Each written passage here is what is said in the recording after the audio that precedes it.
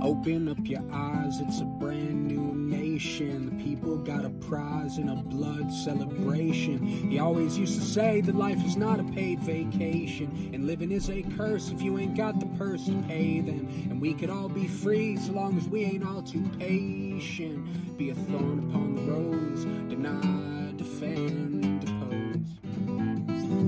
Yeah, he turned like a worm, but he looked to the graveyard. But guns got a way of hitting hearts no matter how hard. Wishing he'd applied for that bulletproof credit card. Should have saved the money in the Roth for a lucky star. Now he's on that lonesome Jordan road. Deny, defend, oppose.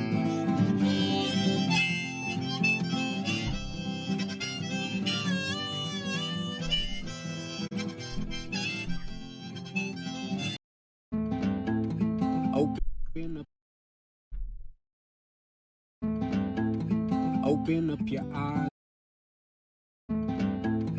Open up your eyes, it's a brand new nation. The people got a prize and a blood celebration. He always used to say that life is no paid vacation, and living is a curse if you ain't got the purse to pay them. And we could all be free as long as we aren't too patient. Be a thorn upon the rose, deny, defend, oppose.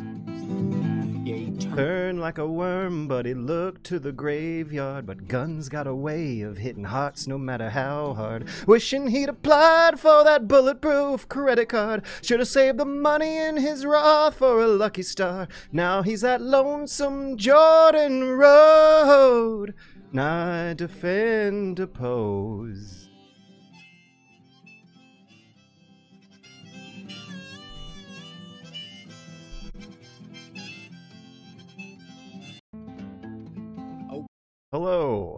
Hello and welcome to another exciting week of a Super Bunny Hop Super Sad Poverty stream, in which my Napoleon game does not seem to want coming up at the moment. My name is George, and I am desperately in need of money that I should be begging for a lot during this stream. Let's see if I can actually hold myself to that. I also have a cautious disposition towards hazards and accidents, and some pretty decent healthcare, exercise, and increasingly mental health habits. I am not suicidal because I am quite looking forward to seeing how the next few weeks in America are going to end up working out. There we go. Now we're back here. I'm also going to have a chat box feed open up on thank you. Open up on the stream this time for the VOD, because there probably will be a significantly more amount of back and forth than before. I thought it would be interesting to try and narrate the gameplay as little as possible, and instead more have a back and forth about some of the exciting, uplifting human interest news stories going on these days. You know, when you read the news a lot of times, it can be very crushing, depressing, make you think that the future is not going to have anything real exciting or awesome to look forward to, and that our generation is just totally, completely fucked. But something did happen earlier this week in the news that definitely is lifting spirits a a little more than before. Now, I am playing Napoleon Total War with the Europe in Conflict mod. Can we see that on any of these screens anywhere? No, we can't. But you'll just have to trust me. I'm playing Napoleon Total War with the Europe in Conflict mod, and it's feeling a bit too easy, all things considered. The borders of France are extremely weird, and I'm supposed to conquer most major parts of urbanized Europe of the time period, and there's not a lot of items left on the list. 1, 2, 3. 1, 2, 3, 4, 5, 6. 6 more territories are needed to capture. The game starts you out already being at war with most of Napoleon's classical national enemies. However, they're way less aggressive in this mod than I am used to. The last time I really got sucked into a different Total War game was Total War Rome 2 with the Divide et Impera mod installed, which is a fantastic experience for an absolutely dogshit vanilla game. And in that mod, one of the reasons I liked it so much is because the enemy AI was really aggressive and worth the challenge. I'm not at war with Mexico. I think Napoleon actually had some ideas in mind about they exiled him to the Americas. He would want it to be a South America, and he would want to found a state there, because that's what he enjoyed doing. But no, in any case, I'm at war with Great Britain and Russia and Sweden.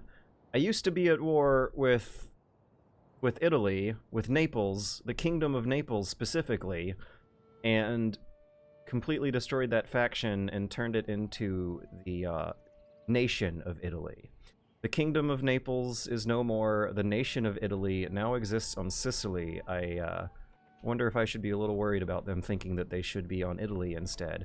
But in any case, the most surprising thing going on is this British invasion I'm doing here. We are invading the UK, and the British in London gave no shits whatsoever about defending Wales, Scotland, or Ireland. The Welsh and Scottish seem weirdly indifferent to the Irish about the situation. The Irish are a little more suspicious. But the only city they're really trying to defend is London, and for that matter, they're not attacking. They're only defending. I have some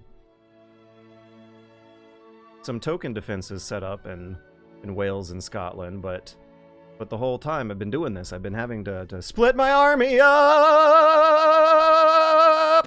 Funny joke pending. Thanks for the $10, Ice Cream V. Let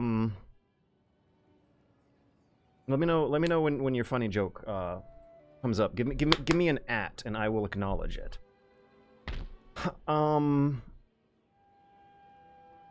I've had to split my army up and had several moments of vulnerabilities that they could have exploited to beat me with and pressured me into save scumming. But instead, I'm just kind of pointing and clicking on English guys without really having to think that much about it, which I think means that a lot of the gameplay of this section would be very conducive to juggling multiple topics and multiple trains of thought at once. The biggest and most fun of which is the news story going on this week, right? Don't we all love to read the news? Would the world have turned out to be a better place if Napoleon won? Very, very interesting question that I imagine you're not surprised that I have an answer for ready to go right out the gate. But we'll get to that one. In the meantime, I just wanted to point out that the chatter going on about this guy in New York who shot the healthcare CEO guy going on is absolutely, positively hilarious. And the more and more I read about this, mysterious man with some kind of vendetta, the, more and more it's pretty clear to see what's going on and what we can read between the lines. Now, this is a guy who apparently was from Atlanta, escaped by bicycle, has a very, very handsome face and smile on the one pretty fuzzy off-angle image they got of his face. Apparently he's good at flirting and charming, and definitely had what let's say live on stream that he felt was a just cause to do something with morally righteous justifications from his point of view. Now, as far as my opinion on these matters go, I do believe it would be quite professional and responsible for me to stay quiet on whether or not I support or don't have any hard opinion on the guy. But in all the fucking news stories I've read, it's been hilarious. It's been absolutely hilarious, okay? Right? So, the bullet casings, George has an alibi. I have an alibi. I was being productive on Discord, which you can join for $10 a month if you want to support my alibi. The other thing is that, like, it's not even confirmed that he was from Atlanta, just that he rode a Greyhound bus from Atlanta paid by cash, which still means that this, like, dime a dozen handsome white guy could have actually Greyhounded in from any number of cities, because Atlanta is a huge transit hub where if you're taking a cross-country Greyhound bus, there's a chance your bus might change in Atlanta. Or other transportation methods. If the first leg of his journey was by plane or train, there might be a good chance that he wanted to further anonymize the last leg of his journey by Greyhound from Atlanta, one of the biggest transit hubs on Atlanta. News just said the guy has reportedly already left New York. Wait, how would they know? We shouldn't know that. Wait, what am I saying? How did they know? What kind of evidence did they find on him? What trail did he leave behind? America's least wanted fugitive may have already left New York. Okay, no, this is a good opportunity for the stream to do what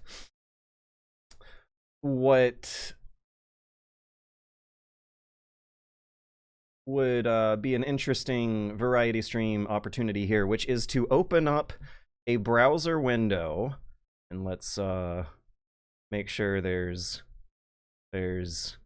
nothing too greasy on the page. Yeah, there we go. This should do it. Okay, so let's see. What would I do? New York, tops. Oh, this might be it right here. Police have reason to believe. What was the headline on Google? Reason to believe gunman. Are you gonna give me like a summary? Okay, Control F. Reason to believe that the person they seek in the killing has left New York City. Chief of Detectives said the police have a video of him entering a bus terminal the day of the attack. We don't have any video of him exiting?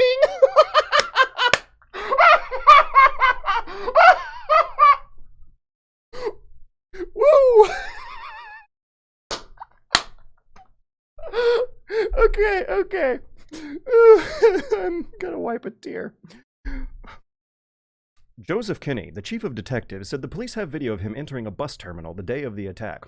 We don't have any video of him exiting, so we believe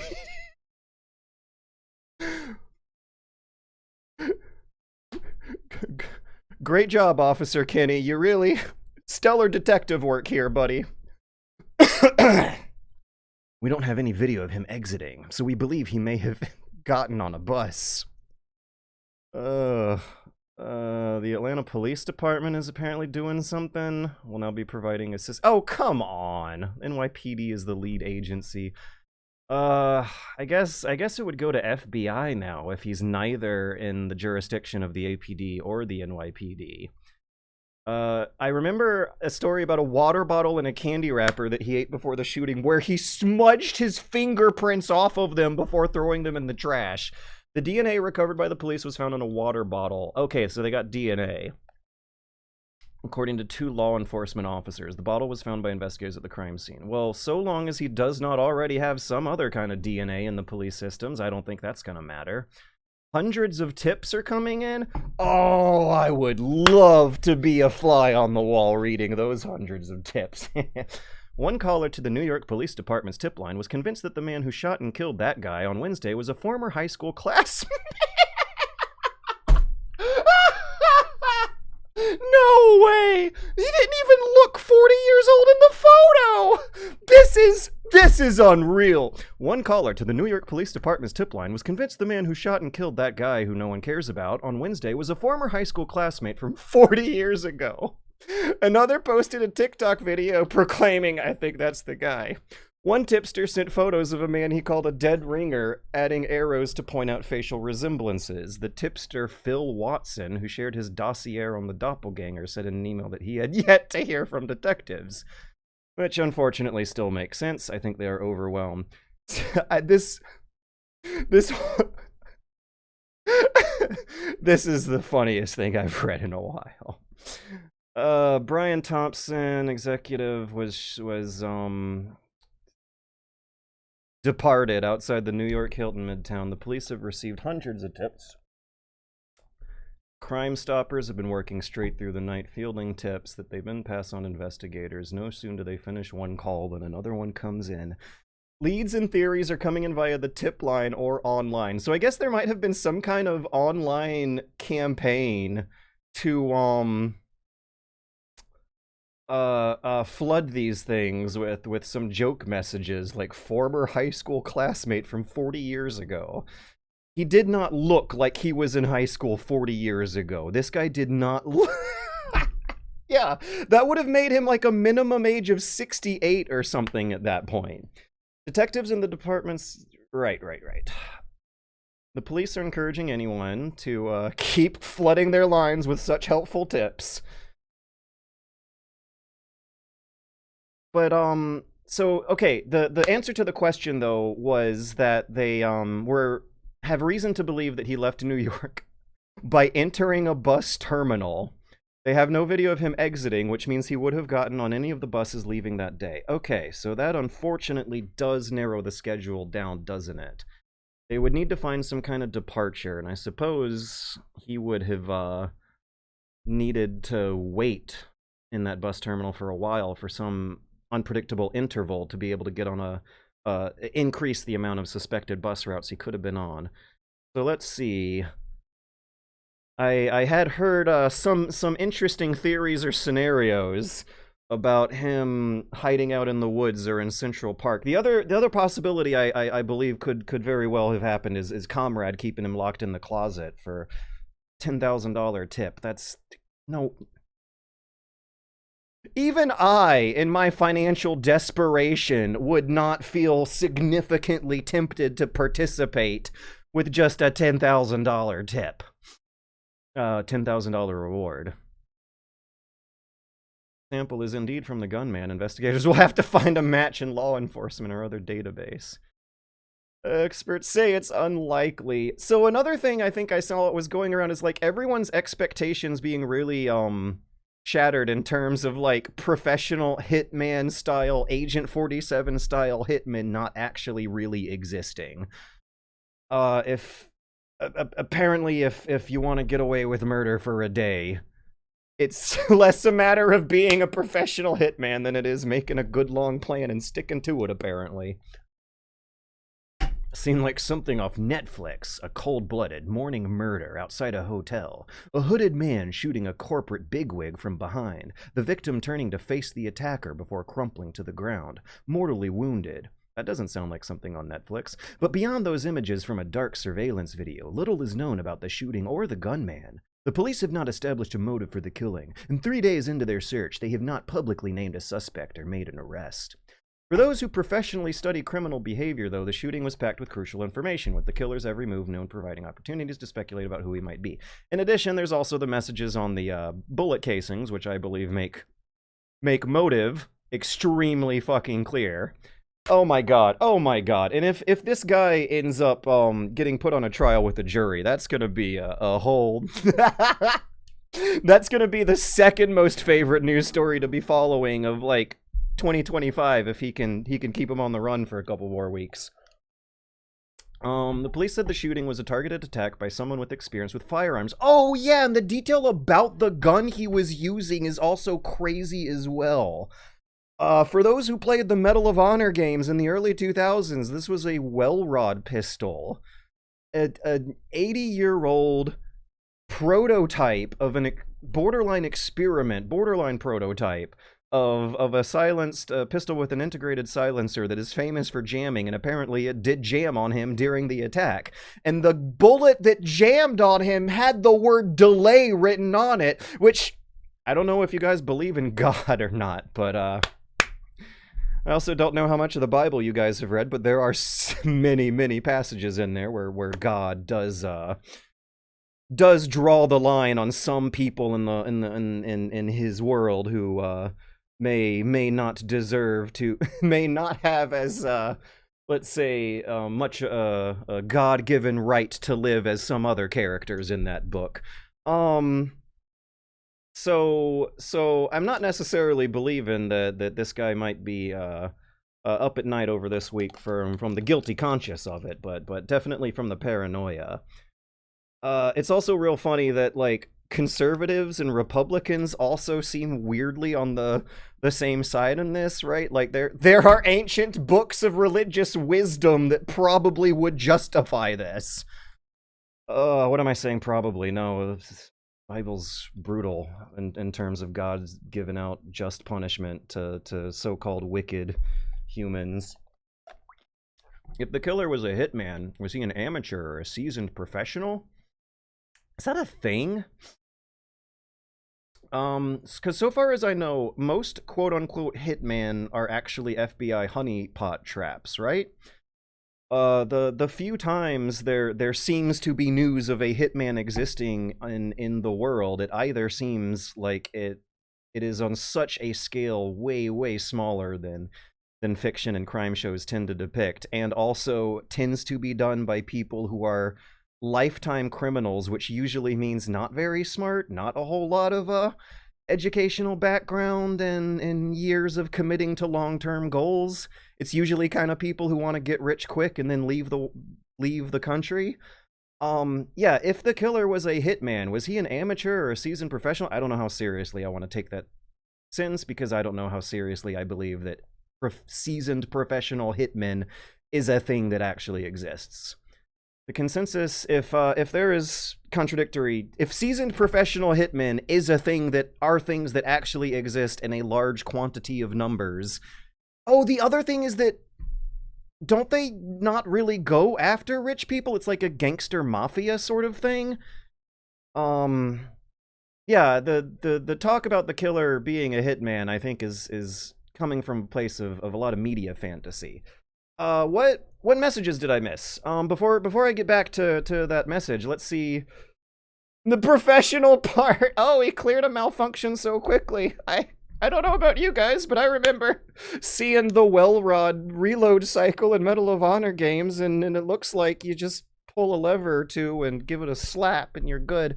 I don't know the specifics, but it sounds like a gun that is so famous for jamming that it's almost a conscientious part of the design that someone familiar with it would have practiced with before. I don't know if 2 days of practice makes a seasoned professional hitman.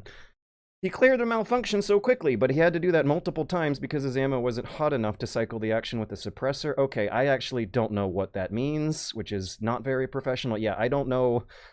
Whatever was just said there was totally beyond my cursory knowledge of seeing the Welrod's animated reload cycle and 20-year-old World War II games.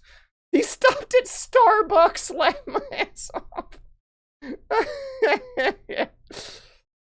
They're still looking for this man's backpack, which was dumped in the park. Wait, okay, no, hang on a minute. Ice Cream V, they are still looking for this man's backpack, but how would they know that it was dumped in the park if they're still looking for it? If they have surveillance footage of him walking around with a different backpack, that doesn't necessarily mean that he dropped his backpack in the bushes. We're trying to navigate some media fog of war here. It seems like. Some say he was a specter summoned from a plane long untethered from this mortal coil, a spirit of vengeance. I don't necessarily support political assassinations, but I think the folks that are hand-wringing this are nerds. Oh boy. He suggested he might be a sort of ghoul or phantasm.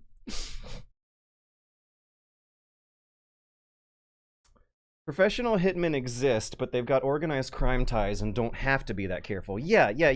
That's how I think I understood it. Like, professional hitmen are not the brightest. When you close your eyes and think of professional, you're probably thinking of like a lawyer in a suit with an office.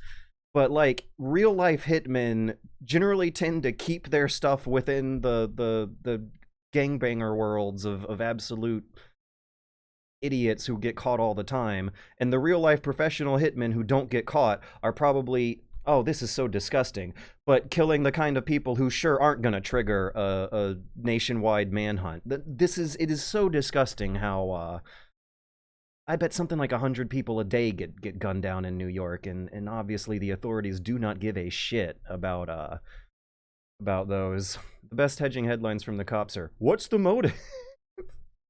What could it be, guys? What in the world could it possibly be? Listen, they can't say the motive because it'll give other people ideas. Everyone's already had the ideas, and everyone, I think the motive had been made clear when the bullet casings had been discovered. We do not need a manifesto here. In fact, I would discourage... What am I saying?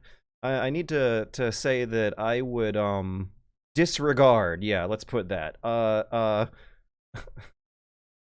The manifestos that convinced criminals tend to write around tend to be pretty crazy, right? And I think a lot of us who are having so much fun and excitement following this exciting, shocking news story would rather not find out that this guy had any kind of inclinations towards socially unreasonable thinking patterns. Yes, that's a good way of putting it. I think that many of us who have been very excited about following this exciting news story would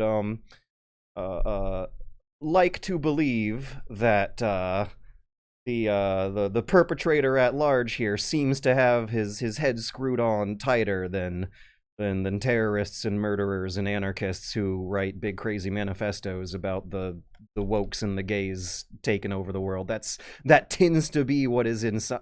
Yeah, if you guys have ever read the Unabomber manifesto, it's totally not as cool as the first sentence would make you believe.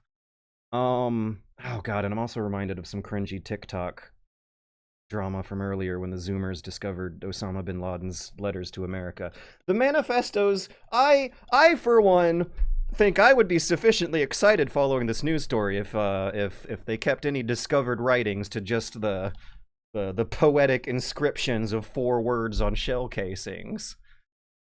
The well rod is effectively a bolt-action pistol. This was a semi-auto. Really? Yeah, because I was also remembering that too. Like the tranquilizer in Metal Gear. Don't you have to like pull a thing after every shot and turn a screw and pull a lever or something? I don't think God was guiding the bullet. I think gunpowder did that. Yeah, but what about jamming the one bullet in particular? Or maybe he was such a genius, so well experienced with the well rod. Wait, it might not even be a well rod actually, if it was semi-auto. Maybe he knew which bullet would be the one that would jam, and therefore placed it in I don't know, does the well rod actually use the mag? It placed it in the gun in the certain place where it would come out at the right time to be the jammed ones. My gun knowledge is seriously limited to video games. I don't know. I don't know how the gas in the cylinder pushes out the pin that sloops back the hammer, that explodes the bullet, that then separates from the shell casing, and it goes pew. That's all I know. Boeing probably has one. Oh, I feel like I've read a few fairly convincing prosaic debunks of some Boeing Hitman conspiracy theory stuff. The other thing to keep in mind is that a lot of people who tends to be on the run from some powerful people with murder-worthy motives are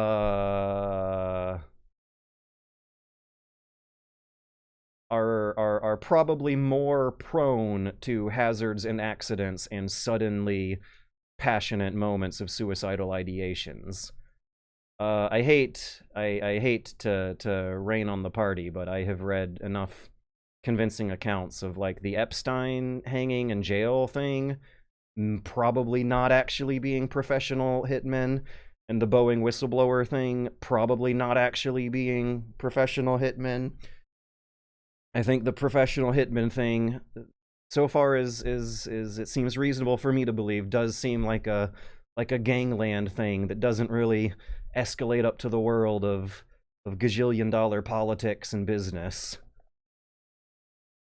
I assume it's a soldier who either got denied a serious claim or a loved one did. I would like to believe loved one died. Yeah, that's what I think. A lot of let's get a little more chat in the window here. Yeah, if this was worthy of fiction, the loved one dying from a denied health insurance claim being the motive sounds like an exciting and entertaining, shocking thriller movie that would delight American audiences for 90 minutes. If I was an accomplice of this man, and I'm not saying that I am, no money would make me give him up. Oh, well, you know what? You said that, JQ Blocks, not me. Hee hee hee. The ad I got on joining was for someone to get a drive. Russia just freed a professional hitman of theirs from German prison. Oh yeah, right. Unless we're talking about Russia. Russia, it seems like the signs are there, the red flags are there, that there are professional hitmen in Russia. I'll foreign politics in other countries on the other side of the planet is outside of the context I was thinking of when guilty as charged. I was thinking from an America-centric, North America-centric perspective when gauging whether or not professional hitmen actually exist in a capacity that crosses over with the personal issues that intersect with my own realms of society. Yeah, not Agent 47, more gangsters you see in bars. You gotta be more safe in your wording. What do you mean? I didn't say anything spicy. It was GKQ Blocks who said it was spicy. And Trig the Discovery who said he's looking forward to the movie. So the well rod is like a bop it. Bop it. I think I know who killed that guy. Your landlords seem awfully quiet during this whole mess. Perhaps they were concording a distraction. A lot to think about. I'm just imagining the Shinkawa Theater. Yes. Where was the CEO of Airbnb on the morning of December 5th or wherever it was? I don't know. No way that was a roll rod. That is a 1942. Trank pistol in MGS2 is a semi-automatic pistol, but non-lethal trank rounds wouldn't have enough gunpowder to make the slide go back. There is this big debate over whether or not it was a well rod. It's absolutely not a well rod. Any gun that uses subsonic ammo plus a suppressor would generally need to be manually cycled. It's not really that far-fetched. I think they did confirm that it at least was not subsonic ammo. I think they would have said as much when I was reading the news about the gun and the ammo used. I think I recall reading a sentence that denied that it was subsonic ammo, but confirmed that it was a silenced pistol. It would be so easy to trace ownership of that type of gun. Yeah, that's another thing to think about, is that if it was a weird antique pistol, apparently he bought in Connecticut? Wait, so they might have already tracked ownership of the gun. They did. Yeah. Okay, no, they actually might have already tracked the gun. That might actually be where...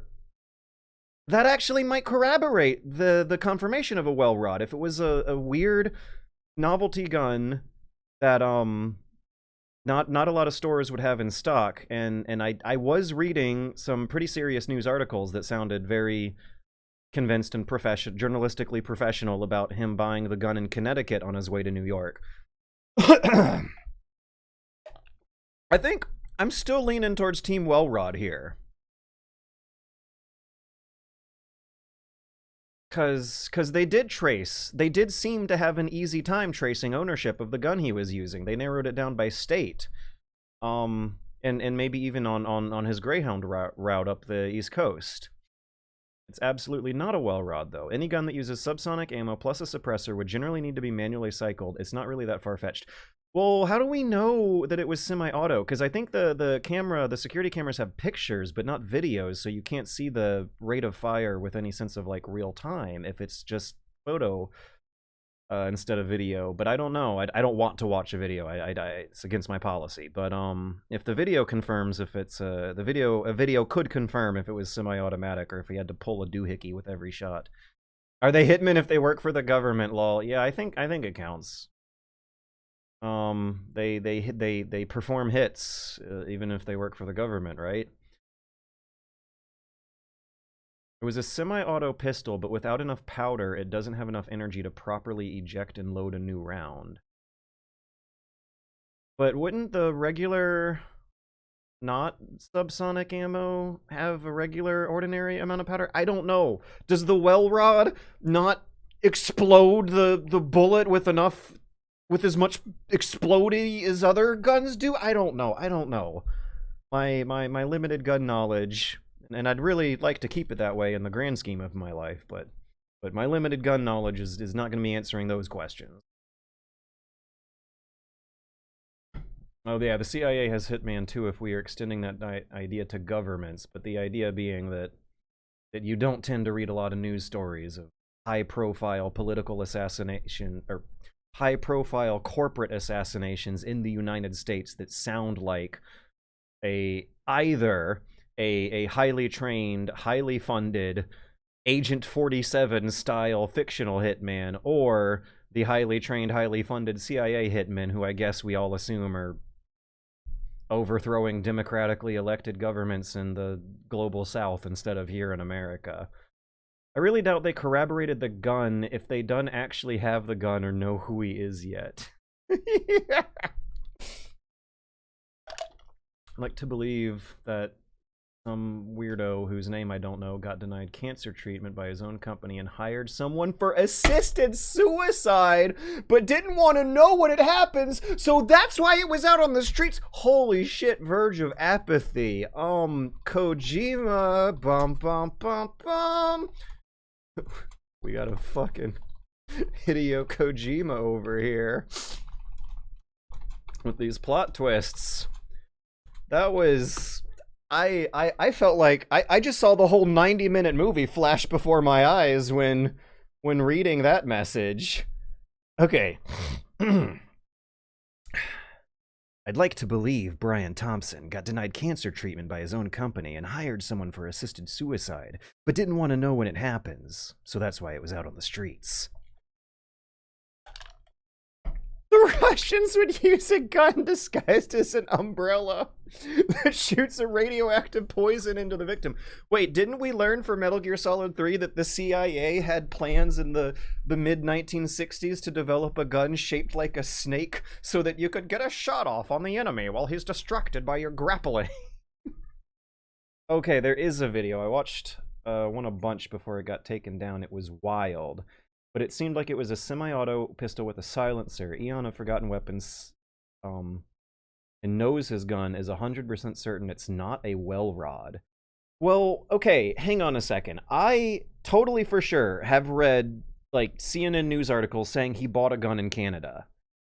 How would they know if they are able to know he bought a gun in Canada, wouldn't they not make that claim unless they had a purchasing record, which would include what type of gun? Forgotten Weapons also put out a definitive statement that it is not a well rod if you want to go with a professional gun guy rather than random chatters. It was not random. I swear I saw the word well rod in a professional news article. However, if it turns out I'm wrong, I mean, I'm not swearing by my mother or anything, but I'm swearing by my short to medium term memory. It's yeah, there we go. Good disclaimer. I'm swearing by my short to medium term memory that I read about the well rod thing in a real news article, not in an online chatter box. Poison is clearly a much stealthier approach. Oh god, no, it jumped. Poison is clearly a much stealthier approach. Using a gun means you want to send a message. Oh, he wanted to send a message. We got the message too. The well rod is not semi-automatic. It is specifically designed to be manually operated. As I said, it's basically bolt action. Wait, hold up. What if there was some kind of aftermarket device? What do they call them? The giggle switch for Glocks?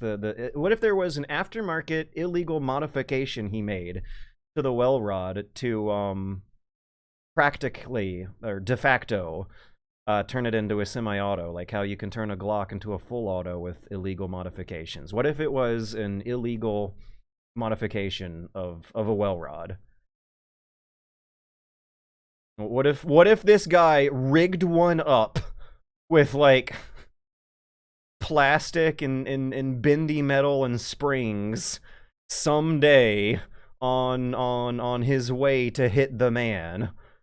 I don't know enough about guns to even visualize what that would like. I don't even know enough about guns to visualize how the giggle switch stuff works, but I feel like I've seen an image of it, and it does not look like a very complicated or difficult to 3D print device. I mean, if they knew where it was purchased, the kid is probably known and very fucked. He would have been arrested by now if he was known and very fucked, though, right? Last we heard, he got on a Greyhound bus, and they don't... somewhere departing New York, but it is a little sketchy that they could... that does narrow the possibilities of where the bus was headed down by quite a lot.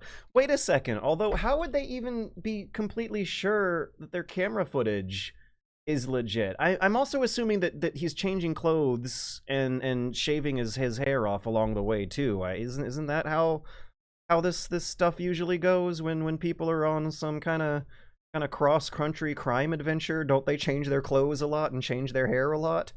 What if they're tracking the wrong guy at the bus station? Swear by your private healthcare provider. 24-hour news cycle means they're just kind of throwing shit at the wall, and cops are trying to cover their incompetence by presenting rumors and leads. Yeah, well, I was not reading 24-hour cable news. I was reading blank text on a page that they have time to edit. Army of Shadows or Elephant. I don't think I'm in the mood to watch either of those. If he gets caught, I hope the jury realize they can just say he didn't do anything wrong. Right, that's gonna be another interesting thing. I am not looking... I'm not suicidal, and I have a hazardous disposition towards I have a cautious disposition towards hazards and accidents, because I am very much looking forward to seeing when or if he gets caught, how the trial and jury selection is gonna go, or whether or not the cops are gonna try to kill him before turning him in. And that if that happens, if there is some kind of video footage of how the procedure goes down, how society will react in regards. I'm very, very much looking forward to the next 1 to 5 to 40 years of my 1 to 5 to 30 years of my life. Okay, I'll I have a hazardous disposition towards I have a cautious disposition towards hazards and accidents, and I'm not suicidal for at least the next 30 years, because I'd really like to see how the next year goes with a very, very exciting, shocking news story. Semi-auto conversions of manually operated exist, but they are incredibly bulky, only really viable for long guns. Huh. Doing a semi-auto conversion of a well rod would be pointless. Just buy a modern semi-auto pistol with a slide lock to get the manual function of the well rod with the ability to go... Buy a modern semi-auto pistol with a slide lock to get the manual action function of the well rod with the ability to go semi-auto. Hey George, are you in New York? I don't know who's asking, officer. You have to understand people are very dumb. Cross-country crime adventure sounds fun. It does sound fun. There's a very popular series of video games they made out of those. We talking about boy, I ain't seen nothing. He isn't clearly left-leaning. The cops might keep him safe just in case he's a Nazi.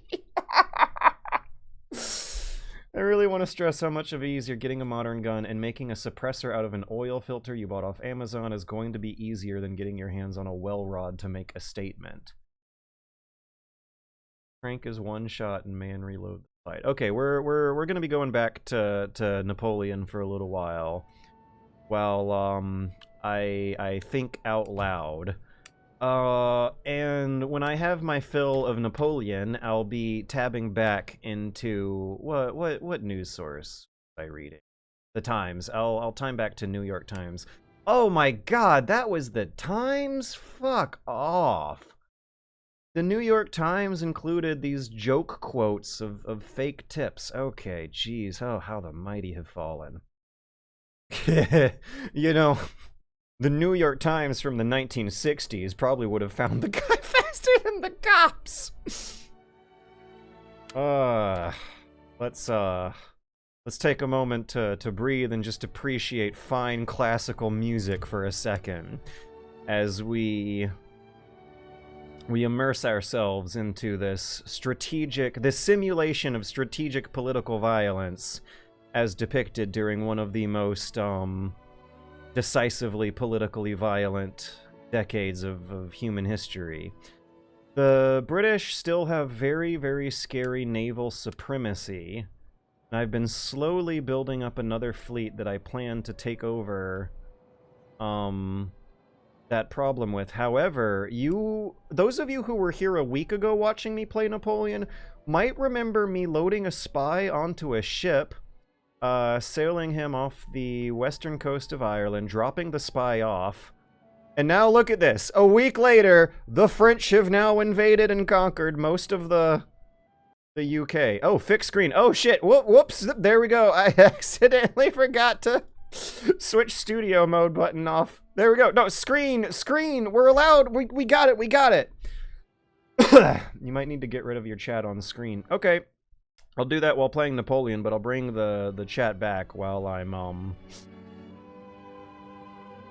reading news and there's nothing interesting on the game screen for the people on YouTube watching later. For that matter, do I even want to be uploading this one to YouTube? Yeah, no, what the fuck am I saying? It's just paranoia talking.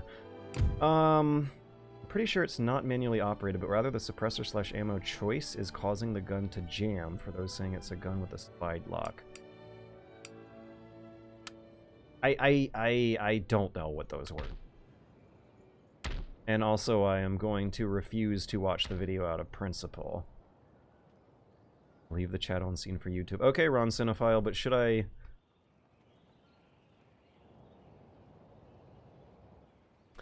abstain from uploading it to YouTube?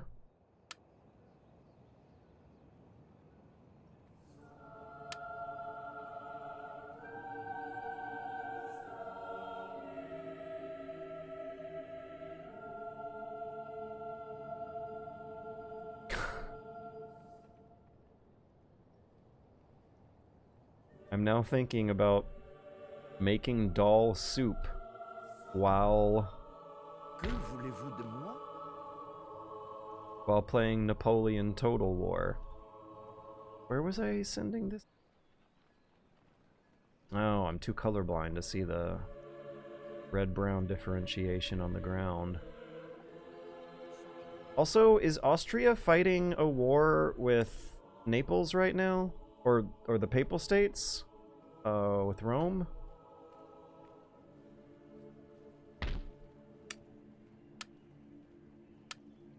Je le ferais si je pouvais.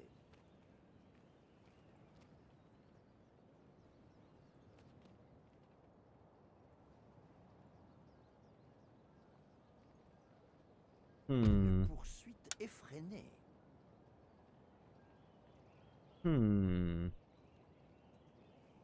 I would like to get some of these extra soldiers to be defending a more useful city. Yeah, like Croatia's undefended right now. And Que voulez-vous de moi? paranoid of Austria trying to declare war on me, so I'm Comment puis-je vous servir? fortifying this choke point on the bridge here.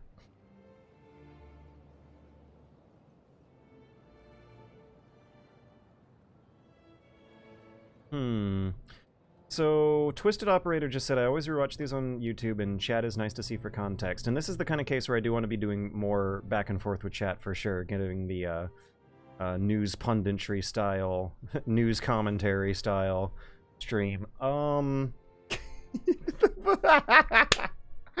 still, like, the funniest thing I think I read just then was the anonymous the anonymous tip saying he looked like a high school classmate from 40 years ago.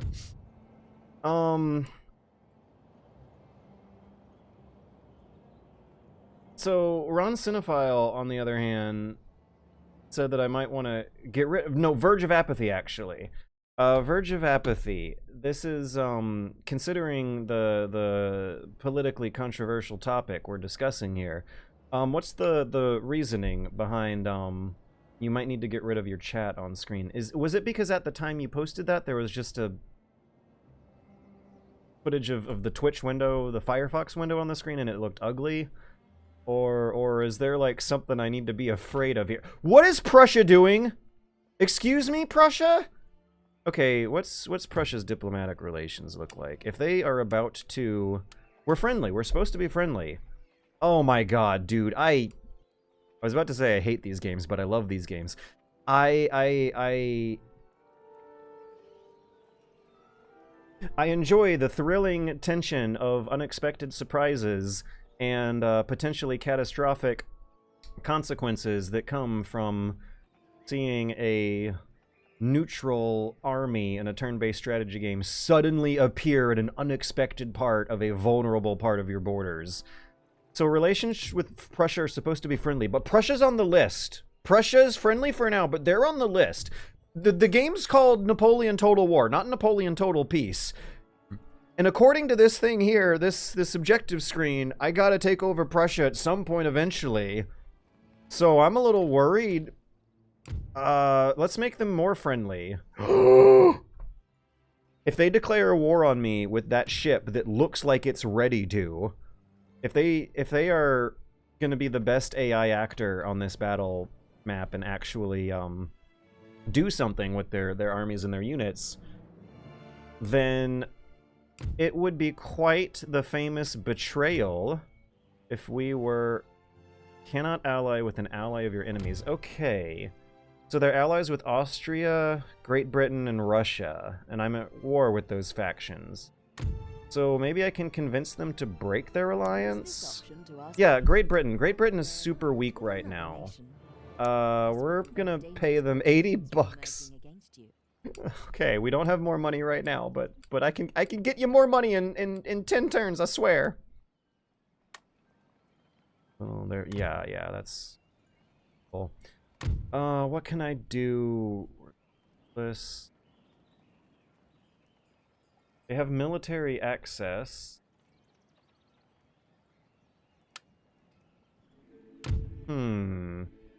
Also, look at how weird the Prussian borders are. They're just kind of like spray paint tooled on the western side there. Hanover, Hessen Castle. I guess this is what would be a more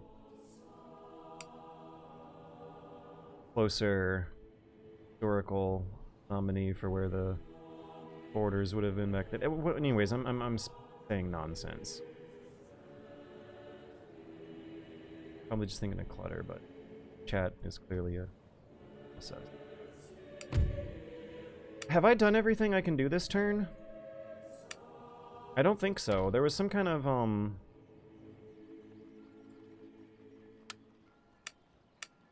I don't know if I want to take on the British fleet here. They have Horatio Nelson and Julius Hutchinson locking the very best of the French Navy down, trapping them at this port here. And so what I was hoping for was to sail the rest of the French fleet over from the Mediterranean to go help out. Unfortunately, I think some of them require repairs. These guys have to stop until next turn. These guys are spooked by the British Navy patrolling the Straits of Gibraltar and are waiting for an opportunity to slip through stealthily. One of these ships is damaged. 2 of those ships are damaged.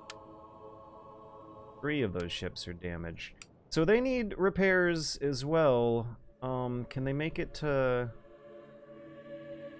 friendly ports? I don't know if there's room at this port for both fleets. Wait, I don't even have enough money to repair them anyway. So let's just keep them close to each other. The British won't attack it if they're grouped up like that. Too much numerical superiority. Now, Napoleon himself has quite a nice army ready to go, and I would like to get him crossing over the channel to Britain, but it seems like Britain is very aware that that's what I would like to do and has most of their navy parked to guard the channel. They were not expecting me to land an invasion fleet. Where did I land it? I think I just landed on England itself. Right around here. It was during a moment where most of the British Navy was elsewhere, a very quick opportunity to slip in there, but the British Navy has clearly come back. What really weirds me out about how the British AI is working in this game is that I don't think I've seen them do anything significant with any of their army units, almost to the point where it seems like there's no British military ground units anywhere on the planet except on the island of England. Oh, wait, no, that's not true. They actually did try to invade me earlier in this campaign. So they were aggressive for a little while. I'm trying not to save scum, but I haven't felt tempted to save scum. Okay, so Napoleon, is he going to move or is he going to stay?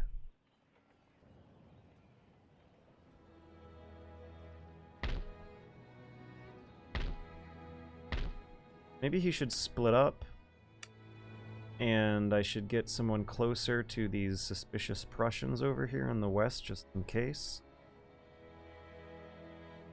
Yeah, let's take a slice of infantry and cav. No light cav, huh? Oh well, still faster than infantry. And start sending them westward. Some point.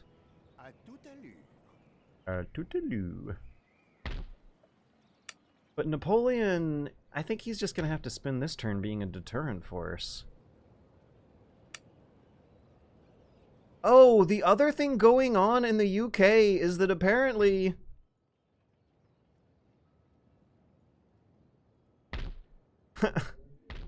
London did not want to spend money on the infrastructure of Scotland and Wales either. Maybe that's why they are weirdly indifferent about being invaded by the French.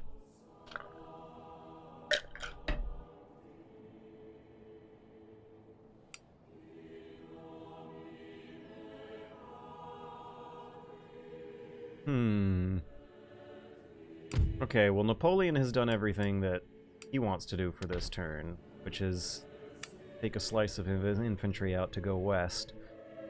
Devoe is going to spend this turn healing because he just won a big battle in the previous turn where the Netherlands decided to invade me for some reason. I don't know why. Okay, so last week I said that I was interested in being a kinder, gentler Napoleon for the 21st century, but I think I did lose my patience a couple nights ago when I lost save progress and didn't replay a battle with minimal casualties and pressed the auto-resolve button and got hundreds of people unnecessarily killed. Also, there's the whole, like, British invasion thing going on. I think I had to bomb a hospital or two at some point here. But other than that, I've been tried to be relatively peaceful. I got invaded by Holland, and is that on my objectives list? I don't think so. It was defense. They had two armies, and they immediately decided to surprise attack Brussels and Flanders while it was unguarded, and the other army just kind of got steamrolled by two French armies who happened to be in the area that then captured their city within 3 turns. That's justifiable, right? Right? In that event, it's like at that point it's a counter-offensive after being invaded by a belligerent force to make sure it doesn't happen again. If Holland decides to revolt, oh, right now they seem pretty relatively satisfied. But if Holland decides to revolt later on, they're not on the list. They can have it. They can have Holland back. But I did realize that this game has a liberate button, where when conquering a new territory, you can press a button to, instead of directly controlling it yourself, turn it into a friendly AI faction. In the interest of being a kinder, gentler Napoleon for the 21st century, I think I should push that button more often. I did it with Naples here. I was not interested in managing Sicily. It looks like a very vulnerable trading port that would have me have to get involved with, like, the Ottomans and stuff, and I don't want to deal with that. The Sicilians can deal with that. But, if some of these UK territories later on decide they want to revolt, they can have it. I think the victory conditions just require that I have Ireland and England. Ireland and England, yeah. Okay. Save scumming is one of the great aspects of video games. It's time travel made manifest. Yeah, but it also makes things feel too easy, and I can't help but feel the guilt of knowing that I had cheated afterwards. If I've played so many of these games over the years that I feel like if I could do it. I feel like I could do it without save scumming. I don't think I've... Oh, no. No, I do remember saves. Okay, I've been playing this campaign for 4 going on 5 days, and I think I remember saves coming for one of those days. I'm sorry. Sorry, God. But, I have been able to keep it to a minimum. I did get invaded by Britain and had a challenging time fending them off, but invading Britain afterwards has been the easiest cakewalk in the world. Was very surprised. Invading Holland, who decided to invade me, was an absolute cakewalk, easiest thing in the world. Naples was also suspiciously, underguard. Austria, Vienna was a little bit of a tough nut to crack. I feel like I accidentally did some kind of diversionary strategy there where I got them to chase after an army in the north and then slip in with my real army from the south. That was a little interesting, but otherwise, I've been genuinely actually disappointed at the British AI. The British AI, I was really scared of them because their navy is so scary, and I felt like such a sneaky little bastard, slipping one of my own naval invasion fleets into their territory, but I have not felt like a sneaky little bastard since. I've been feeling like a guy pointing and clicking on icons that do not resist. Oh, no, okay. Some of these territories, I have also pressed the demand surrender button, which is great.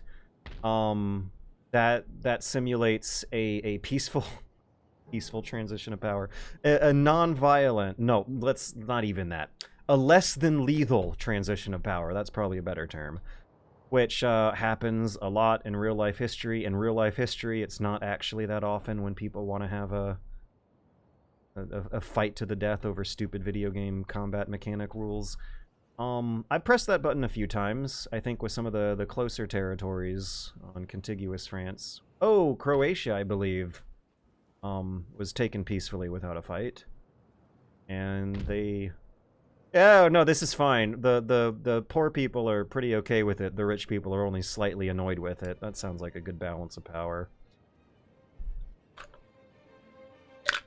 European Extreme, Napoleon Total War, no galleons challenge, run win. The real European Extreme Napoleon Total War would be no artillery.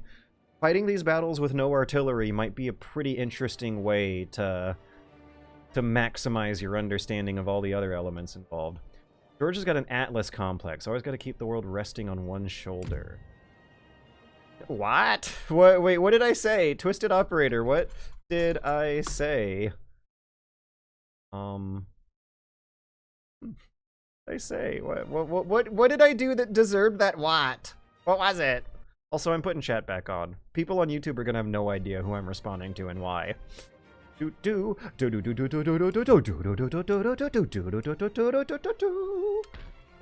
boom boom boom boom boom boom boom boom.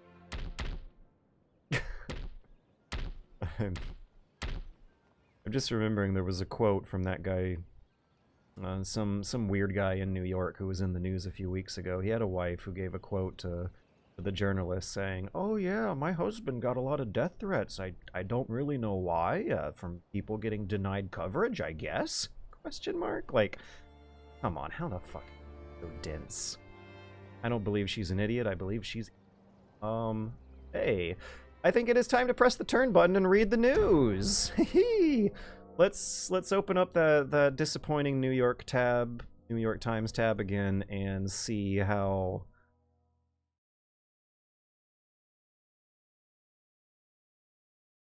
the mighty have fallen. Here it is. Oh, I sure hope I don't miss any critical enemy movement. We gotta pull this guy over to the middle. Okay. The police said the shooting was a targeted attack by someone with experience with firearms, but was that someone acting on a personal grudge or a hired hand? And if the killer was a hitman, was he an amateur or a seasoned professional? The consensus among experts was that everything suggests he was unlikely to have been hired for committing the crime. Wait, what?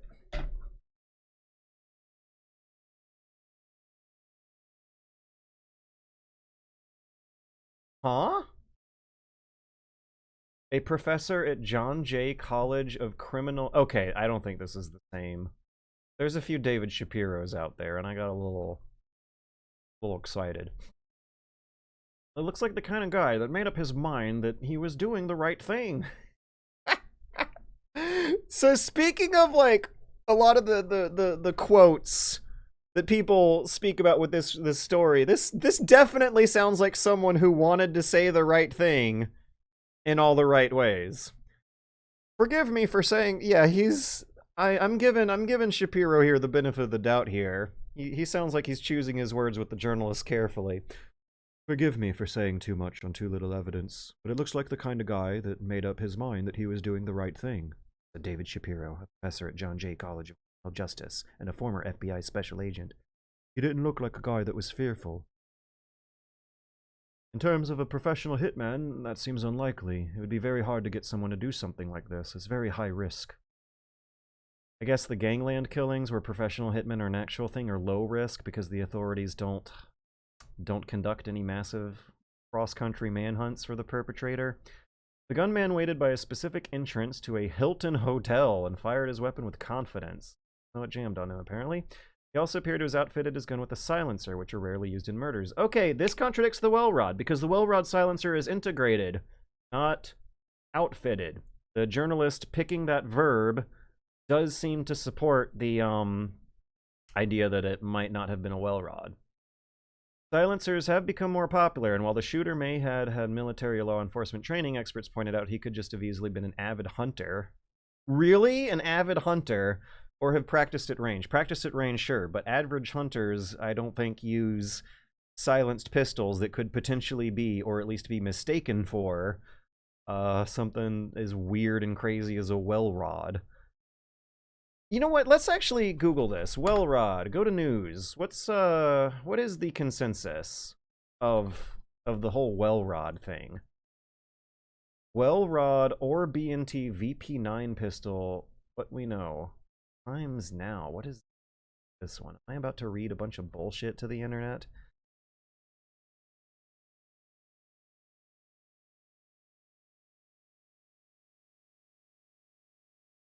Okay, so a B&T VP9, does that look as, you know, it kind of looks like the same profile design at a quick glance. The amateur would not be able to tell the difference from distance. So, well, the B&T VP9. Let's see. What's the silencer business going on with this thing? I mean, it kind of looks like a silencer, but that's just my video game knowledge.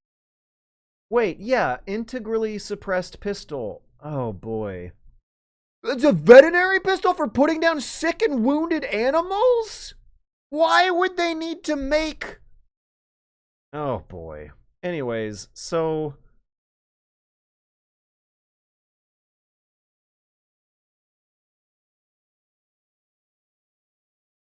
So I'm not seeing a lot of traditional legacy news. Oh, what's this one? May have been... Okay, the Latin Times said it may have been. I was swearing by my short to medium term memory a little while ago that I thought it was a well rod, but I might have been wrong. I might have been wrong. It looks like I might have been wrong. So the other one was a veterinary... That still sounds just as strange a concept, or as easily identifiable as the well rod. Because I'm not assuming they're selling this thing in medical supply stores. Like, if that's a pistol that can shoot someone, veterinary pistol, what a weird concept.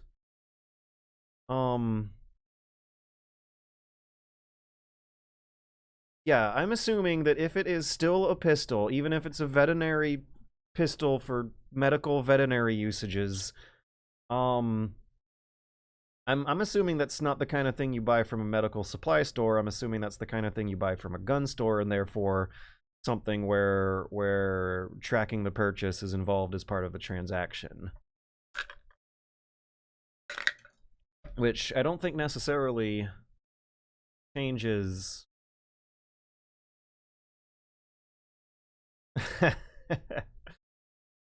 changes much, besides it being a slightly more common pistol than the weird antique World War II stuff that I was assuming. The culprit did appear to have a getaway plan, jumping on a bicycle, perhaps electric. This is another thing. In the early part of the news cycle, I thought I saw it confirmed electric, but I remember seeing pictures that looked like it didn't have the e-bike motor on it. So the New York Times is saying that they're not too confident. Perhaps electric means not too confident in the statement, and writing it towards Central Park, the last place where he was spotted. But again, experts were skeptical. That's not much of a plan on a bicycle, said Dennis Kenny, and a professor at John Jay College. Even an electric bicycle. I mean, the whole problem is doing the whole thing in Midtown Manhattan, even though it's in the morning. Not only are there cameras everywhere, there's too much of a possibility of other people intervening, of a cop happening to walk by. There's just too much that can go wrong, and there's too little that you control. And the shooter left a trail of clues. No! Come on! Wait, what am I saying? What an exciting, shocking news story to read. On Thursday, the police released images of a man they said was wanted in connection with the shooting. Right, so these images, I believe, are the, like, handsome, sexy smile that everyone is weirdly gravitating to, it looks like. But the official description is that the person in that picture is wanted in connection with the shooting. I don't necessarily think they're saying that that is the actual primary suspect himself. So much as, yeah, the consensus is this guy in a hostel who had paid in cash for a week and wore a scarf or a face mask for most of that week, and looked kind of like the shooter during the scene of the crime, is the guy in the picture. But that's not a smoking gun, quote unquote. Perfect time to use that axiom. But that's not necessarily smoking gun evidence that connects it to the killer, because New York is probably full of weird, sexy people who have strange lodging habits and keep their faces covered up in the cold.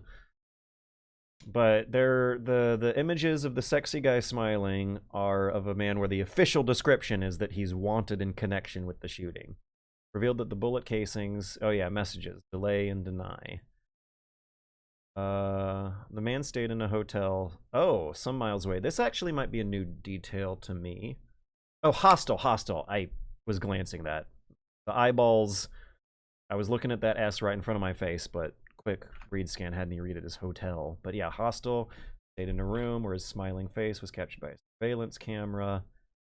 Went to a Starbucks.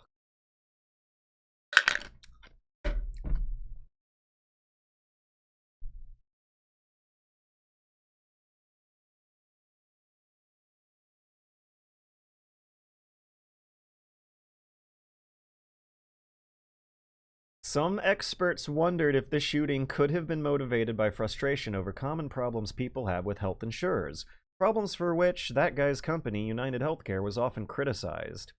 At this point, all signs point towards a person who is not a professional, who now hosts the Gangland Wire podcast. Instead, it was likely someone that has an axe to grind. In rare cases, people who are upset tap their networks for a hired gun. An angry spouse, a jilted lover, a duplicitous business partner might ask a bartender, hairdresser, or a friend if they know someone who knows someone. But like the other experts interviewed in the wake of the shooting, Mr. Jenkins speculated that in this case, it was the shooter himself, or someone close to him, who is disgruntled, possibly over something related to insurance companies. Others brought up the possibility, however remote, that the messages on the shell casings, words that could have been perceived as a reference to the tactics used by insurers to avoid paying claims, were written to throw investigators off track. Is that a great red herring? Asked Mr. Shapiro, the former FBI. Okay, not quite what I expected, but how would that work? Okay, if you were a seasoned professional hitman in the Agent 47 style, who normal, reasonable people like me assume don't exist because you're so good at killing people stealthily and making it look like accidents. How would that throw investigators off your track to make it look like you were a disgruntled customer instead of a seasoned professional hitman?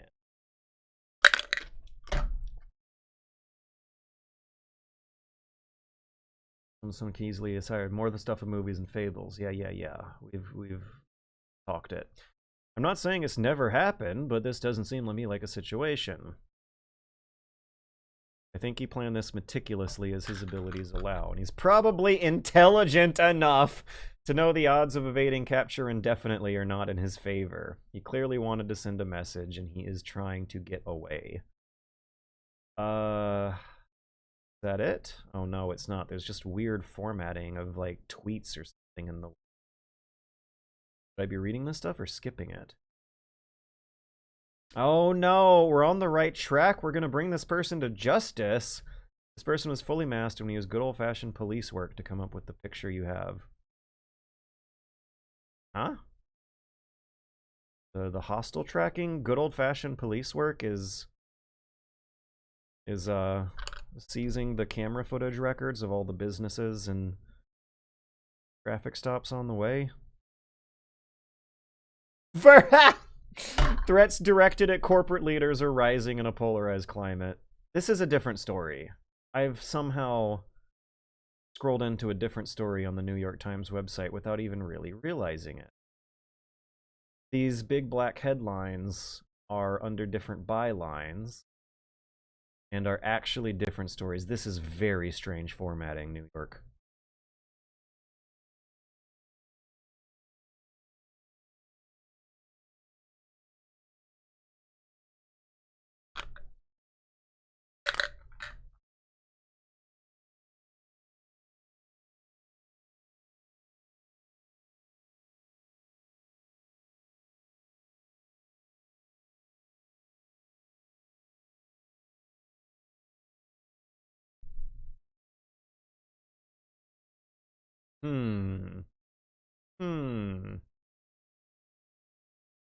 Okay, so he's at a bus station at 7:30 a.m. What was that, today? December 6th? The police have not been able to find the bicycle. I would imagine that would be more easy to find than the bag.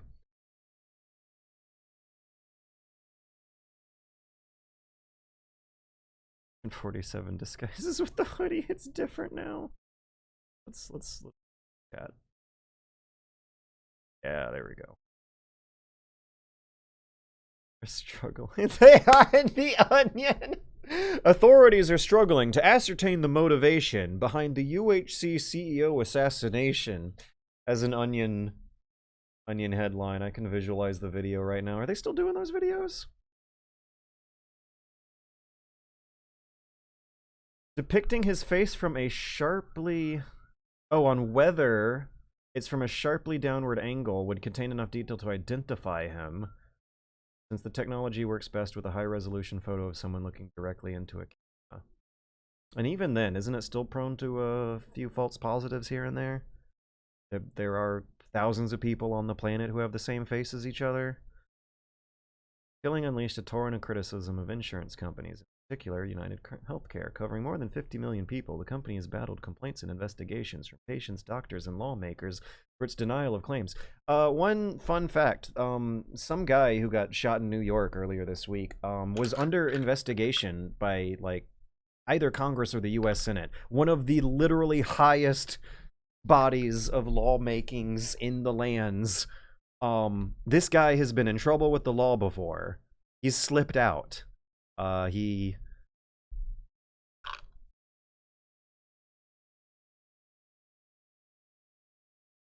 company has battled complaints and investigations from patients, doctors, and lawmakers. The lawmakers line especially strikes me as really interesting with regards to how some people out there may feel there's some sort of poetic justice going on here, because the company has battled lawmakers before.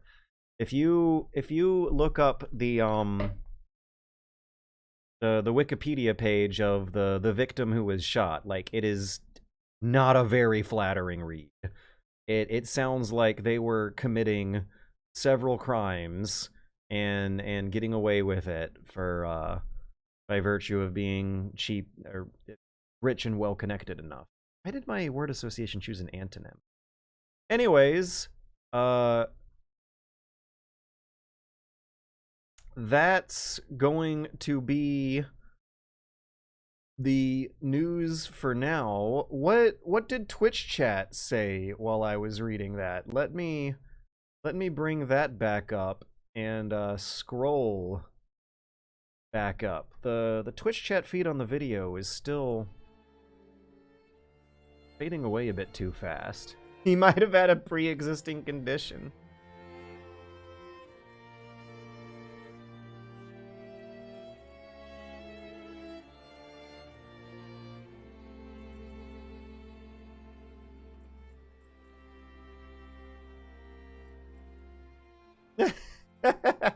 Okay, so Twisted Operator has already forgot what I said that prompted them to give me a big fat "what?" with a bunch of question marks. Rewind the tape, but it was funny, whatever you said.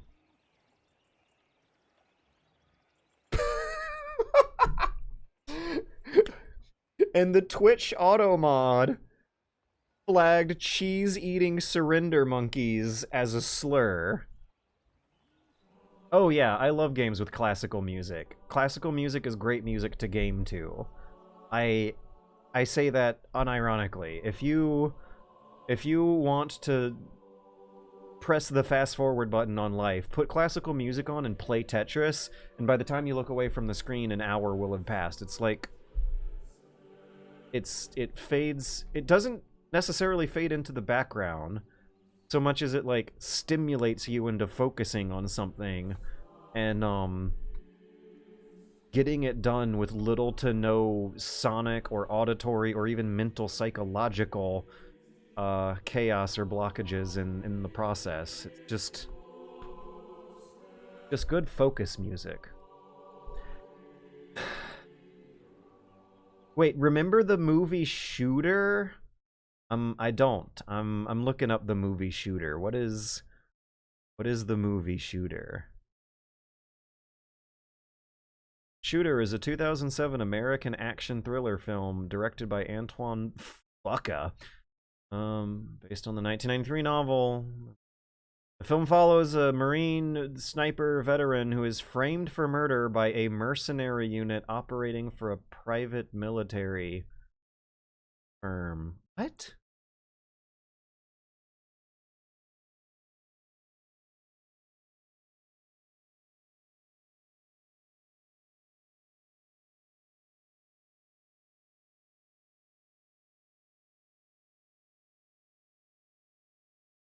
I don't know. This movie sounds stupid.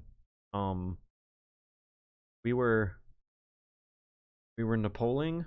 Yeah. Yeah.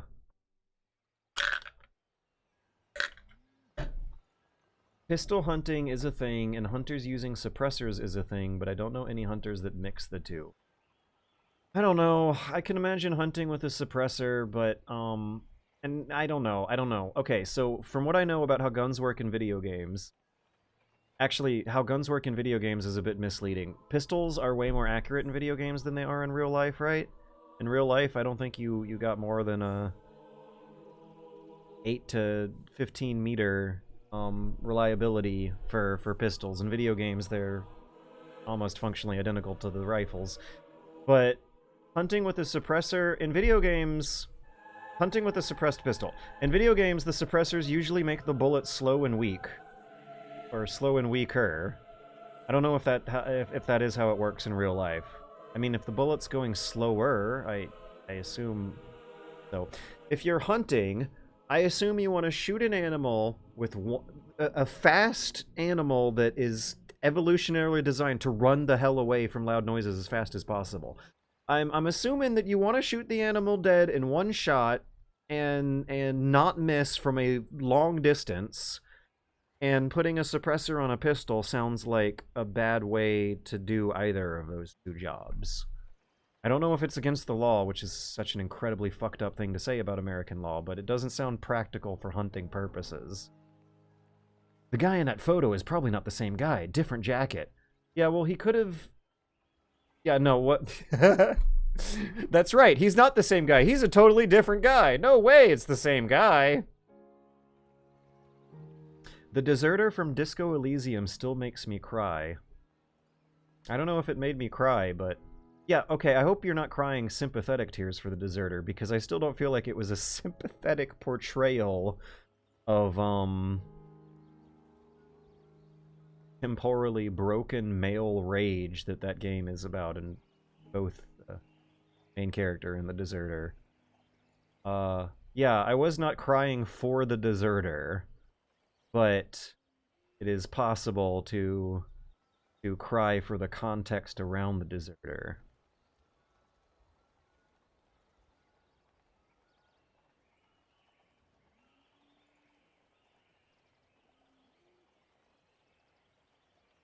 Wellrod had radioactive iron sights so they would glow in the dark.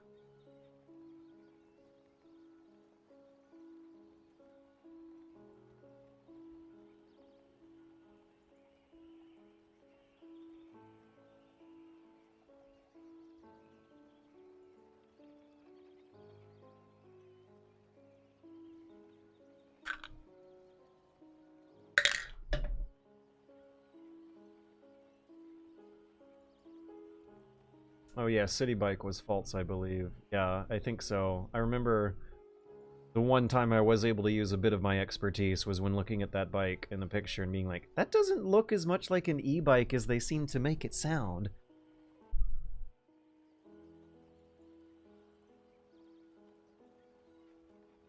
NYPD has put out a bunch of images of clearly different people, which is why I don't think they know who this guy is or where he got his gun. How do you know they're clearly different people? I feel like I haven't seen clearly different people. There's a guy in, like, anonymous attire who I've seen shooting the weird-looking Wellrod pistol. And then there's a guy in Winter City attire smiling at the desk at the hostel. I think those are the two pictures I've really seen, and there was nothing in those two pictures confirming that they were clearly two different people. People can change jackets. Especially when they're committing crimes. People change clothes really fast when they're committing crimes. So thinking that it's a different guy because it's a different jacket is wild. I don't know if that's... What am I saying? Of course it's a different guy. Yeah, they're never gonna find him. He is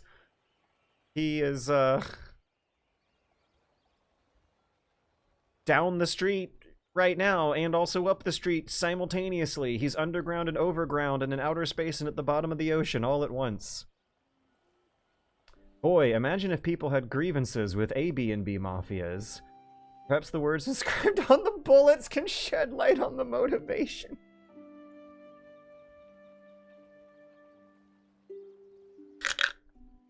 Oh. Branthar 2's got some breaking news for us. I thought I heard a backpack was found in the park. Let me do a quick search for backpack. Whoa! This is breaking news! Okay. Breaking news. Live on stream. Wait, what is it, 9/17? Because this happened... It looks like it happened 3 hours ago, so maybe it's not actually breaking news. But this one from CNN happened 1 hour ago. NYPD investigators found a backpack in Central Park they believed to belong to the sister in the Sulamajupa, a law enforcement official told CNN. Investigators have yet to officially confirm the origin of the bag and are taking it to be forensically tested in a lab in Queens. Well, that's pretty funny now. Okay, they found a backpack in Central Park they believe belonged to the suspect. They have yet to officially confirm and are taking it to be forensically tested in a lab. They have reason to believe left New York. Well, search ending. Officials implore the public beyond the city's borders.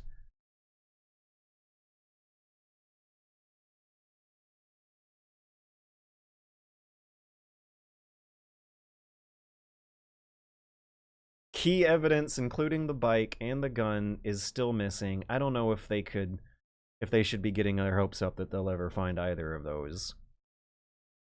Depending on whether or not it could be disassembled, that gun could be buried in a hole in the ground and forgotten forever.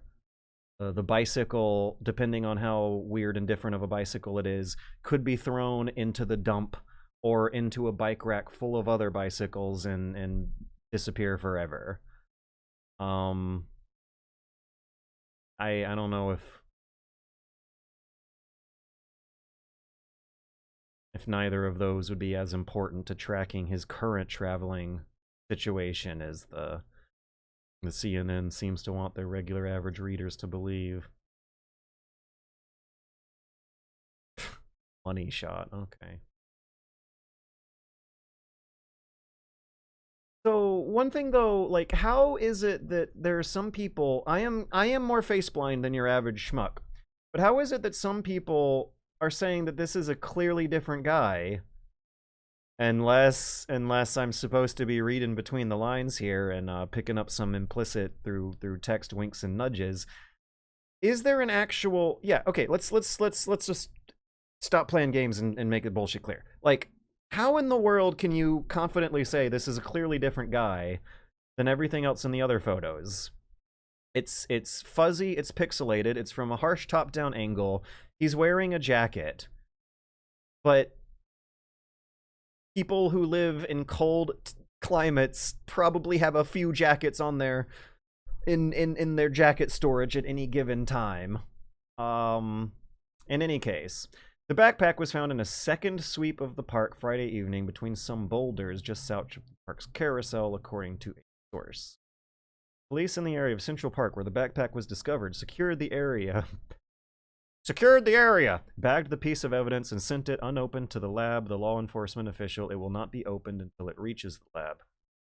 Oh, are they doing that just in case of like a bomb or something? Or are they doing that just in case they might accidentally spoil the forensic evidence? Still has to be processed. It almost kind of sounds like they just found a bag. A suspicious bag in Central Park that looks like the kind of bag the shooter would use.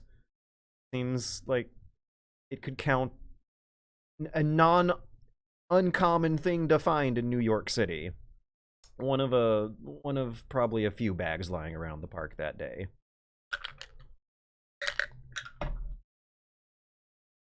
Investigators are treating the discovery like a dead body, being very careful not to damage any potential evidence. Come on, how in the world is this guy worth such... It was removed by an excavator? Are you shitting me? So they, like, cut it out of the dirt The spot of dirt that the bag was resting on got sliced out and delicately removed by investigator like they were slicing a cake?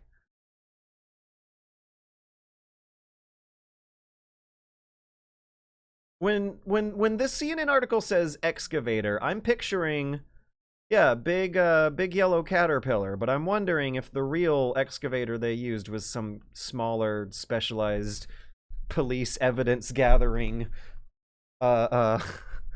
less of a slicing a piece of a cube of pie, and more of a pizza cutter giving you a little slice. Definitely plan this out. Thanks for telling us again. NYPD Chief of Detectives Joseph Kinney told CNN Simon Prokupecz on Friday that the person of interest arrived in New York ahead of the killing. According to Kinney, there's video of the suspect 30 minutes before showing him walking and wandering around the hotel area. He knew what time the victim was going to be walking by. He knew what hotel this conference was going to be in.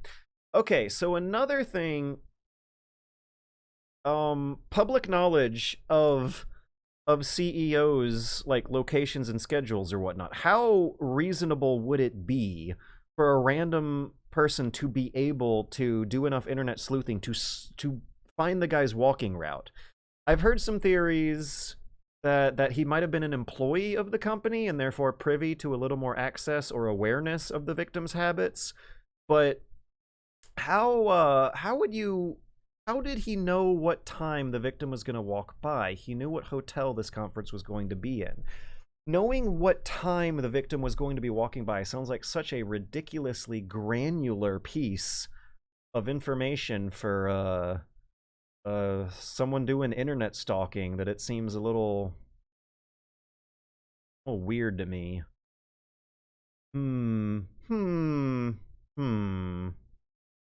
Have I missed anything in chat? Seems like it's been a little quiet over there. Bike sync.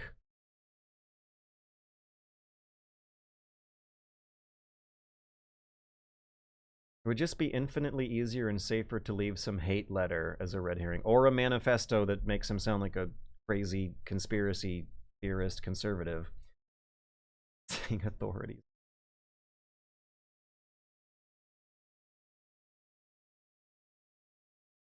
Oh yeah, the Onion did just buy info. That's gonna be another. Hey, if you guys have ever thought that there might not be something to look forward to over the next year, the Onion Wars, the Onionfo Wars, the Unfo Wars acquisition is definitely something that's going to be very, very funny and will happen. There will be official publications by InfoWars that will be satirical parody materials. Investigators have so far recovered DNA evidence from items found at the scene and have turned it over to a lab for testing, according to a senior law enforcement official briefed on the investigation. Samples sent for testing are from a water bottle, which police believe the killer purchased and may have sipped from shortly before killing Thompson, and from a cell phone found at the scene, which may contain touch or skin cell DNA, the official said. NYPD investigators finished processing the items and turned the samples over to the Office of the Chief Medical Examiner for testing Friday. The main priority for investigators is identifying the gunman. As the NYPD homicide unit works the case, the suspect's image has been sent to every member of the department. The FBI is assisting the... Good that the suspect's image has been sent to every member of the department. It's good to know that every member of the department has seen the most recognizable image of the past 2 days of news cycles. Let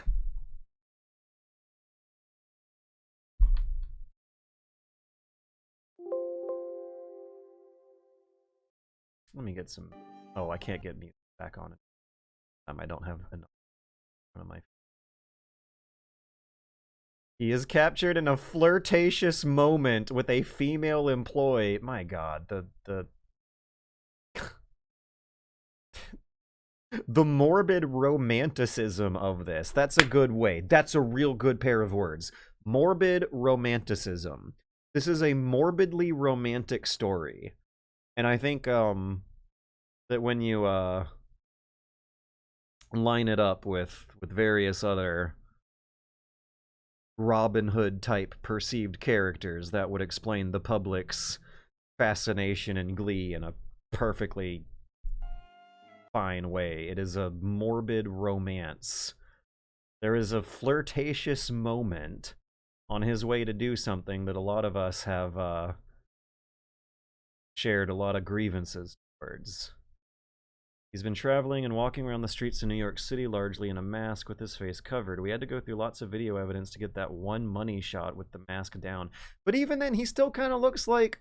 I mean, he looks good, but he still kind of looks like a dime a dozen handsome white guy.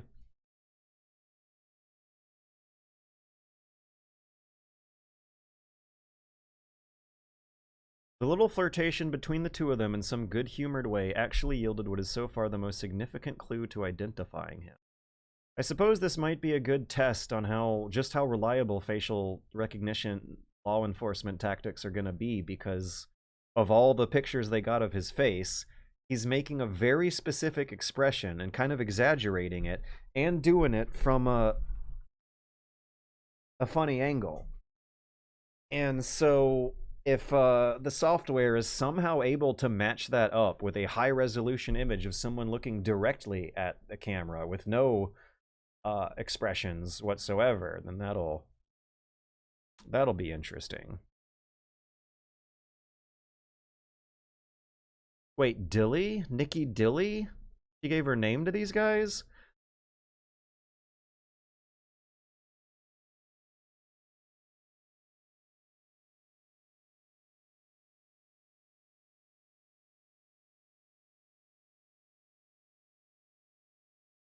Oh.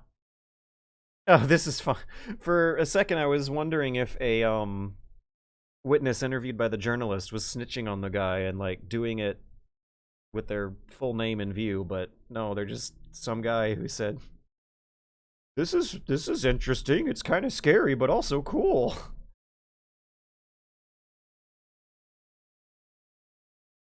Oh, this is love the hostile budget here. That brings back some fun memories. I'm not too old to stay at hostels, am I? I think I can still get away with staying in hostels a few more times whenever I get back to traveling again. Alright, now are we just, repeating the same information? Okay. Yeah, so what was it? It was backpack removed by excavator. That's the one that really is getting me. I am going to run to the bathroom real quick. I have the part of the Twitch chat that I left off at highlighted and ready to go again. I will be back in 10 seconds to do another really bad job of playing the news while doing a really bad job of playing a strategy game that might just be too easy.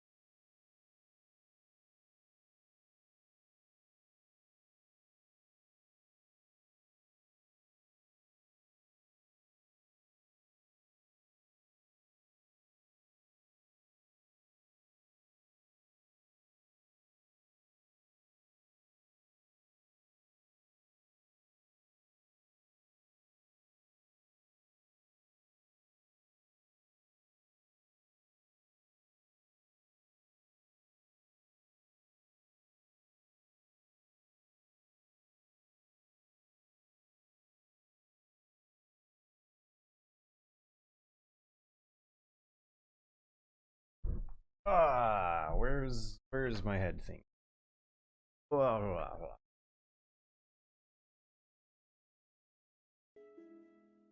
I think the issue is that if your plan relies on bullet scribbles, you're probably already fucked. To be fair, though, his plan also did seem to rely on a lot of cash and anonymous travel and making sure that he was wearing, clothes that blend into crowds. If they thought it was a customer versus hitman, it could lead to them finding some random guy based on insurance records, but I really doubt it's a red herring. This story is what InfoWars exists for.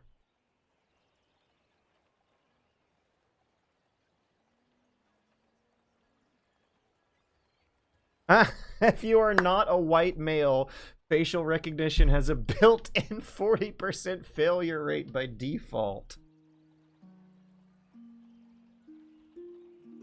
Well, I'll keep that in mind the next time I go out and do crimes. Face paint's so embarrassing, no one cares to look at him. He also dumped UHC stock. UHC's claim for sympathy has been declined by me. Who is this? Jericho Thundercock. You're a fucking... Yeah. These are some pretty good japes. Okay, that settled it. The killer was a government agency. That's the story we should be pushing. Ah, yeah, I agree. Sounds to me like the government was behind it. I'm sorry, Verge of Apathy. I've never played Loom. The whole OST for Loom was Tchaikovsky's Swan Lake. That's pretty damn cool. Tetris's original theme is classical music, George. That game came out 300 years ago.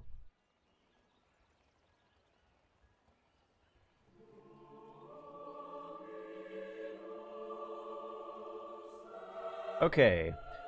So, Hobsgob has more gun trivia. It does not work like that in real life. Suppressors don't meaningfully affect ballistics. How in the world, though? Because, gunshots are so loud, because there's like a crack, the sonic, it's going louder than the speed of sound. So it's breaking sound barriers, which means that like a boom happens. When you do it in a dusty room, there's cool video footage of little like spheres of dust pooping out. Of bullets flying through the air, or fighter jets flying through the air and making spherical holes in the clouds. If you're going faster than the speed of sound, it's really fucking loud. So if you're buying subsonic ammo, I'm assuming that means the bullet's going slower than the speed of sound. And if the bullet's going slower, wouldn't that mean less damage? Therefore, a like wounded animal who's gonna run the fuck away from the hunter with their really fast legs that are faster than human legs? It does not work that way in real life. Suppressors don't meaningfully affect ballistics. Now, are we talking about suppressors or silencers or the subsonic ammo? Suppressors don't meaningfully add ballistics, because in real life there is a non-video game thing where like suppressors and silencers are actually fundamentally different things, and one of them doesn't really work right unless you also use the subsonic ammo. Video games do this as a balance mechanism usually.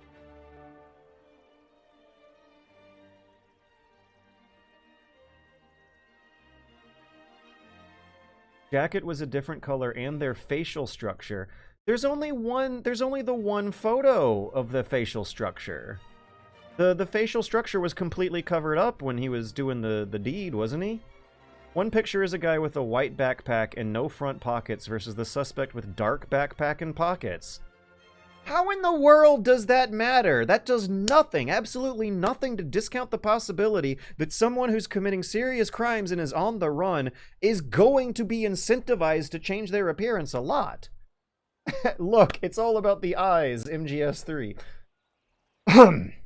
Like, no, I'm sorry, people are not fictional characters who wear the same... People don't have the same character design for their entire lives. I do not look the way I look right now in real life when I'm walking around the world. I think it's a little... I think that insisting that they're two different guys in the photo so confidently is a little silly. There are more than 2 pictures released by NYPD. They claim to have 200 plus images so far. Eek. Super Bunny Hub breaking news breaker. I think the reward still is 10K. God, that's not even...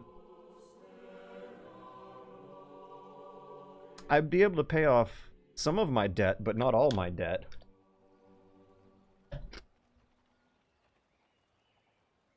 Especially if he rented the bike, it could be anywhere.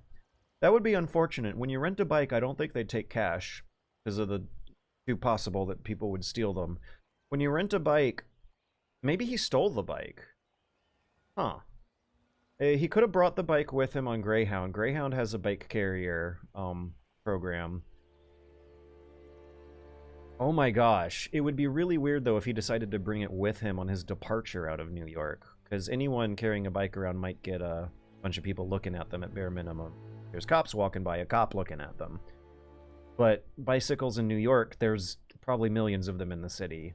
I think he could have dumped the bike in a pile of bikes and thus trashed the bike just as easily. I'm wondering why the police are caring so much about the bike as evidence, though. Like, are they gonna match up the sweat from his butt stain on the saddle, the sweat from his hands on the handlebars or something? After multiple days of exposure to the elements, where that stuff presumably would have been rinsed off if he trashed the bike outdoors.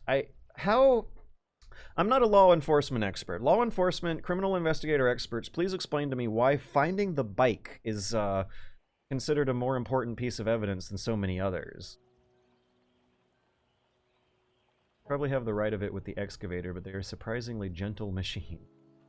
When the subject is a rich CEO, there is a sudden budget for investigation. Jericho Thundercock, what are you...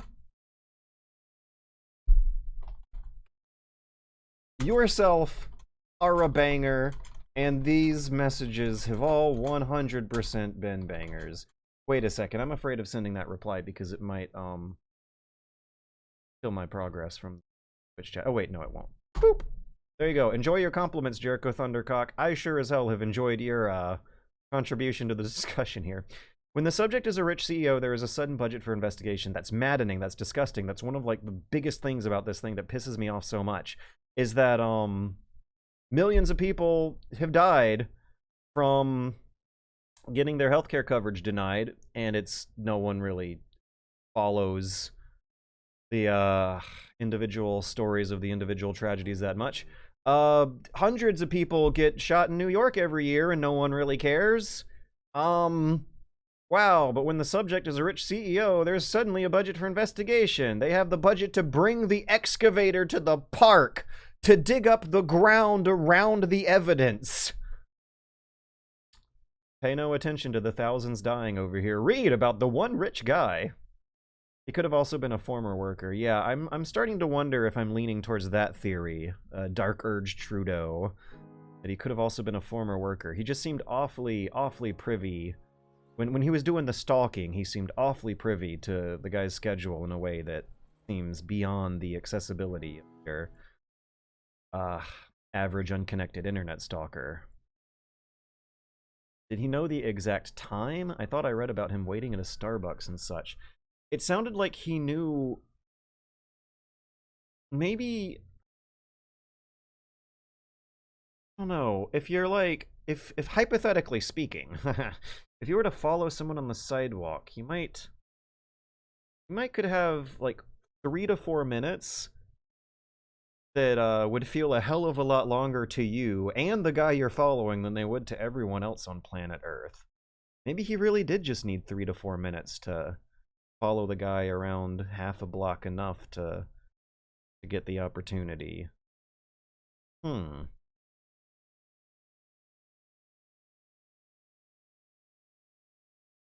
I doubt they really know that, but it's a common enough tactic with wife abusers to sneak air tags on people's stuff to stalk them.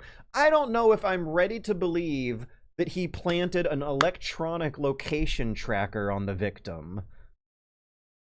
As elaborately planned out as this thing seems to be, that still seems a little... like it would require a way more elaborate plan. He could have he could have a 3D printed face.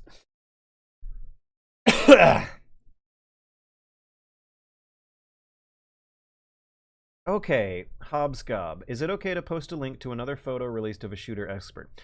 Otherwise, Googling NYPD shooter images, there are some put out by Crime Stoppers that show what I mean about the other pictures showing clearly different people as they have different jackets and backpacks. I'll try. Let's see what happens if I Google NYPD shooter. In order to keep myself a little safe with the Google, let me just say NYPD shooting suspect. Yeah, that ought to worthy use of my time. Because I've seen the picture of the smiling at the hostel. I think 2 pictures. Yeah,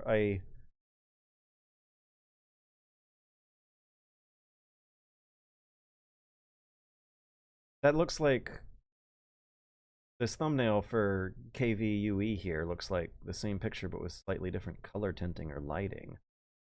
NYPD shooter suspect. Should I be Google image searching for this?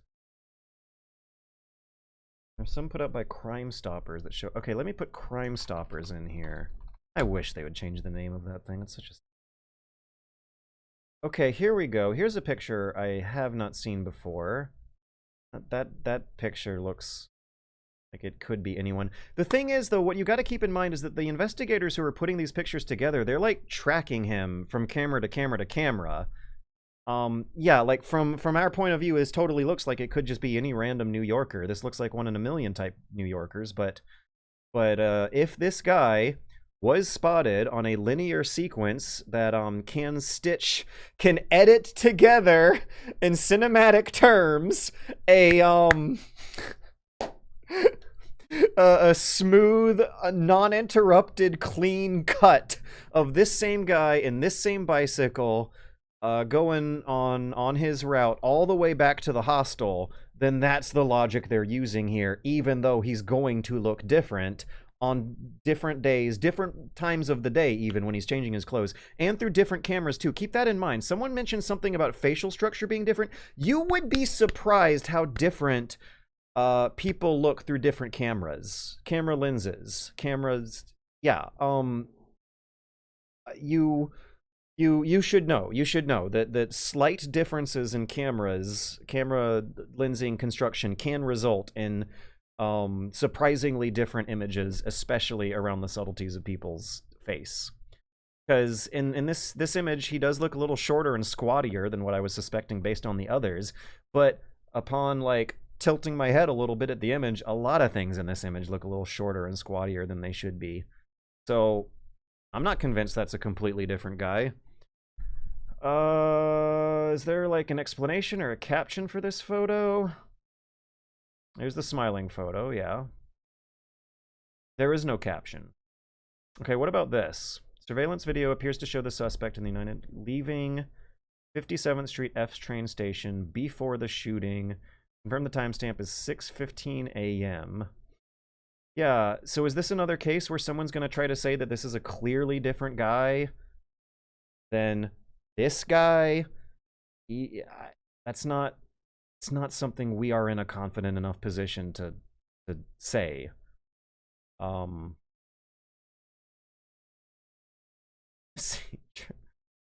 Whoa, what? He made a left. 3, 4. He made a left and bicycled through 4 blocks of NYC traffic. I guess if it was 7:15 in the morning, it wouldn't be at its worst.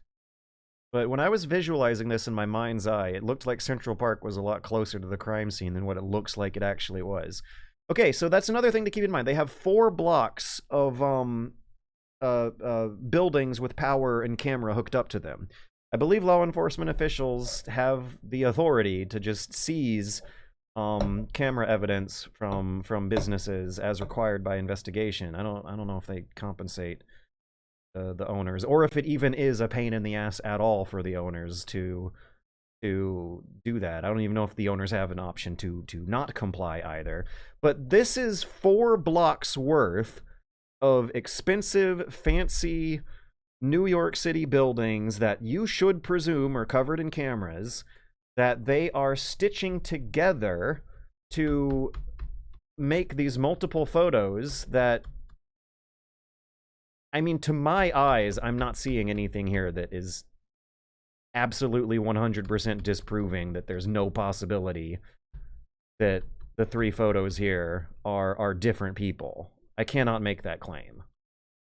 based on what I'm seeing and reading into here. It looks like that might be wishful thinking, comrade.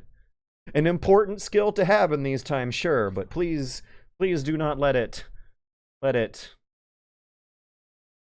dissuade us from the truth. Now, there's another photo in a thumbnail I haven't seen before, but when I bring up the full article, I'm not seeing this because Crime Stopper. Let me see. I might not be Googling this right.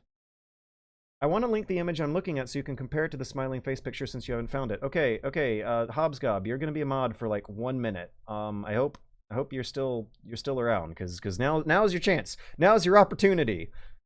I want to link this image I'm looking at so you can compare it to the smiling face picture since you haven't found it. Link us now! Exclamation. All right, now let's return to where I left off.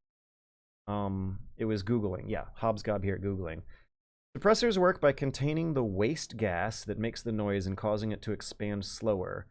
Subsonic ammo. Oh! So I guess when you shoot a gun, there's like a explosion where a flash, you see a flash, you see a little bit of smoke. So I guess that's why suppressors are just like big cans that are around the tip of the barrel. They just kind of sounds similar like a muffler on a car sort of mechanism. George, if someone was incentivized to change clothes, why would they wear basically the same outfit instead of literally anything else? What do you mean by basically the same outfit? It looks like when he was doing the shooting, he was wearing black, and when he was smiling around, hanging around the hostel, he was wearing gray. Oh, big damning evidence there. If someone was incentivized to change clothes, why would they wear basically the same outfit instead of literally anything else? I'm not seeing basically the same outfit. He's wearing gray on one day and black on another day. Might even be the same day. Why would they wear basically the same outfit instead of anything else? Furthermore, I believe that the suspicions towards the authorities here were them sharing all these pictures of multiple people wearing different outfits. Now you're telling me he's wearing basically the same outfit. I'm sorry, there's miscommunications and misinformations, and I'm spotting contradictions and wishful thinking here. Not to say I'm not thinking wishfully along with you, but I'm trying to be self-aware. Is it weird that I am slightly more upset that he may have stolen a guy's bike for this than the whole shooting thing? Yes. I mean, no, it's not weird. That's a perfectly normal reaction.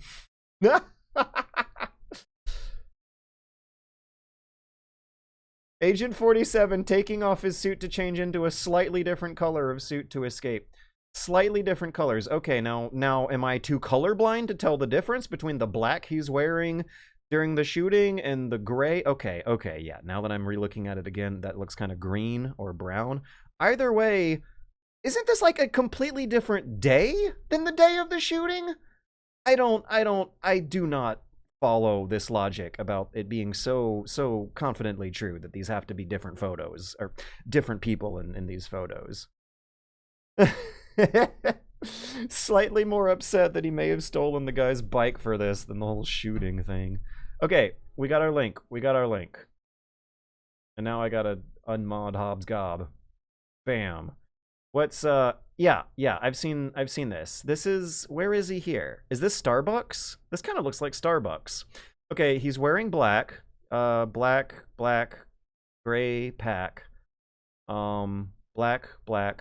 The coloring of this camera is very different than the one in the earlier picture, but I can absolutely visualize me adjusting some levers in Photoshop to get his backpack to turn from this color right here to this color right here. So in this image, his backpack does look like a different color. It looks a lot brighter. So does everything fucking else in that image. Okay, what else do we got? Gray. No backpack here. Black scarf. And that's just all black as far as we can tell from here. So yeah, I'm still not convinced these are different people. It still looks like they could have been tracking the guy with these photos. Find the photo with his mask up. I feel like I just did. We're making a true crime documentary.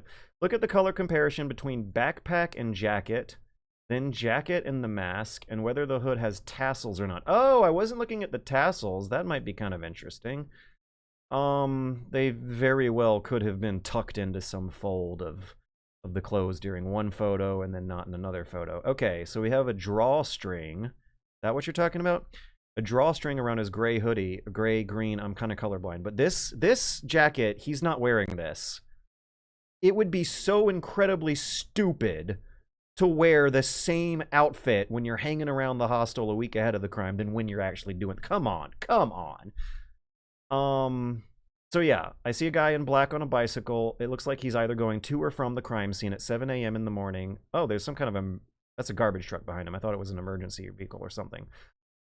Yeah, and then a guy wearing a different outfit on a different day, and then what looks to be the same guy, between guy coming out of subway station, guy riding a bike away.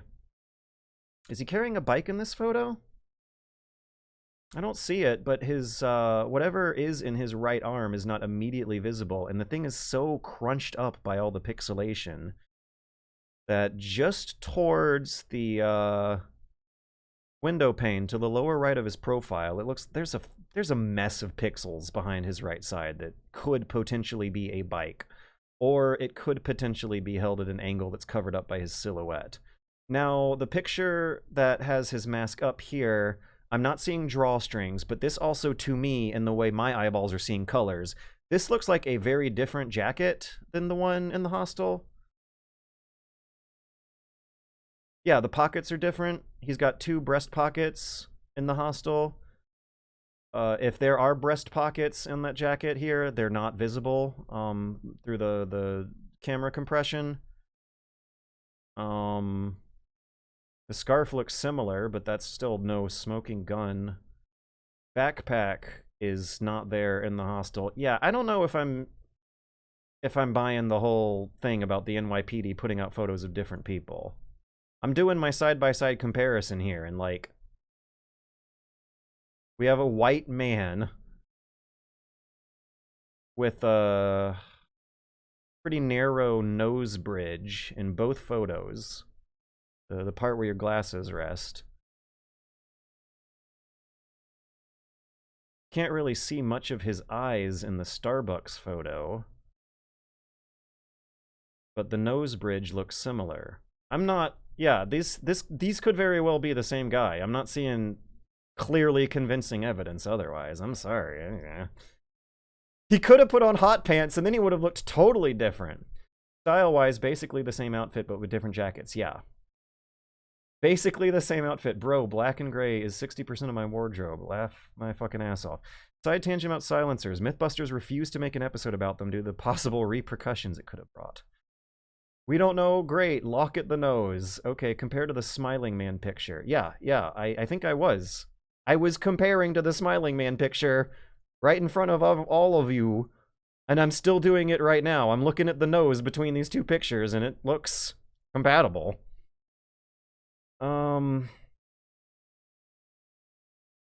Okay. I also mentioned the jacket as a reason. It slipped my mind that people can change clothes. I think I've been watching too much anime. Okay, even this shit, Jericho, is getting me giggling. How are you doing this? I think I might have been watching too much anime. So what is purported to be the same day by the cops? Look at the color comparison between backpack and jacket, the jacket and the mask, and whether the hood has tassels or not. Okay, yeah, hostel. When was the hostel photo taken? Because yes, it could have been the same day, but this is the kind of guy who did something where he's going to want to change clothes immediately after doing it. Nose is different? Okay, yeah, sure, right, buddy. Nose is different. Like, either of us are in an what did I say? Looks compatible. Well, you say nose looks different. I say nose looks compatible. I think we're just gonna have to move on from there, else we'll be there forever. Kind of sucks that so many resources are going to this investigation when there are real crimes to solve. Yeah. real crimes as opposed to acts of nature. White man plus sharp nose. He looks pink. Oh, he's probably also been outside. Are you kidding me, guys? He looks pink? Yes! Yes, he looks pink when he's at Starbucks, when he's outside in New York after riding the bicycle in the subway and about to murder a guy. He's extremely nervous. Oh, come on. Are we really... How much anime have you guys watched? Do you not know that people's faces become pinker when they're out in the cold and then warmer when they're out inside in the warm? Urgh! This is the internet, George! Cameras will just make you look pink based on settings anyway. Let's activate pink mode. Live on stream. In front. Okay, and also someone else just mentioned, I just don't buy that this is the same guy if all the comparison is that the NYPD released the image. Okay, for starters, we worked through more reasons than just the NYPD releasing the image than that. There was the nose bridge. Yeah, there's the nose bridge. There's the nose bridge, the white male skin color and body type and fashion choices. That's enough. That's not enough to confirm that it's the same guy, but that's also not enough to deconfirm that they're different guys. The more and more I swap between these two photos, oh, whoops. The more and more things like,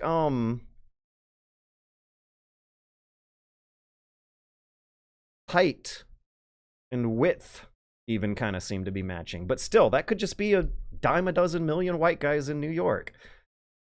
But working through these talking points has maybe revealed some frustrations about how much anime my fans have been watching again. Anyways, we're gonna take a Napoleon break to play a Napoleon term. Let's see if I manage to talk some sense into people from in 5 to 10 minutes when I finish a Napoleon term. What do we got on the newspaper? We're expiring our military access with Prussia, and maybe once that deal is completely absolved, they may be planning on invading so as to not further break more of our agreements. Okay, Prussia. There you are. Why was I going to bring up your diplomatic friends? Yes, when does that trade agreement or military access agreement expire? In 1 turn. That's enough turns for me to bring an absolutely pitiful slice of Napoleon's infantry and cav. Did I just say crav? And was I thinking of saying crab?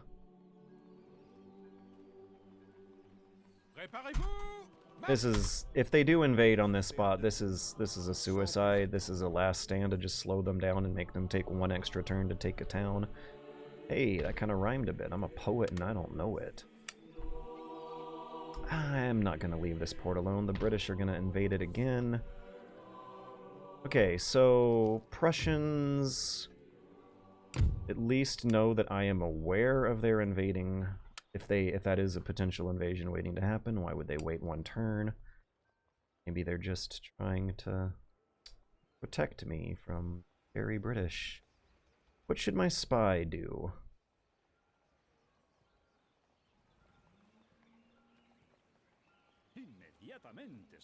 I think my spy should investigate Prussia.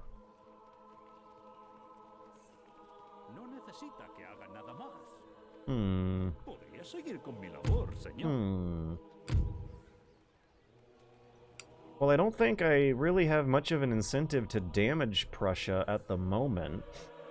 Later on, since they are on the total war, not total peace list, I'm gonna have to get in war with them somehow, but I have so much time left. What's the time limit on here? 1814. And I believe it's 2 turns a month. So 24 turns per year, and we got 6 years to go. We got over 100 turns to do this. I think we'll be fine. So I made a little, last weekend when I started this campaign, I made some cute little notes with, goals and objectives and even a little map, territories to conquer in a controls guide. And it felt especially good to be doing at that time because my mom was having a medical emergency. It felt especially good to be able to quickly realize short, long, and medium-term goals. What notes did I leave for myself? Short-term goal is that we're going to end the Austrian War. Done. Improve relations with Russia. Oh, that never got done. And I have $13,000. Russia, we've been at war since the beginning of the campaign, and I beat you in one battle and haven't heard from you since. Are you still in the negative 200s? Come on. Let me present you with a gift of $5,000 horses. And let's see if that lowered the not really. State gift received gave him plus 12. At least it chipped away at it. If the war... if neither... I'm not interested in invading Russia, and I really don't think Russia's interested in invading me. So if the war goes on for a very long period, and neither side is especially belligerent towards the other, shouldn't your diplomacy friendliness score gradually improve over time?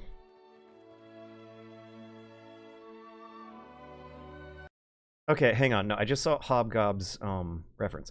Because there's no definitive link between the images, George. That's my point. It could be a million white guys in New York. No. Did you not read? The definitive link is that they were tracking multiple cameras of the guy. There's no definitive link between the images, George. That's not the same news I was reading. I'm sorry, man. There is no definitive link between the images, George. Okay. I don't buy that it is the same guy if all the comparison is that the NYPD released the image. The other thing is that if the NYPD releases images and they are actually truly gratuitously wrong and provable in court that they are as such, then the NYPD is like risking a bunch of civil charges that they're not going to be dealing with. I know that we all hate the cops and all cops are bastards, but there is still a bit of a professional methodology going on behind these things, guys. Let's not... Let's be aware of the difference between having faith in a brighter future versus having wishful thinking that you're just always correct all the time, no matter what. You are confidently saying there is no definitive link between the images when the confidence for that statement can be contradicted by a whole bunch of other factors going on there, and including the fact that they're like tracing this guy across a route that may or may not have included the hostel. Right, okay, so what's the link between guy at hostel and guy, because I am assuming that they follow mysterious masked man by camera in and out of the hostel at some point on a route to the crime, and thus given the confidence for them to do it. It's not adding up. It could be a million white guys in New York. Yes, and I agree with you in there. It could be a false positive. I disagree that there's no definitive link between the images, and that the only comparison is that the NYPD is doing the releasing. Those 2 points break. They were tracking him from the smiling guy image all the way to the shooting. It didn't necessarily have to be a 100% contiguous track, but if it is close enough, that would give them probable, and if the people in the pictures cannot be directly identified, and if they do not suffer material harm from malicious statements being made with a intent to cause harm, then like, yeah, they're in the clear. It is fine for them to release those images. The NYPD risks that all the time. What are you talking about? Yeah, they do. That is what I'm talking about. They know the risks. They weigh the risks. There's no formal training to be a detective in the US. They just pull experienced cops to the side and just say, Gratz, go fit. Oh, come on. There's no formal training, but then they pull experienced cops. So then the experienced cops is being the training. And just say, Gratz, go figure. Yeah, this is it's there's some leftist hyperbole going on here. We're on the same side, but this is wishful thinking and hyperbole.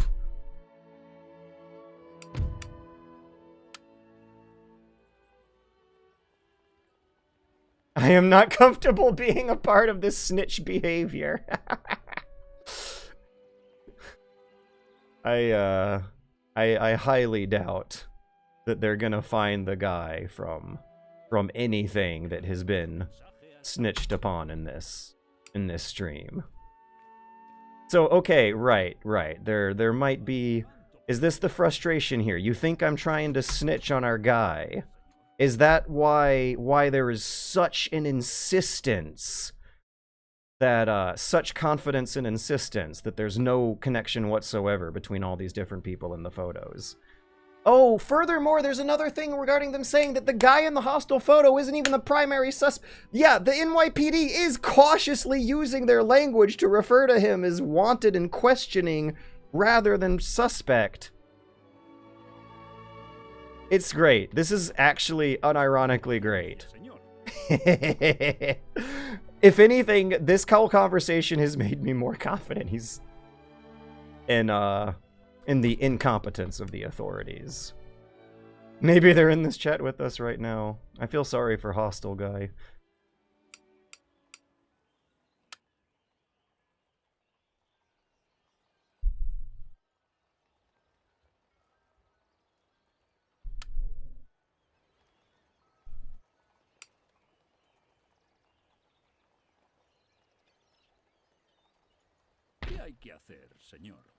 Could this spy do anything useful right now? Should we bomb another hospital?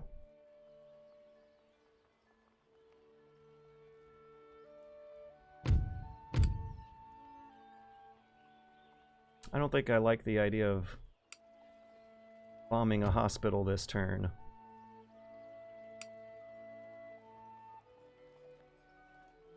So do you think the stuff they're saying about him getting off on a bus from Atlanta is bullshit too? Not necessarily. I think what they're saying is that they have security camera footage of a person who looks an awful lot like the suspect getting off a bus in New York. They used the time that he got off the bus to trace the bus route to one that would have departed from Atlanta. Or not. What they also could have been done is retroactively following his route backwards using the security camera footage to piece together a sequence. It's editing. Yeah, right. Okay, maybe that's, I'm thinking of this with video editor brain. The whole country is covered in cameras. If you take a Greyhound bus from Atlanta to New York, there is a very good chance that you're not going to be in view of those cameras for only a short enough period of time for there still to be a coherently constructible sequence of edited footage of you getting on the bus at a bus station covered in cameras, riding a bus covered in cameras, then getting off a bus station covered in cameras with you being identifiable in all those pictures if you don't change your clothes during every step of the way. And there is a chance that, since, you know, the experts agree he is no seasoned professional, that he was not doing the whole changing your clothes all the time thing until after the murder. If he was changing his clothes all the time on his way from Atlanta to New York, then maybe I'd consider that bullshit. It does seem reasonable for me to visualize so many parts of the urban infrastructure that bus route would be driving up and down being covered in enough cameras for them to make that claim. And also there's the matter of the time schedule that the buses are going to be keeping. The detectives can use that to track him down too. You know, track a guy across the cameras is a great indie game idea. Hasn't that been done before? Isn't that kind of Five Nights at Freddy's sort of thing? So yeah, what did we learn tonight? That the authorities sure will have a hard time catching someone if they change their clothes a lot and keep their face covered and dress in a style that is otherwise non-distinct from the rest of the population.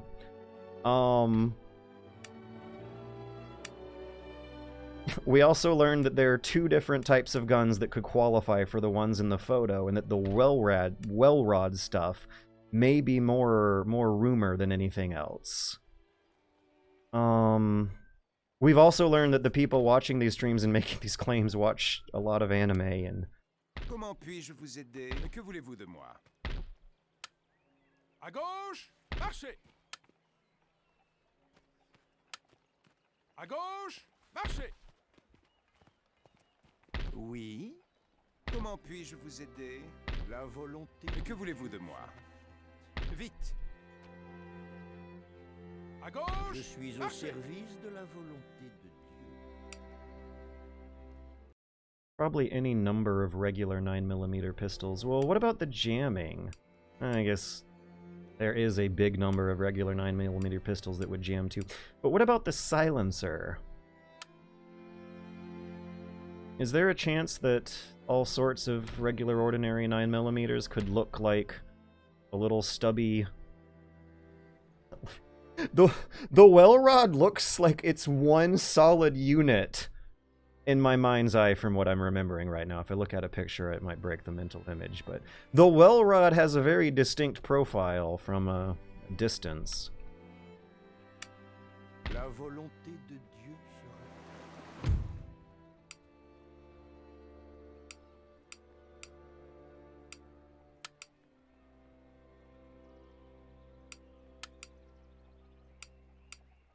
En attente de vos ordres.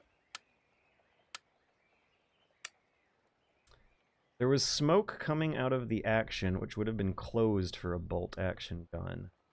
Probably printed, improvised Chinese, quote-unquote, not a silencer, something like that, which combined with subsonic ammo would contribute to a failure to cycle.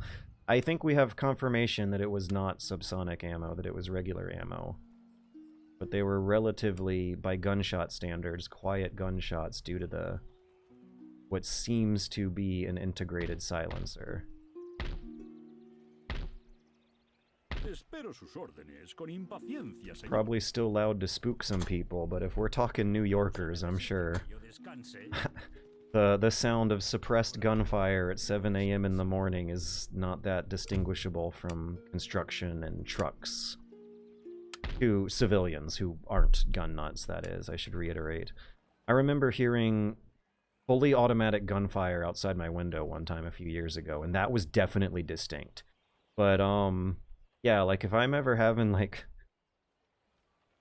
other people over who aren't necessarily used to the city living, every morning at around 5 to 7 a.m., there will be extremely loud metallic bangs that are so loud they are echoing off the sides of the skyscrapers around here.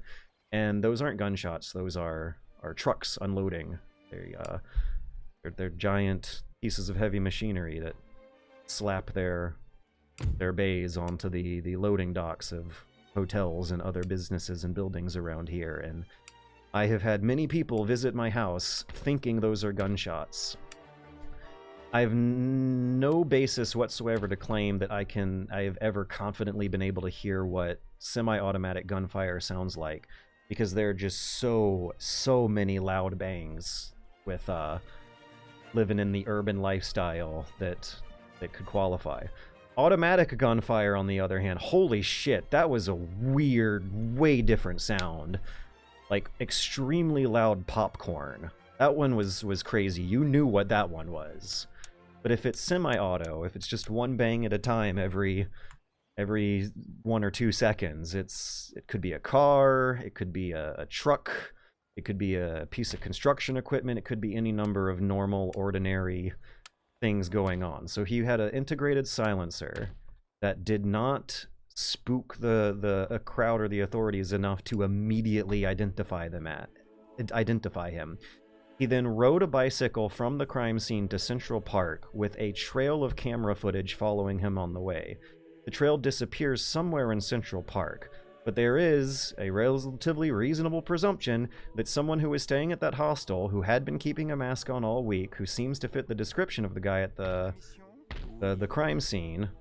Wait, no, what am I saying? Would have nothing to do with that guy. They're totally different people. Right, yes. I don't know anything about this. They're completely different people, officer. That's everything I know about, let's say, documenting, journaling, and investigating things. Should I have a battle? Let's just attack Matthew Bottomley. He's got no support. Is he bait, actually, for these armies? Never mind, he does have support. Okay, let's not attack him. Let's slowly approach him outside of the movement range of his support. Let's take a defensive position ourselves. A little bit closer to him. And a little bit more advantageous than defending the city itself. If they start deciding to come westward, they'll hit the bridge, which I think means they're not going to decide to. I think it's all on me. Okay, now who can I recruit here in the UK?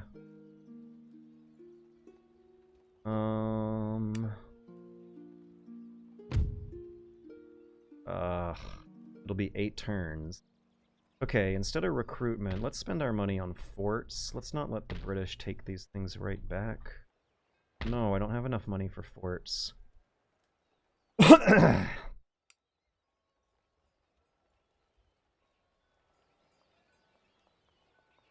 Cities are full of loud noises, which is why the continued use of shot spotter, despite its failure rate, is funny to— What is shot spotter?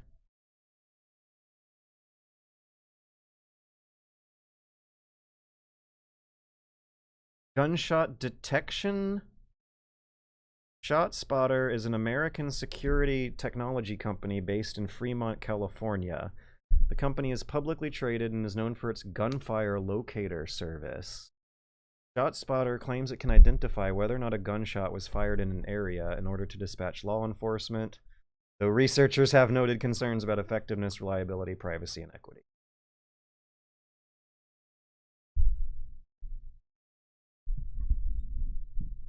Hey Skullgun, I'm playing on normal for both battle and campaign, and so far both have felt suspiciously easy, but it is the Europe in Conflict mod which I believe will play quite a hand in adjusting that difficulty value. Oh my gosh, it's almost 10:30. It might almost be time for me to play a different game. I've got nothing done in Napoleon. I've just been talking about the feel the feel-good human interest story of the year. Man, it does kind of sound like that guy. What? No, it doesn't sound like he's fucked. They got nothing. Yeah, no, they're he could be anyone. Oh man, I hope that guy's not wait, no, what am I saying? I have no strong opinion over whether or not that guy's fucked. I'm trying to be self-aware of my own wishful thinking and biases, right? That's a good habit to have. I guess I could spend some of this money on a trade ship and make more money later, but hang on. Where does my Ireland has the lowest public order? I think we can rate. Let's send my gentlemen. No, we can't. They need to get on a boat, and the British have too much control over the water. Ugh. We're gonna have to split off the worst unit of infantry. Yeah, you guys can go back to help the Irish feel a little bit better about being under French control at the moment. Court of Appeal's gonna do it. Wait, do I have to hold on to Ireland long term? I believe I actually do, so maybe I should invest in permanent infrastructure. So some of these territories, like Scotland, for example, if Scotland decides later on they want to rebel and be independent and autonomous, they're fine. I'll even put up a token fight for them to make them feel good about winning the war, and I'll incorporate it in their national mythology for the next 100 years. It'll be great. Orleans, Potenza. So gentlemen can go to towns that have low public order to raise them up, but oh, by the way, I hope you'll also know— hang on. Boop. There we go. Oh wait, I don't know if I'm facing enough of a— I don't know if I have enough— I would like to increase the taxes on the rich, but Wales may revolt. Okay. Okay. Oh! All right. So later on, I might not want to feel so vulnerable holding on to some of these territories, nor might I want to be dealing with the time-consuming micromanagement of those territories. I could induce a bourgeois rebellion by deliberately increasing taxes on the wealthy in order to let them win the war and keep the territory for themselves. And then they just have to deal with that shit for the next 100 years.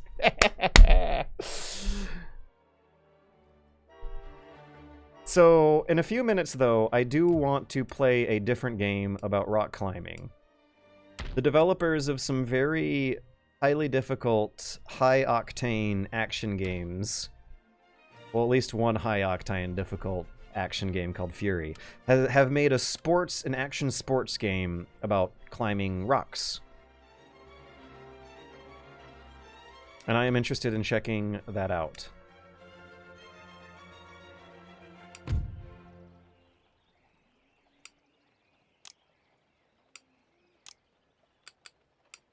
Also, France is in control of almost enough universities to have every possible choice on the tech ladder filled. Carcass shot. Which universities? Orleans. Let's get a spare gentleman and send them over to Orleans. Do I have a spare gentleman?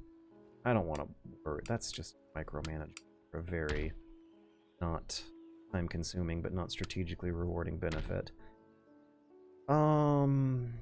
And I unfortunately think I want my navy to stay in here for another turn. This boat needs 64 guns put back on the deck. Right now it has 0. That's not going to be enough to take on the British Navy.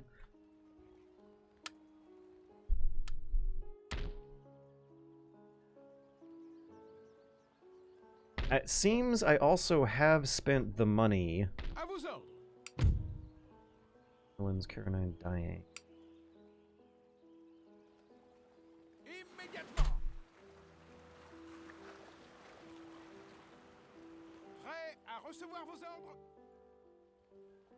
That was a wrong move.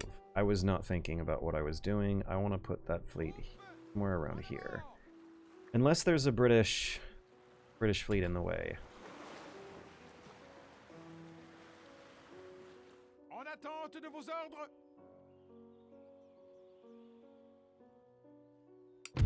Okay, I'm considering my naval maneuvers done.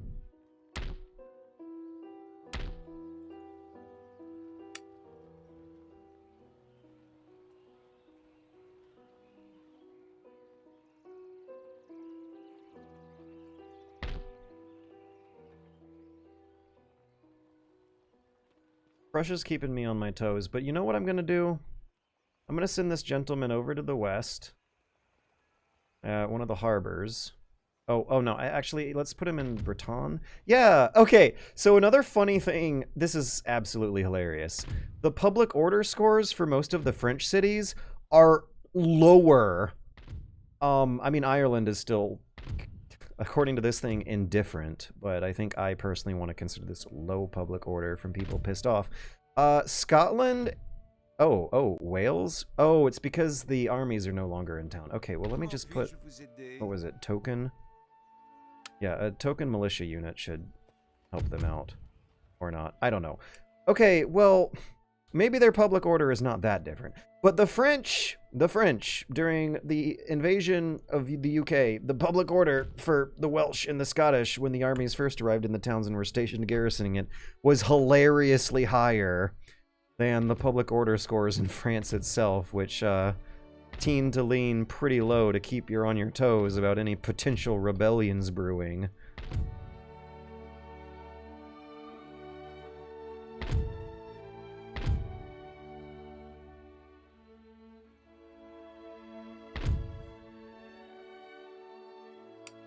But none of it is alarming enough to count as an emergency for now. Is there anything useful that Napoleon can be doing here? I really don't like how uneventful these turns have been during this stream. And yet it still seems like it would be the best decision to just keep everyone held up for one more turn. I'm getting a little interesting about the approach to Britain, but we're ending it. We're doing another turn. I might be dissatisfied if I switch games now, though. There hasn't been any good action so far. Okay. While we're doing this, there's been some chat.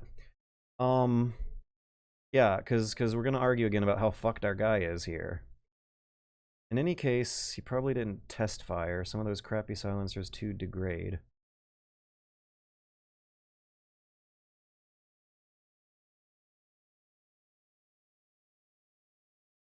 Okay, so Skullgun, you're saying it's probably printed improvised Chinese, not a silencer, something like that. I feel like, I feel pretty confident, not necessarily about the well rod thing anymore for sure, no way, but I feel pretty confident that I did read a serious news article saying he bought the gun in Connecticut. So let me type into Google Connecticut and see what sort of details are publicly available here. Connecticut gun news tab. This isn't Connecticut gun. What should I put in here? New York City, maybe? New York City. Okay,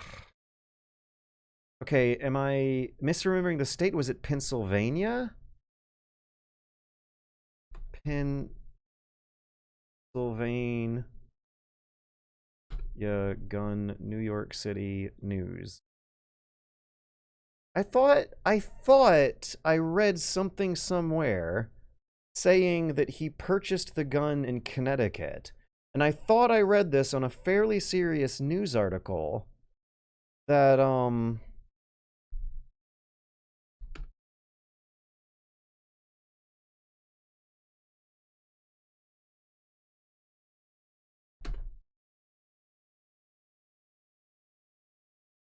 wow. I thought I read this on a fairly serious news article that was not chit-chat bullshit, and I'll forgive myself if I just misremember the state name as like Pennsylvania, Connecticut, one of those states with duplicate consonant letters. How could I track this down? It later was determined, however, that a similar gun... Oh, it was retracted and corrected! According to Hobscop, hang on, let me plug this quote in. It's a little creepy that I can't find the original articles with the erroneous information, but the Connecticut Insider apparently has an article about this. Originally reported. Surveillance video from the killing shows the attacker wielding a long pistol that investigators initially thought may have been tied to Connecticut. It was later determined that a similar gun had nothing to do with the deadly shooting!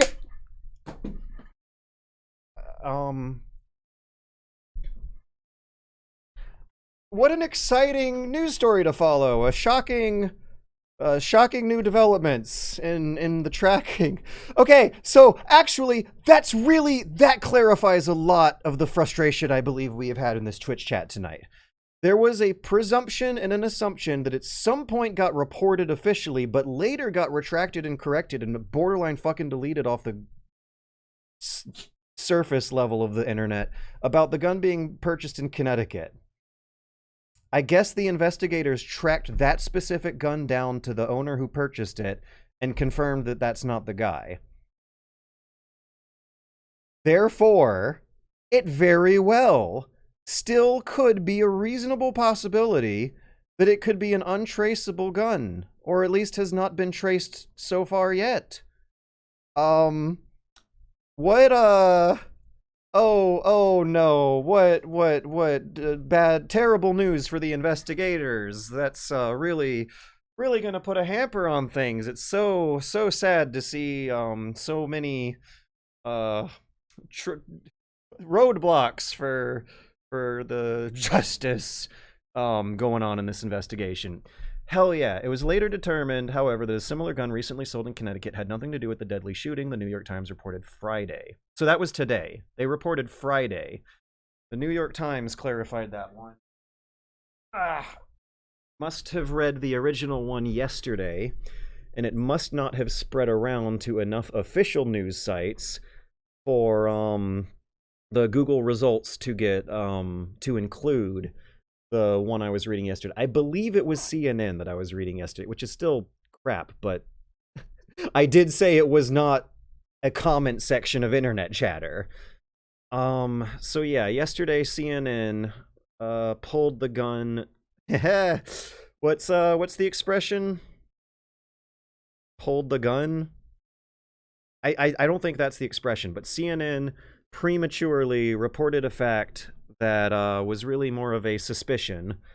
And today, the New York Times got a report from the investigators that the gun that was being suspected has turned out to not be our suspect's gun. We have a gun expert in the chat who's looking at the footage at how the gun shoots to determine that it's not. Was that a well rod sold in Connecticut? This means that I have told some friends some very wrong information today. An article by CT Insider. You're right, it was Connecticut. It was Connecticut. I'll still bet $100 is not a well rod. I am super confident now that this new development has been made. I'm dropping the whole well rod thing. It looked like I'm still sticking with pistol with integrated silencer. Pistol obviously, but the integrated silencer is something that's definitely going to spook out a lot of normies. Oh, that's exciting. That that was like a real rush there. Like the cycle you just witnessed in real time of media internet misinformation coming back around to something a little more stronger was super duper palpable. I had hazy memories from a day before, but confidence in those memories. And then started wondering if I even got the name wrong, but still confidence that I was getting the details right. And it turned out that I was remembering correct details that were sloppily reported, that then later on got retracted and corrected, which made it even harder to figure out why my memories were not matching up with the search results. It is no wonder the internet is driving people crazy these days. No fucking wonder. If there was, if Google had a cached archive of the corrections that they're making on their news articles, it would have come up. If CNN included a original text of the previous article, which I believe they might have, but why was it not showing up on my Google results? In either case, the thing about the well rod was always a rumor. Somehow, someway, it ended up on CNN, and they got me. And so I came into this whole stream today thinking that that it was the well rod going on. And now we have hard confirmation from the investigators that the well rod sold in Connecticut has nothing to do with the crime. Hobbsgob says, you can't really be blamed for giving out wrong information. I think you can. I am blaming myself for driving an ill-equipped truck at full speed into this subject and knocking over a few things along the way. But I still think I handled it well enough and had fun along the way. You can't really be blamed for giving out wrong information. Let's be honest, to some degree, we all are to some degree by speaking out on something before information is available. Yeah, agreed, but you can be blamed for it. It's a habit. You can get into better media literacy habits. And if you get into bad media literacy habits, that kind of, from my point of view and my training and experience, does represent a certain failure worthy of a certain quantity of blame. I mean, I'm not going to have any trouble sleeping at night, but the next time a exciting, feel-good, positive, human interest news story comes on a stream that I want to talk about, there will be some lessons learned here that I'll have to take into account. Same article says cops are now looking for a B&T Station 6-9, which is an integrally suppressed pistol vaguely derived from the well rod. We've learned about at least 2 of these by now. I don't think this is the same one as the veterinary pistol, but there's 2 of them. Station 69. Tracing its roots back. Oh, wait, let me get the. Tracing its roots back to the covert World War II era well-wide pistol, as well as more modernized contract VP9. The all-new Station 6. Why am I? This is reading Twitch chat, not. So there are. Point is, there's at least two candidates for what kind of gun it should be. There's the veterinary pistol for animals that gotta get put down, and then there's the Station 69 here, and the Hobsgob is also holding out for some possibility of illegally 3D printed or Chinese smuggled crappy gun that is designed to break and be disposable or something like that.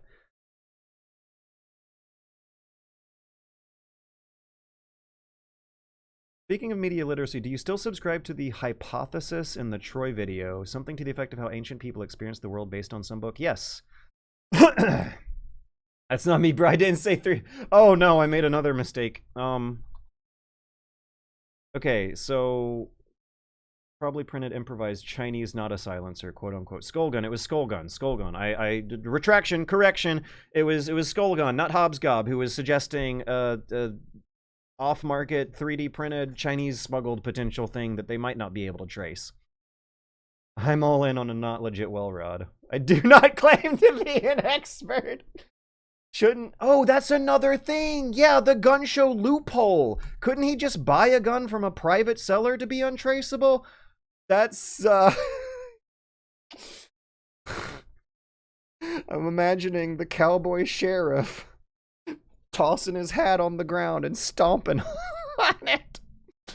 So there are now a number of candidates that it could be, and a number of possibilities of ways it could have been sold that could have broken the investigator's trail and left it cold there. Having confidence in tracing the gun and the gun's purchase no longer seem to be something that can be taken for granted when talking about this story. Some states, you can just buy a gun out of the back of a car, yeah. And I also want to point out that he rode a bus in from Atlanta. There is, oh my god, there is absolutely, positively a chance that this guy was traveling around the country for weeks, exploiting every single gun law that he possibly could have on his way to get this thing done. There is actually a chance that he could have bought this thing from the back of someone's truck in, like, I don't know, Missouri or Oklahoma, one of those Midwestern states where you're allowed to do that, and then took a bus to a transit hub, and then took that bus to the crime scene, and then woke up the next morning and took a bus out. Oh my god. Okay, wait. Took the bus next morning. They believe that he left the city. Let's see. There was actually a timestamp on that. They did not get the footage until he might have had enough time to get away. Holy crap. Okay. Hang on. I'm bringing the window back. This is important. I feel like I just, no, I'm, not, condoning or encouraging anything. I'm being a very professional journalist about this. I want to remind myself why suspect left New York. Brian Thompson. Do I want to do Yahoo? Oh, it was New York Times. Okay, thank God. New York. This one. Am I gonna have to archive.is it? Oh, this was the backpack.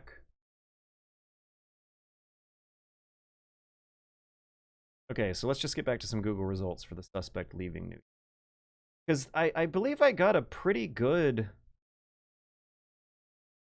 text article on it the first time I read it. I thought that was the Times, but the Times was the one that included the anonymous tip about the 40 the classmate from high school 40 years ago. So what was the time on his bus ride out of the city? Arriving at a bus terminal. Because if he killed the guy at 7:30 a.m.-ish and then rode the bike to Central Park and then ditched the backpack and the bike and changed clothes and then ran over to a bus station before the end of the hour, and it took them about a day and a half to piece together all the surveillance camera footage to get his trail. He may have arrived in some other transit hub city within that interval of time to further throw them off his trail. He could be in Canada. He could be in Canada by that point. That he had 23 hours or something. Okay, we want time and date because I'm assuming that he's getting on the bus right after the shooting.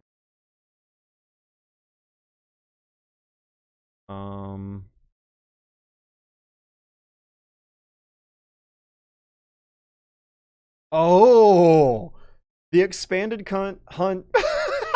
The expanded hunt comes after security experts caution that the first 48 hours after such a crime are the best window of opportunity to catch a gunman, a time frame that has now passed. Ha!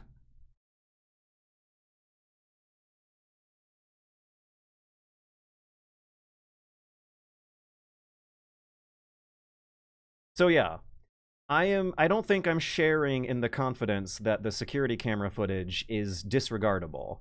I think I am sharing in some confidence regarding this guy's planning and execution skill. He must have played a lot of Hitman.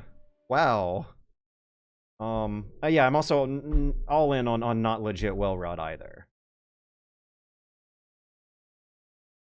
Took a bus to Atlantis. Aquaman will never extra. Are we gonna get a Napoleon battle going?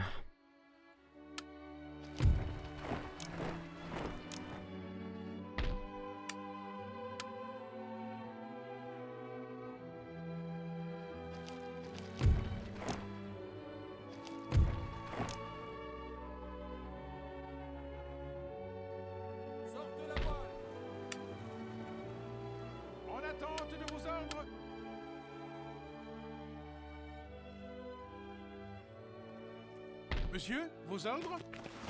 Monsieur, je dois... Marchez!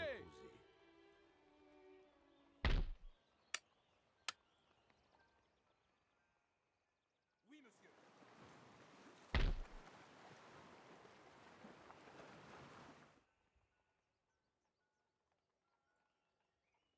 Sortez la voile! U.S. normalizes relations with Cuba to specifically get this guy. I also don't think I'm super confident that the federal authorities are really going to be this invested for very long either. He did not commit a mass large-scale terror attack. He did not commit a mass shooting. I feel like after a few weeks, the feds are gonna have higher priorities to be worrying about. I would be surprised if they keep the chase going for more than a... Well, then again, how long did it took them years to find Eric Rudolph? Right, but Eric Rudolph bombed a symbolic worldwide cultural monument and killed 6 innocent people.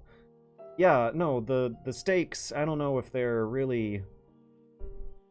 Yeah, it depends on your theory of power. Yes, it does. And I for one, do not feel that...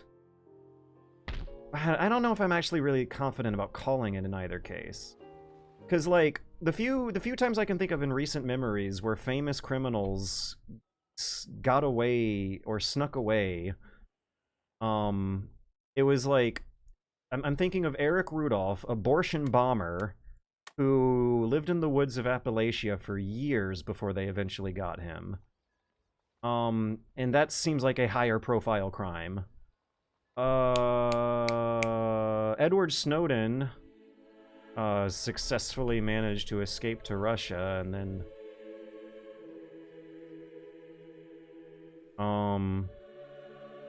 But let's see... How much of an effort did they really put into chasing him? They tried... I think Russia refused to extradite him, but I don't exactly think that his crime was the kind of one where he was being pursued along the way. Okay, someone refresh me on the details of, like, what the investigation and pursuit looked like for Edward Snowden. Who else is there? famous late 20th or early 21st century American, USA specifically, because that's the powerful surveillance state society we're talking about, who managed to get away. What did they do? How long did they get away from? Oh, they never found the guy who punched... Oh, that's fucking nothing, though, but... They never found the guy who punched Richard Spencer, but I don't think punching Richard Spencer is something that the feds are really interested in allocating a bunch of resources towards tracking down. And that ultimately is why, comparing that is why I'm feeling like if he could slip away for 2 months, that the pursuit, the continued pursuit and investigation might not represent some other criminals who have done considerably more, either federally jeopardizing or jeopardizing to public safety and killing innocent people crimes. Shooting one evil rich CEO who everyone hates anyway, and doing it with enough premeditation and planning and discretion and restraint to make sure you're not killing anyone innocent in the process. I do find it difficult to imagine them prioritizing that as highly as they prioritize stuff like Eric Rudolph and Edward Snowden. And who is the guy who shot a bunch of cops and then they burned him up in a cabin? Yeah, like, our guy here is not shooting up a bunch of cops. Even the cops are probably also just as mad about the health insurance industry as many of the rest of us are. Depends on your theory of power, really. There's one similar to this in 2017 or so in Canada with a similar X. Yeah, but I don't know if Canada's really as great a point for comparison, because their surveillance state isn't as intense, and their, like, wilderness survival living, like what Eric Rudolph was doing, is probably also a possible, plausible way to avoid the authorities for long periods of deep time. Snowden fucked up going to Russia, in my opinion. Would you rather have him hid? Or, I don't know. Maybe he could have picked a better adversarial nation. Yeah, maybe Snowden should have gone to, like, Denmark or Sweden or something. One of those countries that, like, hosted the Pirate Bay for so many years. He was waiting for a layover or something. It was totally random. Huh. Chris Dorner. Right, Chris Dorner. Chris Dorner, Edward Snowden, Eric Rudolph, those guys were all doing, in the case of Chris Dorner, he was, like, directly attacking the cops themselves, and successfully got something like 6 of them. Eric Rudolph bombed 6 people in the Atlanta Olympics, and it was a huge public spectacle, traumatized all the spectators. I even still have clear memories of childhood memories of watching that stuff happen on the news. It was terrorism. I don't... Question for the Twitch chat. Do you guys feel terrorized right now?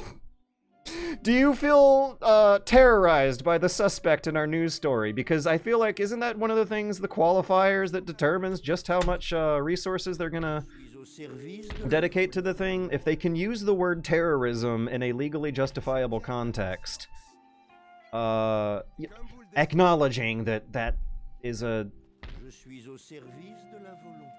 oftentimes unpredictable and exploitive legalese, but there's still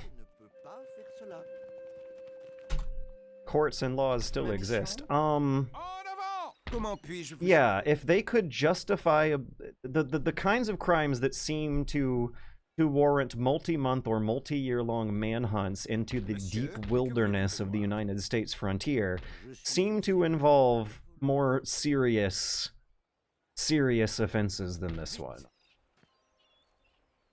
It depends on your theory of power, but I am theorizing that those in power do not consider one dead CEO to be worth as much resources as 6 dead cops, or the Olympic civilian bombing, or Edward Snowden exposing the methods of the surveillance security apparatus after 9/11. All of those things seem spookier to those in power than what happened here. Or at least I would imagine, based on what sort of assumptions I'm basing my own theory of power here off of. Let's invade the UK. Let's do serious property oh no, oh no, oh no, no, stop, stop, stop, stop. You're going too far. You won't have battle buddies. Stop!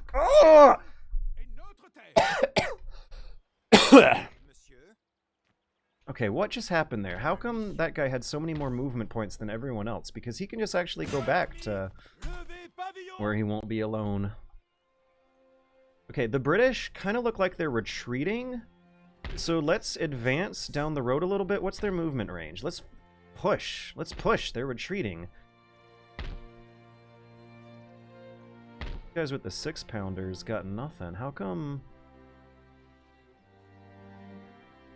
this army is able to move much further? Either way, neither of them seem like too much of a threat. Then again, my own probably couldn't take them on one-on-one.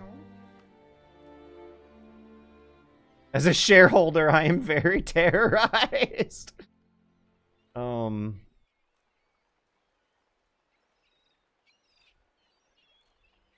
Literally let a witness get away. Are we talking about Edward Snowden, veteran and ex-cop? Chris Dorner let a witness get away? Je piaffe d'impatience. Soyez bénis. Comment, monsieur? Ma mission. I guess I hate to end the turn again, but it really seems like that's what I'm going to end up doing. Okay, literally, Skullgun, what in the world are you implying here? Because the guy we've been talking about, you're saying they literally let a witness get away, a coffee lady. If this guy killed witnesses, there would be probably a more intense manhunt. There would be less public... Yes, okay, that's the big difference. If you're saying let a witness get away, coffee lady, no, the guy we've been talking about. Like, but he Good. Good. He literally let a witness get away. Good. That means he didn't kill innocent people. Good. Good. Responding to, do you feel terrorized? Yeah, right, exactly. Yeah, it would be so interesting if this goes to trial, because they probably might try to say that he committed an act of terrorism when 99.5% of the United States population know they were not targeted by this. Like, it would, if they actually do manage to successfully argue that he committed an act of terrorism, then they were like implicitly saying that they're going to be another official count of them saying that they're governing and prosecuting on behalf of the rich instead of the normies.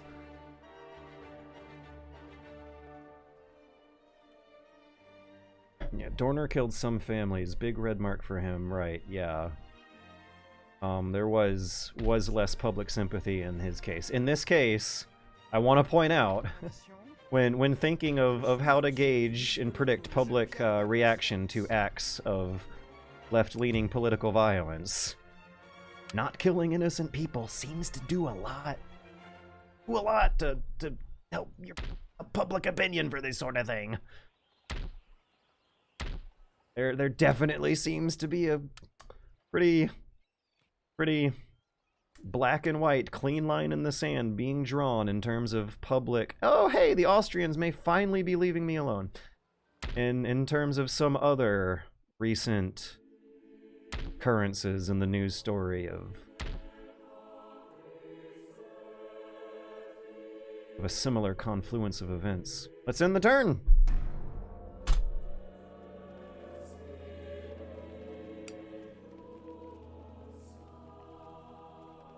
So, I'm sorry, Skullgun, but when a guy in a gamer Twitch chat whose username is Skullgun says the words literally let a witness get away, I'm wondering if you're, like, implying that that's a good or a bad thing. I'm just glad we clarified that that's a good thing. Maybe the Hitman games should give you extra points for letting the witnesses get away. That's an interesting thought. You definitely do get docked a lot on your score for killing innocent people if they're witnesses, don't you? You're supposed to retry the missions in Hitman if that happens. Yeah, I should probably get a new username. Oh!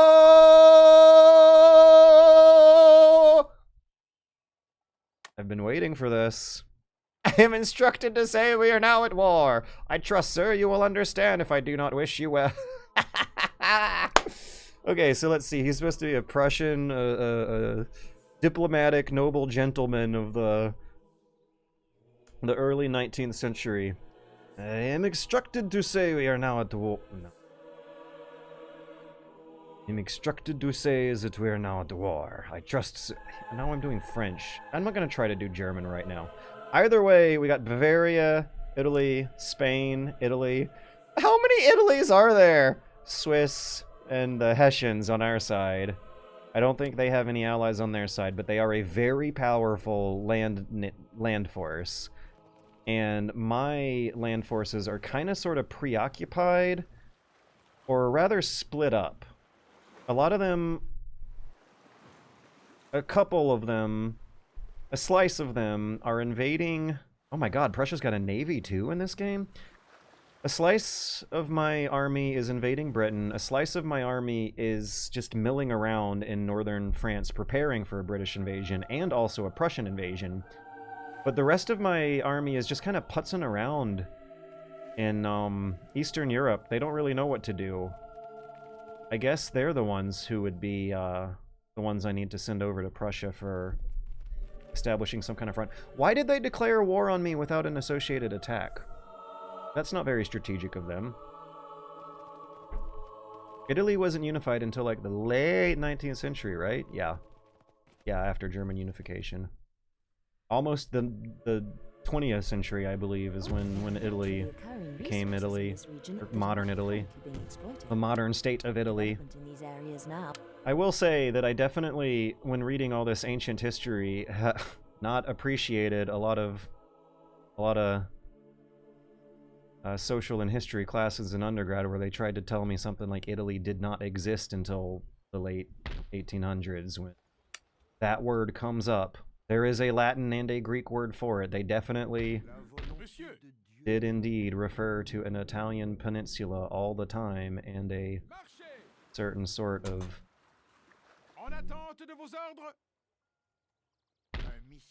culture and character associated with it. The conflation of the dirt on the ground to the nation is...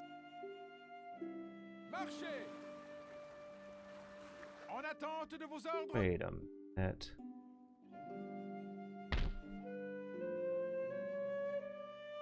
I thought I had more boats than that.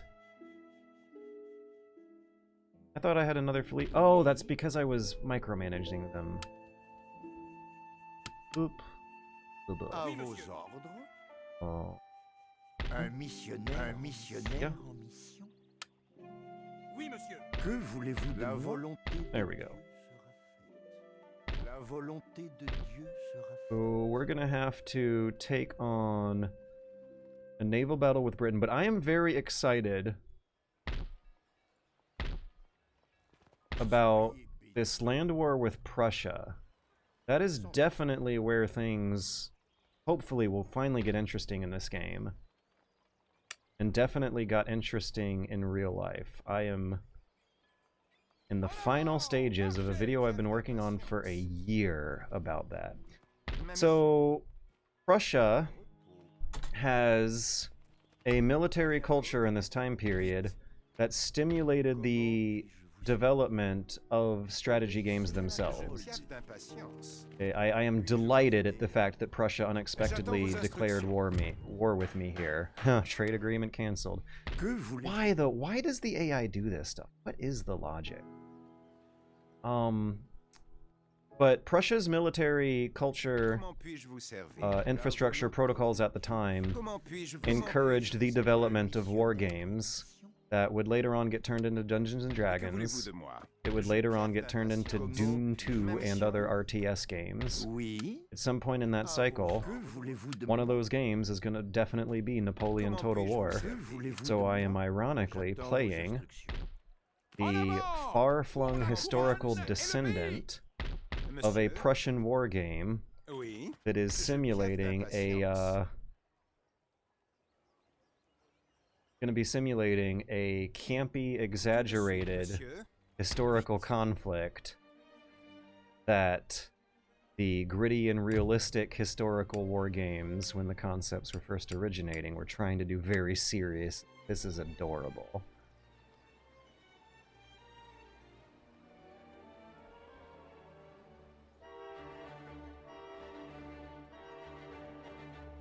Did they try to tell you there was no evidence for Socrates too? No, that's something I've read on the internet. I have read conspiracy theories that Alexander the Great and Socrates did not exist. No, the assumption is that you can't, there's not a lot of reliable historical records of Socrates existing outside of the writings of Plato and cohorts. But the assumption is that Plato was still documenting things going on in his lifetime and would not have as much reason to lie as he would have to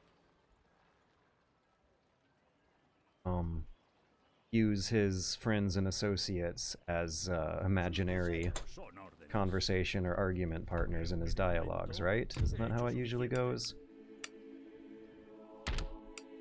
The thing about, like, Italy not existing until the late 1800s is like a shocker, an axiom, a barb. It's designed to get the kids into realizing that the political situation they live in is actually relatively new, even though it is the descendant of an extremely anxious, long process. But they are using that word in a sense that most normal people are not going to be using that word, in the sense that they are talking about the modern Italian state instead of the peninsula. Peninsula's always been there. I don't like arguing about semantics. Why am I doing it? Is that a new chronology revisionism? No, it's not. It's just annoying academic semantics.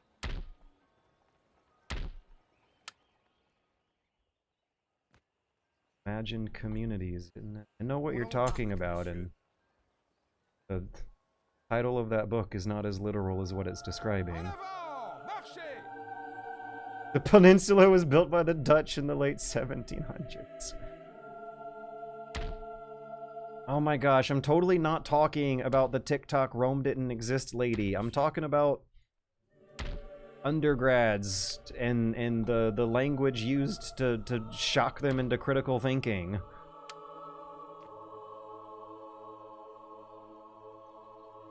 I think... Oh, I still don't have quite a lot of freedom of movement.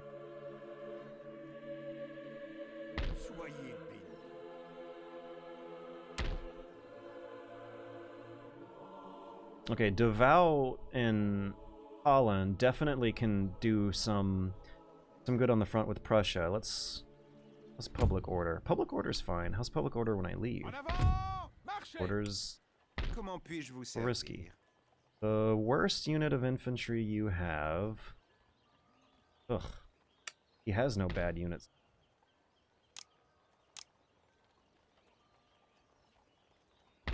This is interesting. Maybe I should play the rock climbing game next stream. Aha! Here we go. I'm intercepted.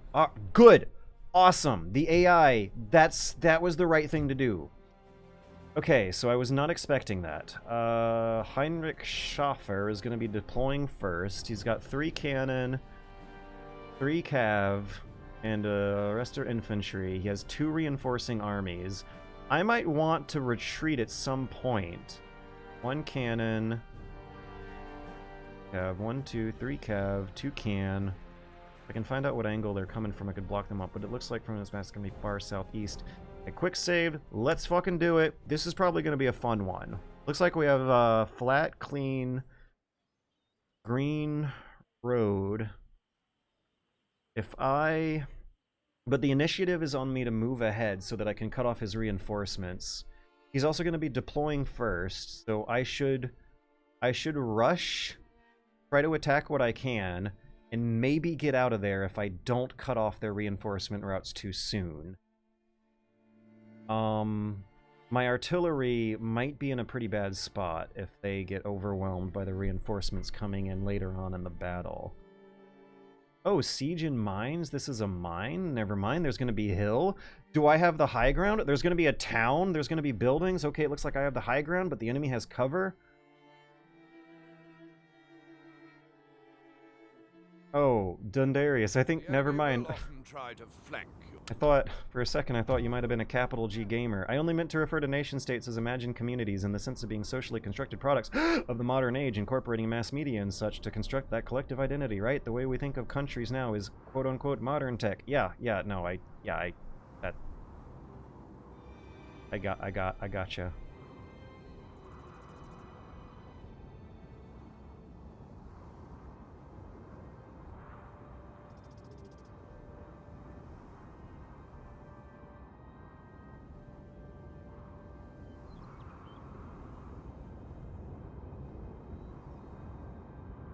I don't have the high ground after all. There is a lot of really nice cover on the center of the map. However, I'm not wanting to play this one defensively. A good hill right there. Shame I couldn't put some cannons on it. I don't even know if the AI would be able to... If I could deploy the cannons on that hill... I don't even know if the AI would be able to navigate the cliffs well enough to get me up there. Oh my god, maybe I should play maybe I should play Napoleon Total War multiplayer. I feel like I'm really getting tired of kicking the AI's ass so easily in games after so many years. And I was just visualizing the kind of situation that an AI would not be able to navigate. Okay, we'll put artillery on the high ground here. They don't have line of sight, but...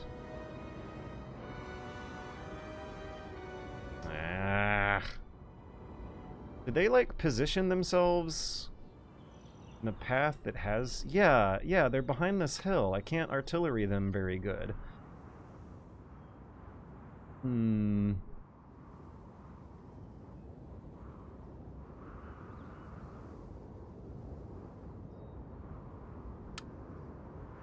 I might want to keep a few of my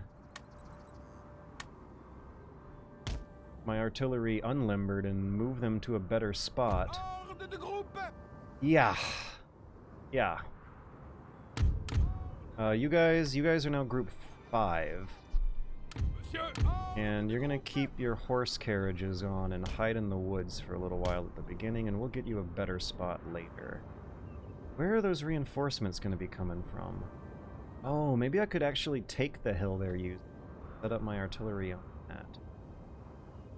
Ooh, the tree line coverage might be good too. I think I have a plan. I think I have a plan now.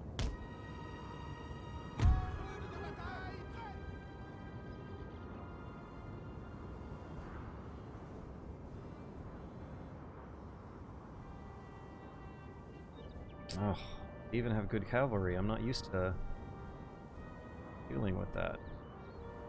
Okay, well, let's stick to the tree line as much as possible and try to pick out the betters among my infantry.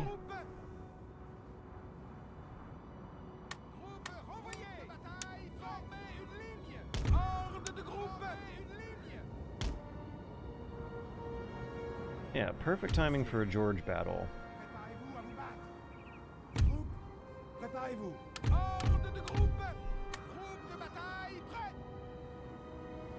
Okay, actually, you guys are gonna be group 5. You guys are gonna be group 6. Because I also want my cavalry to not be all buttoned up.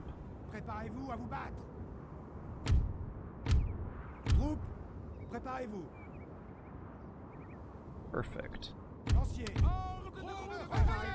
We can have a heavy and a light cavalry on both. And the cavalry...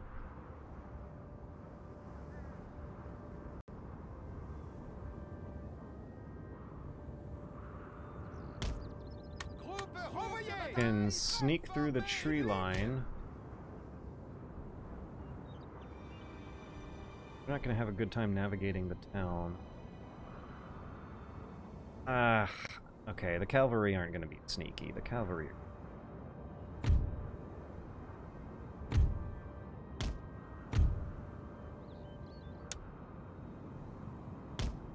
Groupe, préparez-vous. Ordre de groupe. Artillerie, au rapport. État-major des généraux, monsieur. Grouped units can be set to one of several fixed. What? How come? What is this? General staff? Oh, wait, no, I am...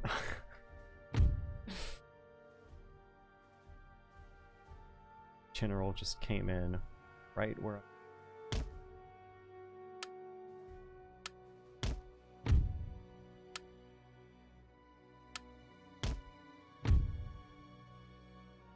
Okay, so the reinforcements coming in on that angle might very well just be getting cut off by cavalry for the whole entire stretch. The artillery that I already have set up here needs to be pinning down their own artillery for now. But we're not really going to be doing good damage on distracting. The infantry need to do a slow march to the edge of the tree line. And then... slow march to the crest of... God. Oh, no, the infantry do not need to be doing a slow march to the tree. Yeah, the infantry need to do a slow march to the tree line, but don't go up the hill. Instead, let's stick to the town. Go in the town and use these houses as cover. And then... enter their tree line from here. Meanwhile, the better of the... infantry will be the ones giving themselves up the hill to make sure that I can angles with diversionary effort. Does everyone have orders? Everyone has orders. Let's go.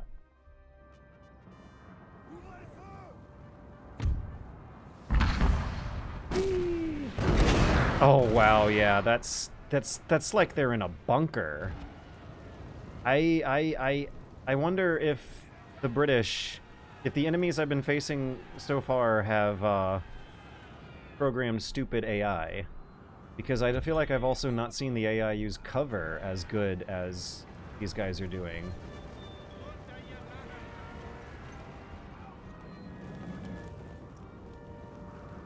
Cav is always key to breaking the AI. Cav is also... Oh shit. Cav has a bit of surprise here. Cav is also, like, key to breaking my immersion. Unfortunately, some of the most ridiculous and unrealistic strategies you do in these games tend to be the cavalry micromanagement. Oh, yeah, we got their artillery coming in right away. Those guys are sitting ducks. At some point, the hussars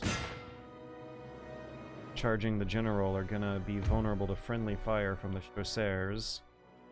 So split the chasseurs up and have one of them going around to flank, and then shoot at the general. Keep skirmish mode on. I need to remember to flip back to that part when the friendly fire danger starts to appear.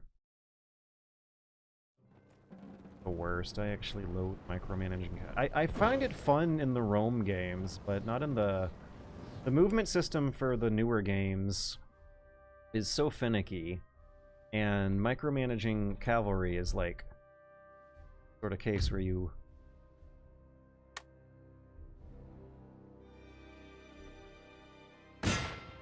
Uh-oh. Uh-oh.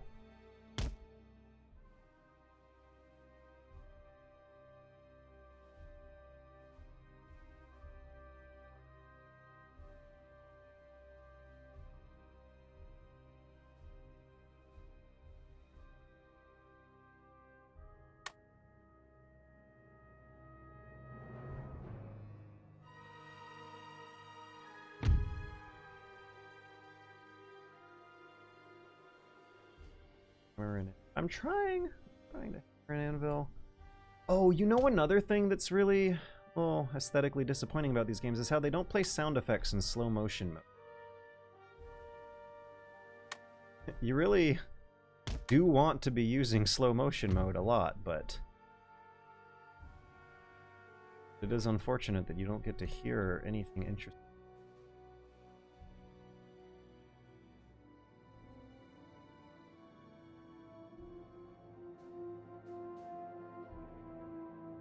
I wonder if my artillery should start changing its aim for the cavalry coming over the hill.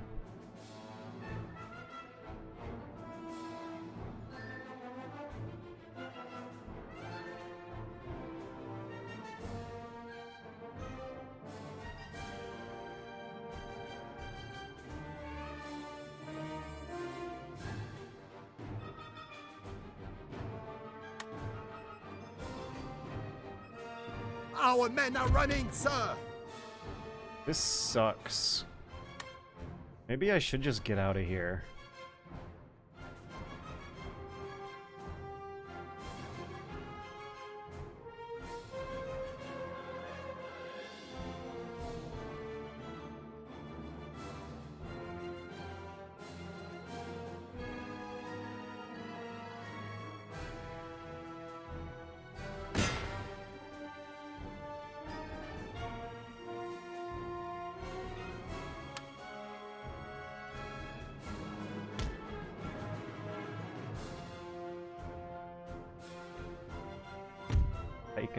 Pike and shot I don't think really exists in this game. Oh, you can square formation, which... no.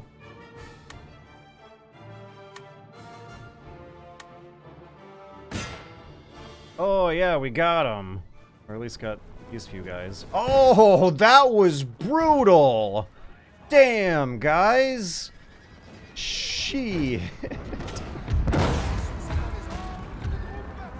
Now that was some good squaring. That's,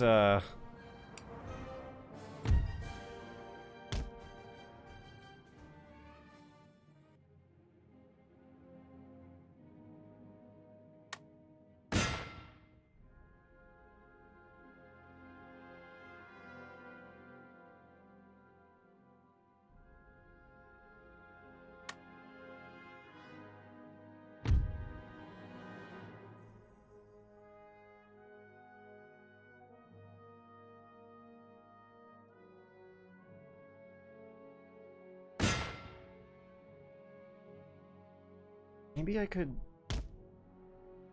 Still lost a good unit of cavalry at the very beginning. If my general should go... These guys should speed up. These guys should stay slow.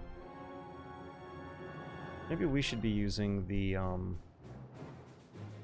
crest of the hill to our advantage as well. And yeah. Everyone, wait up until we get the signal from our guys' flank. So.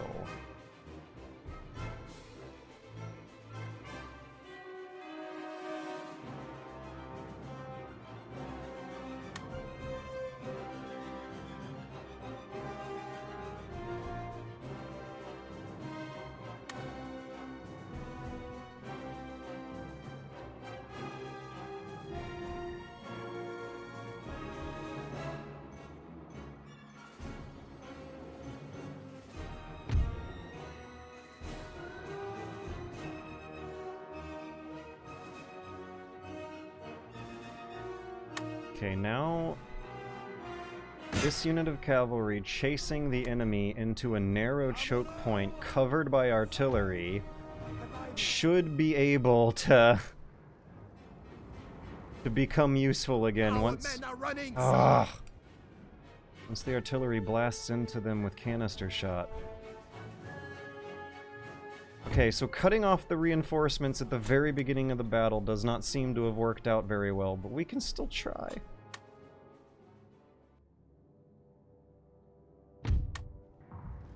Oui, monsieur.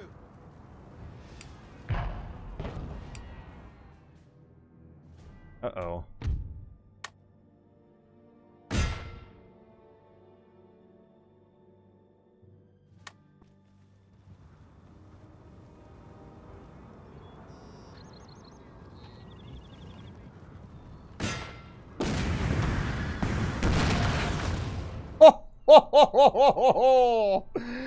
I like how the news that the enemy general was killed. Oh my god. Like, that news came in with the gunshot. I don't think I've seen that before. All, what? 1, 2, 3, 4, 5, 6, 7, 8. All 8 of them, the whole entire unit, in one shot. Should I unlimber these guys? Okay, let's get this cavalry back to protecting our backside. I should unlimber these guys later, in a few minutes, when the enemy infantry gets closer.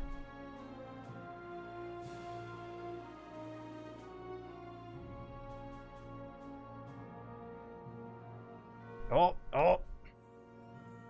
Friendly infantry's almost close. We're about getting started to do the pincer maneuver. Actually, stay a little more narrow. We got artillery.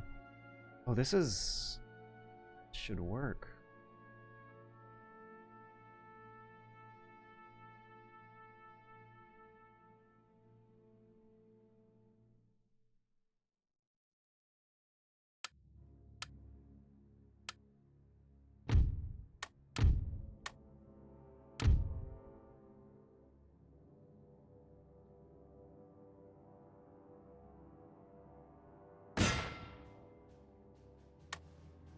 To manage the speed of that dragoon unit who's been retreating from infantry for so much of the battle.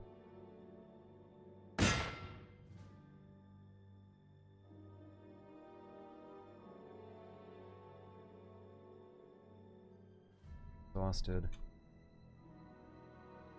Now, where ultimately will be the spot I should put these 2 cannon guys at? I squeeze them into the houses?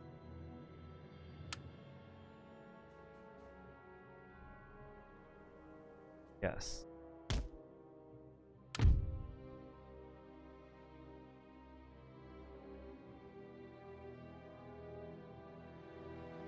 Alright, cavalry is charging, form squares. Are we gonna make it in time?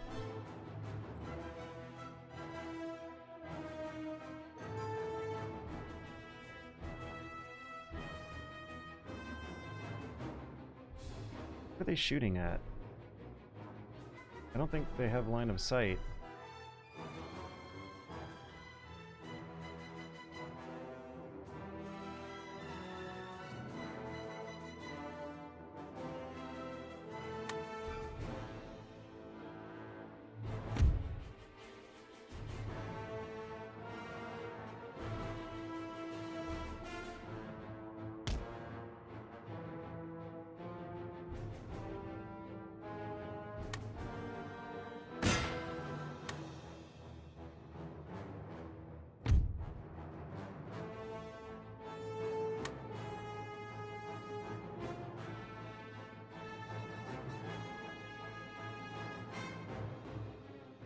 I don't want to risk friendly fire with the right-hand cannon up there.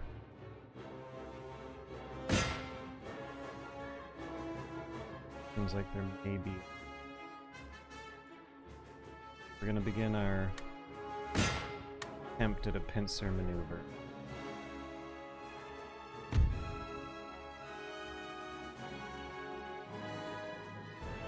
Oh, they just demolished that cavalry when I wasn't even looking.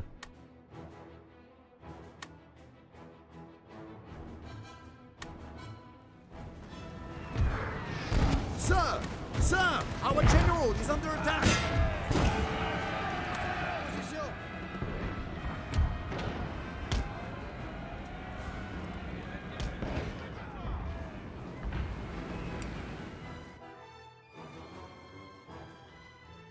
Yeah, pincer! Oh, that artillery here really needs to unlimber now. 1, 2, are you guys about to shoot? No, unlimber. Are you guys reloading or about to shoot? Next time you guys shoot, you're limbering. Uh-oh, this is making me a little nervous.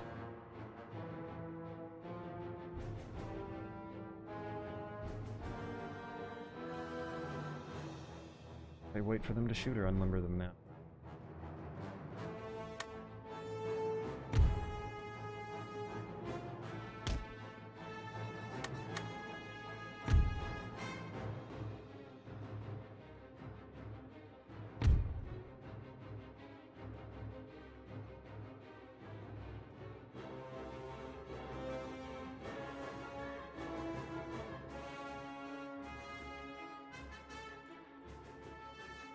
Easily beat another cavalry with our squares.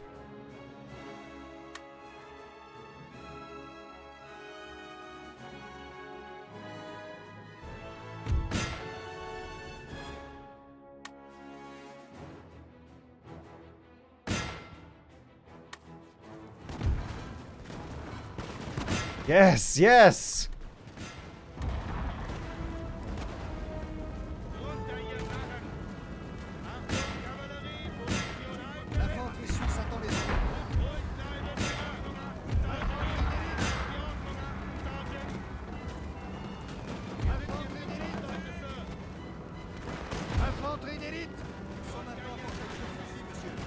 I think it's working.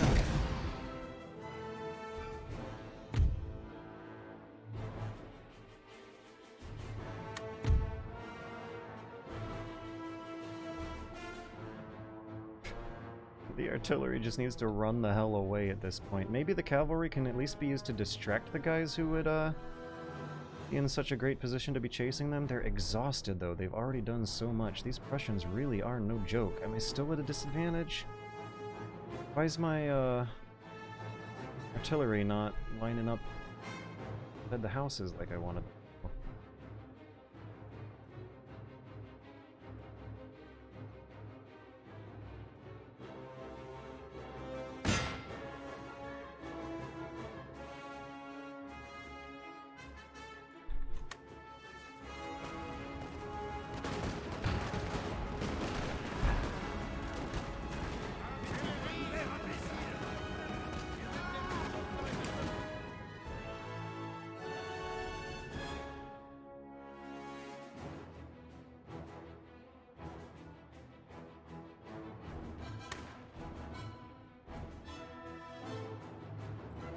Oh, I don't think this is working.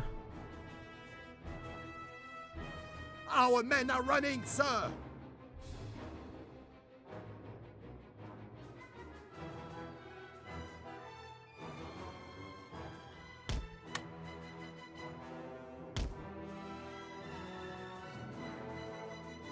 Can't see them. Tree line's real nasty.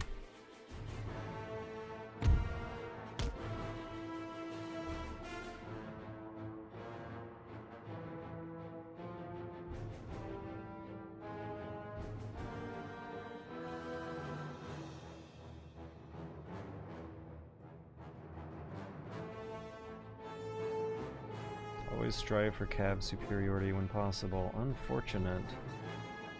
Yeah, that's ultimately what can, like, help you survive and play out the clock timer, right? We got 32 more minutes. I did conscientiously set the time limit to 40 minutes out of a desire for safety instead of glory.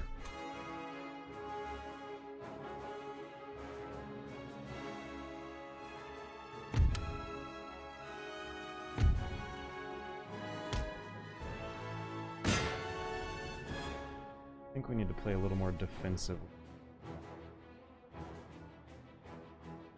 Some of my units are getting real heavily damaged.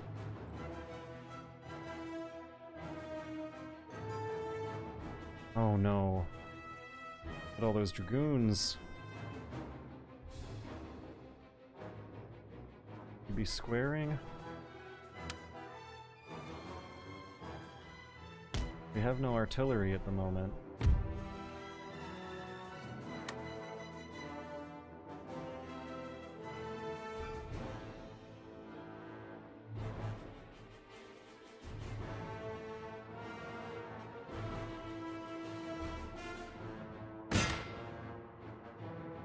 When that cavalry unit is no longer exhausted, I need to press the run button.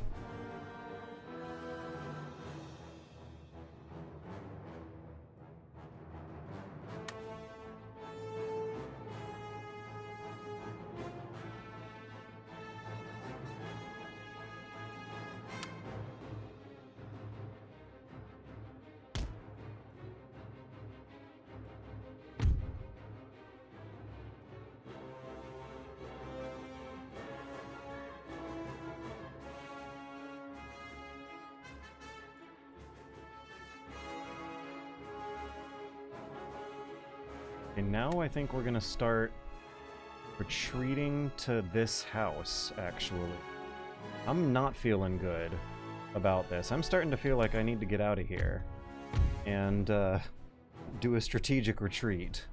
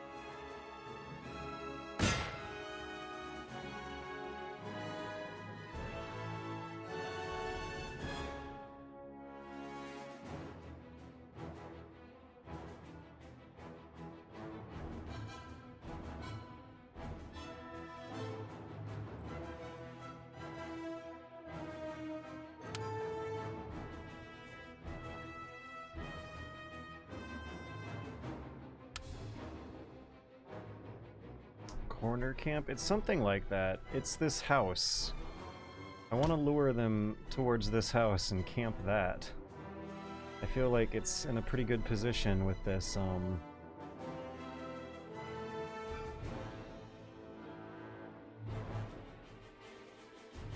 maybe it should be a more southern house that I go to. I felt like it was in a pretty good position with this nice big fat hill, but now I'm realizing that I would be backed up against a cliff. And my I think long-term strategic goal right now is to retreat for a very long period. What are these guys shooting at? Musket men.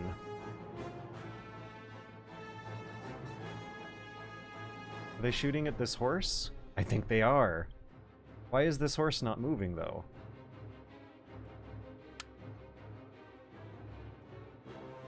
Weird.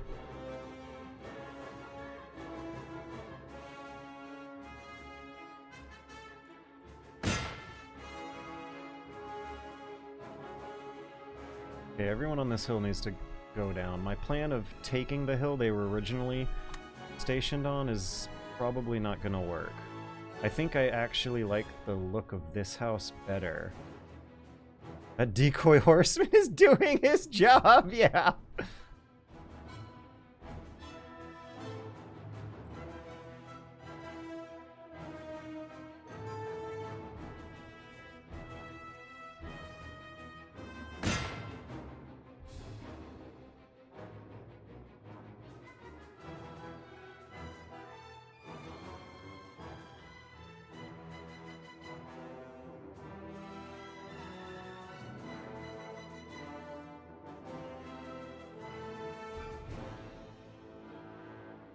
Uh-oh. This cannon's about to blast my guys with friendly fire. dragoons are still exhausted. They're a big uphill run to make.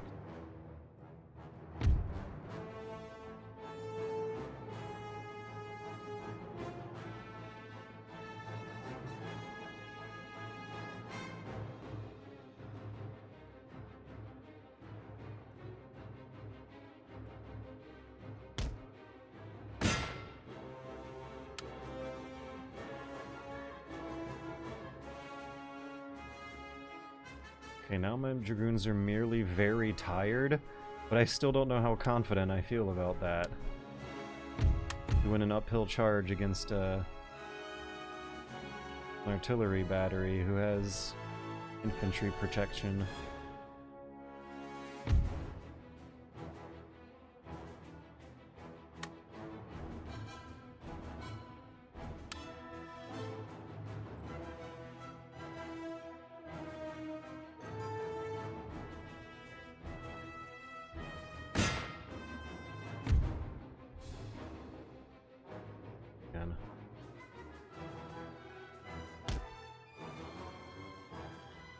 My general needs to very confidently order these guys who are getting fucked to retreat and keep their shit together while they're doing it.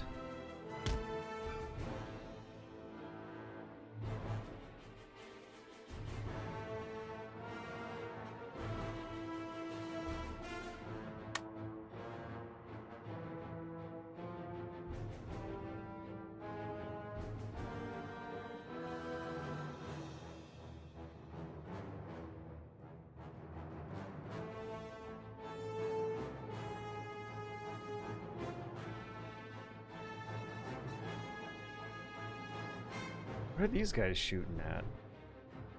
They have like super long range muskets or something?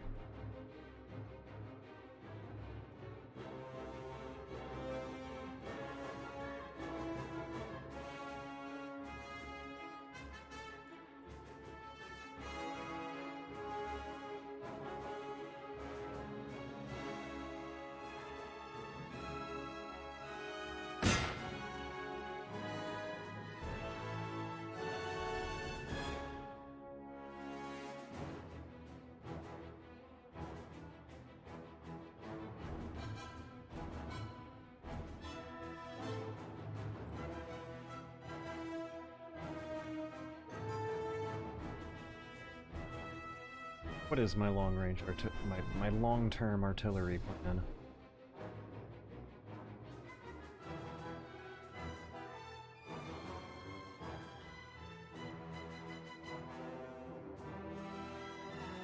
Nice synchronization on that volley, guys. I wish I could have heard the sound effect, but setting this thing to normal speed represents a real strategic vulnerability.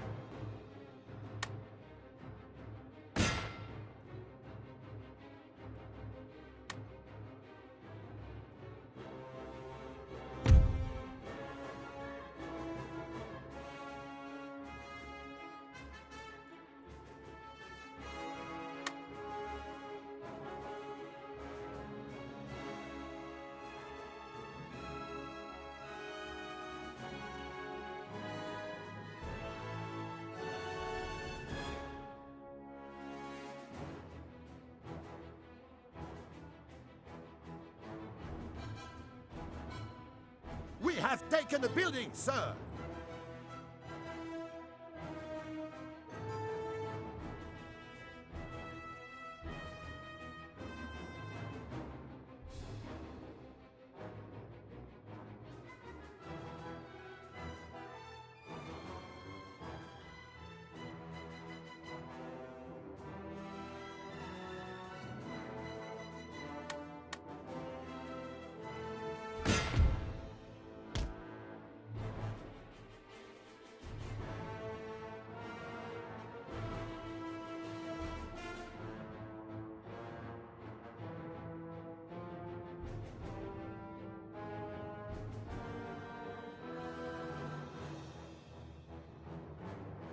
trying to wait for Russians to start retreating, because that's when I can fully order my whole entire army's line back to the house I want.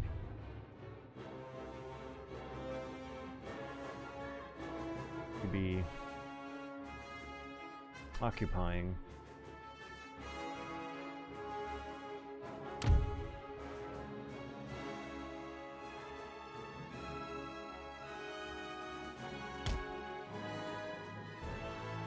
What am I kidding? They're not going to be retreating. Wait, are they in canister range? Yeah, they might actually be retreating soon.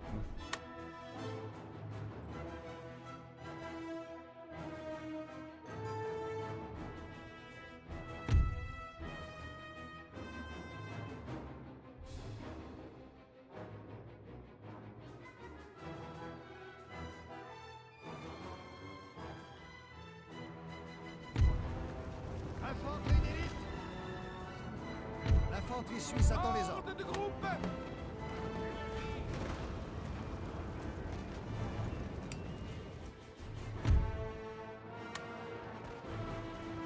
État-major des généraux, à vos ordres. Monsieur.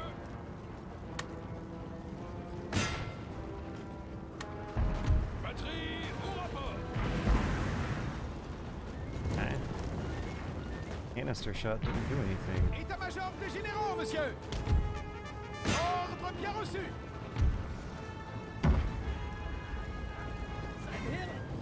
Canister shots not working for some reason.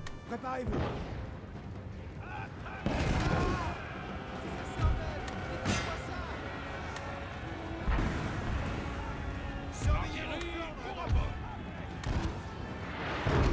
État-major des généraux, monsieur. Now we go south.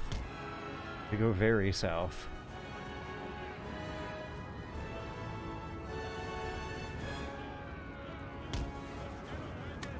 L'infanterie suisse attend les ordres.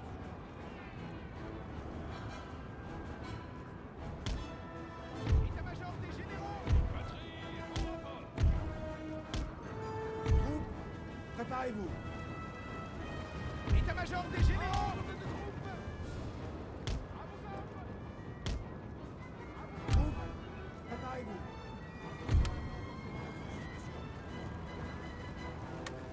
État-major des généraux, monsieur.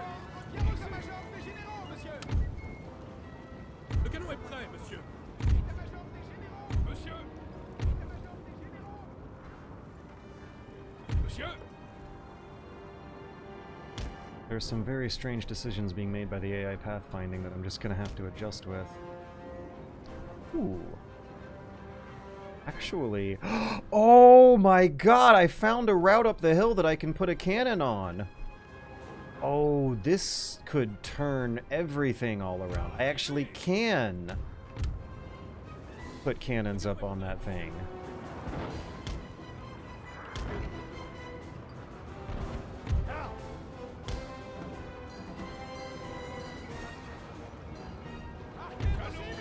We have taken the building. Chain route it, baby. What does chain route mean? That sounds like a term I should know.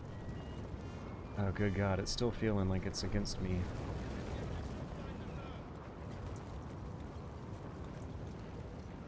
I have a unit of artillery here that looks awfully fucked.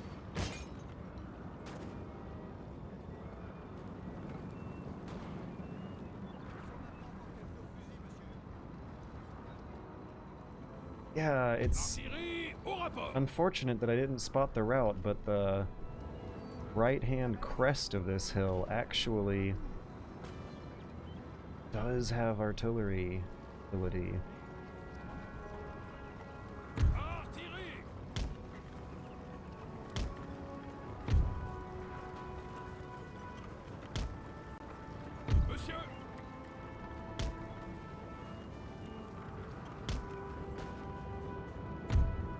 Uh-oh. Uh-oh. My artillery is fucked. Ugh, too far. They're fucked. They're fucked. I shouldn't try to save them.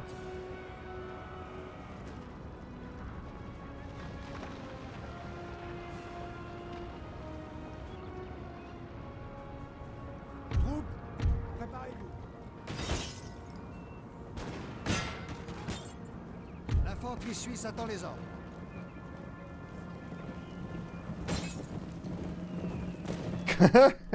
They're going very slow, though.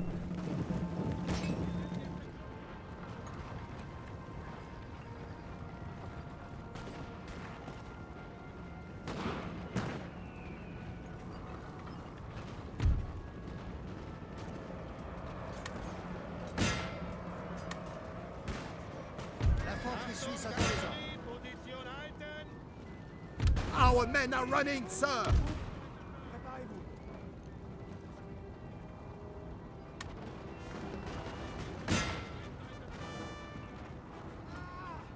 C'est ça, cervelle! Nettoyez-moi ça!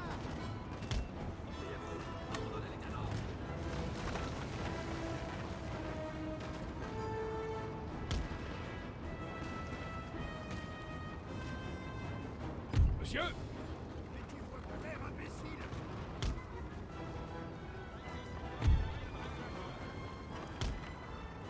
Artillerie! Troupes, préparez-vous.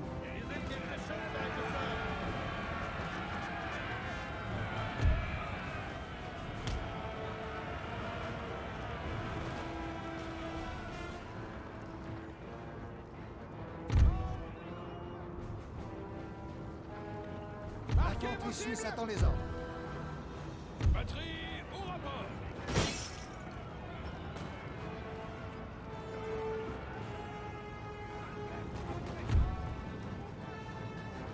Troupes, préparez-vous.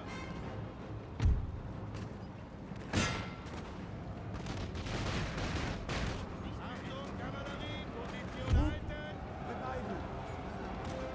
Brother, this cavalry is so slow. What are these? Okay. Hanover Dragoons.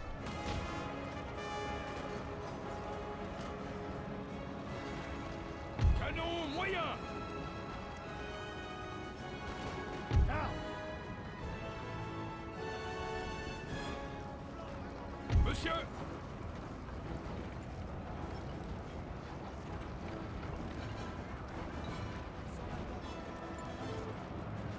Troupes, préparez-vous.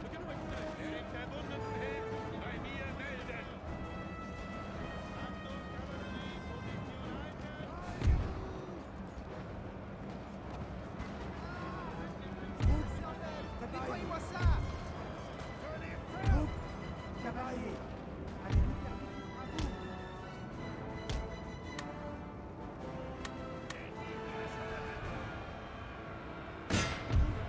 Préparez-vous.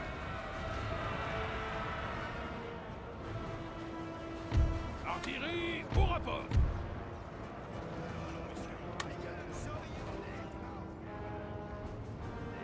Monsieur!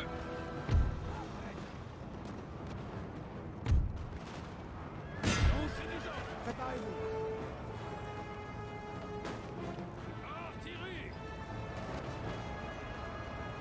Batterie au rapport! Can I actually see anything up here? Oh, how did they win?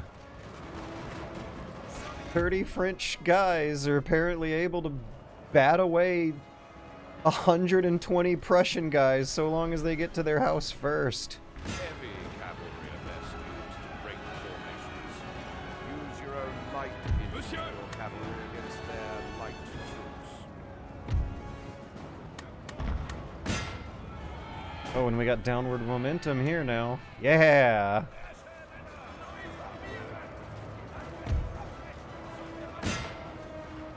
Artillerie au rapport!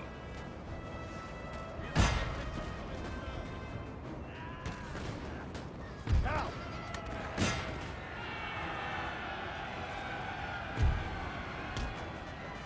Canon moyen! Souriez, vous n'êtes pas encore mort.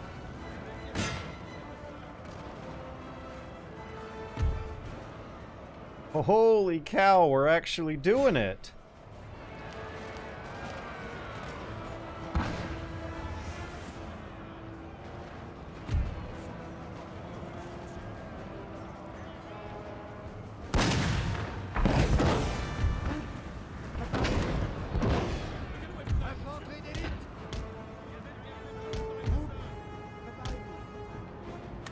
État-major des généraux! Ordre bien reçu!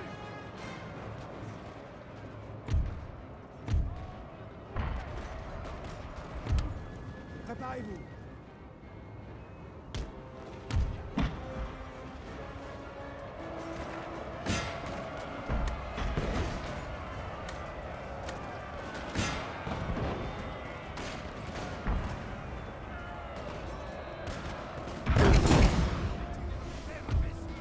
I think it's all because of this hill here. I'm suddenly finding myself able to turn around this desperate situation.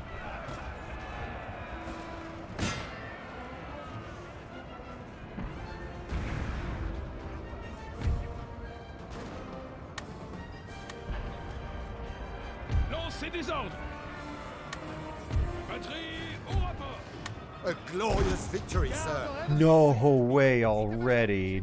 Whoa. Suisse attend les ordres. I'm actually kind of impressed with myself. Préparez-vous!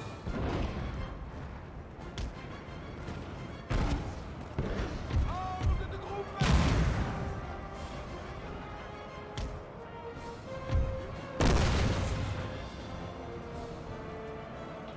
Ugh. I don't know if these cannons are working though, they're right at the crest.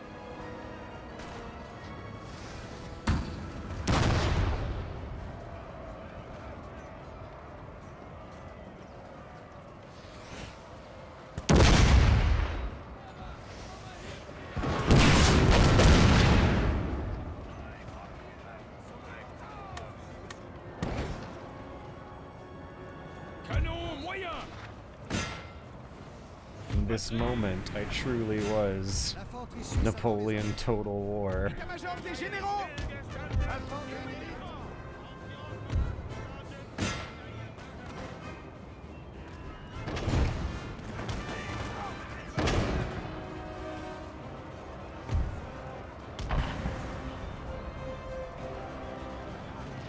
Monsieur. Okay, let's get this just an inch or two forward so that we're past the crest of the hill, and then we'll be good. Lancez des ordres. Artillerie au rapport. One of our units has used all its ammunition, sir.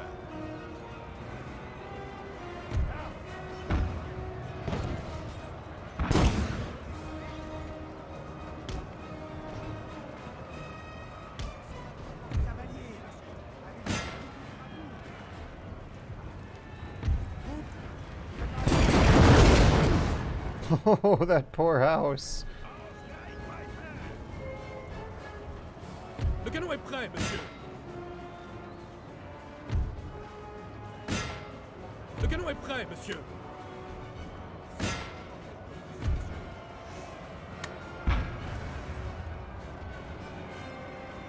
Infanterie d'élite!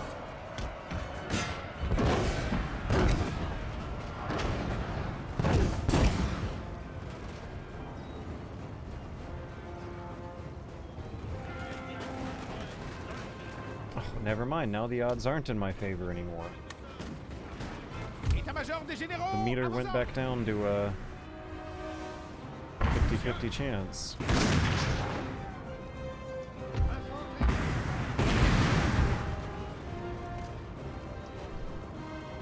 Garde révolutionnaire! Maybe now's when we should split?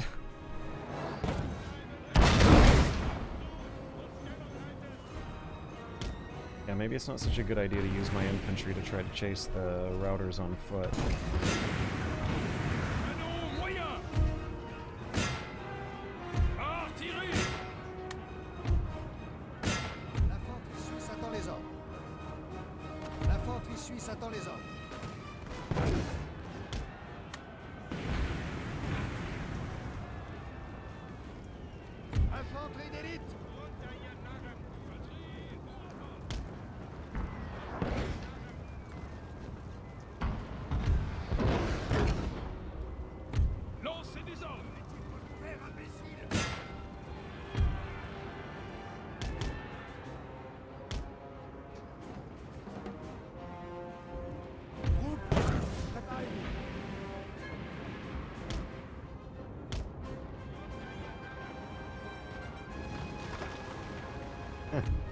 The game might consider it a defeat if I retreat for now. Actually, no. New plan is to play out the timer. I'm in a good position to play out the timer.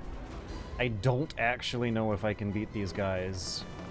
I do think I can hide slightly out of their attack range for 12 minutes, though.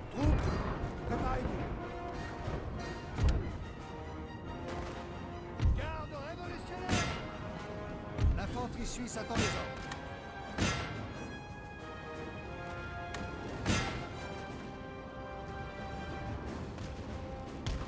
L'infanterie suisse attend les ordres.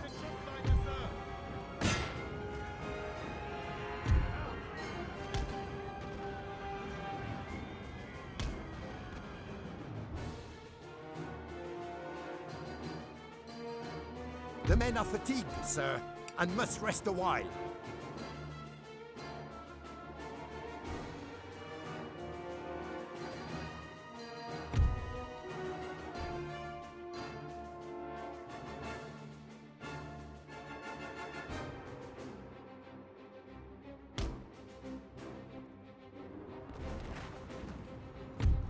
Garde révolutionnaire! Ils sont maintenant à portée de tir, monsieur. Garde!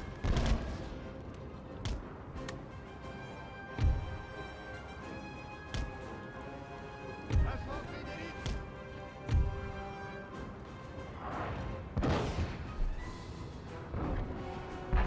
Garde révolutionnaire!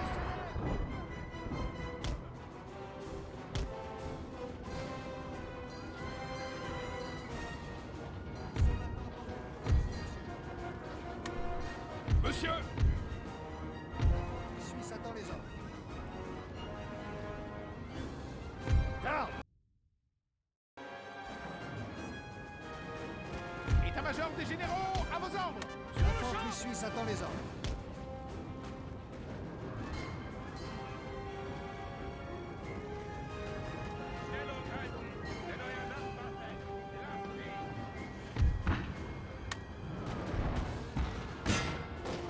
Infanterie d'élite!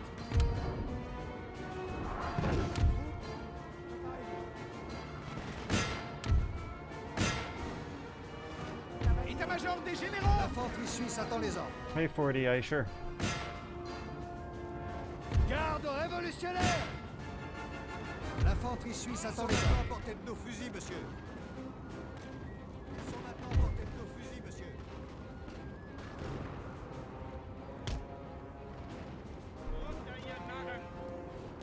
Troupes, préparez-vous.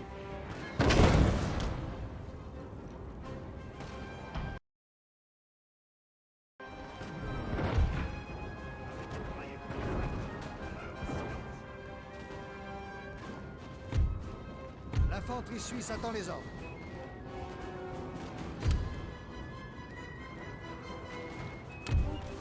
Préparez-vous.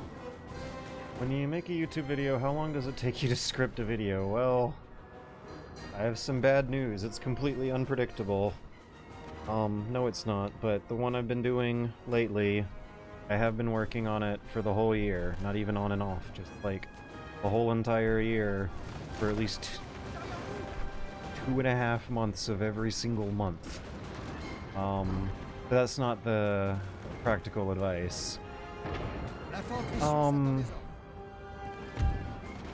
I want to say if you're doing it reasonable and normal, you might want to give a week for writing and then a week for production. But that was when I was early on in the career, before the burnout had really set in, and I was young enough to have a lot more energy than I think I do now. When I first started the channel, I was trying to do weekly videos, and at some point I was able to catch up with a schedule on myself where I was able to do that, but they weren't good. And then after the Patreon started, they got a little more higher quality and interesting with the topics that I could choose. Those were when I was trying to do more of a schedule of like 2 videos a month, where I would write and research for, well, I would research and start writing for week 1, and then finish writing and produce the video on week 2. Yeah, think of it that way. That's probably a way better answer. Completely unpredictable over the whole entire 15-year span I've been doing this, but, I mean, I want to say maybe the times where I felt like I was churning them out nice and smooth enough were the times when I was having a kind of schedule where I was working on videos for maybe 2 to 2.5 weeks.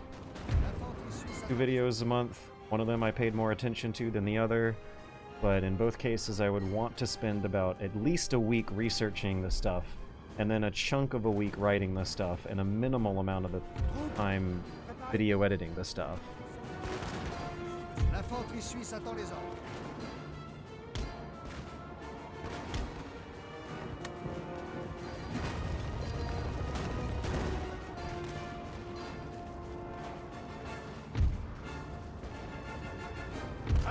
Alright.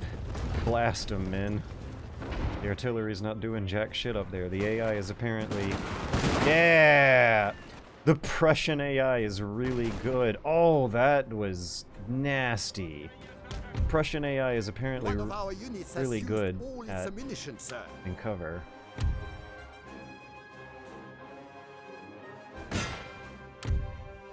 Okay, now we're just gonna shoot at them with artillery on top of the hill for 6 more minutes. I got it! I got it. I think I actually am gonna win it.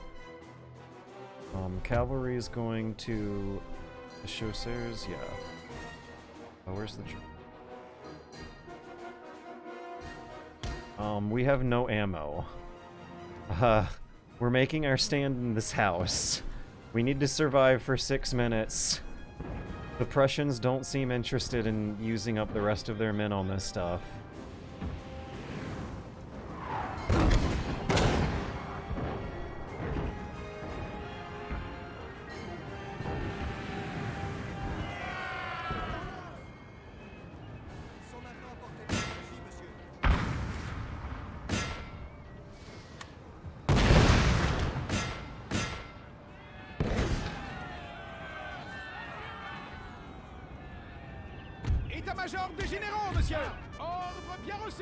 I think I need to learn how to master the art. Oh yeah, enemy generate. This guy over here? It looks like they're running away.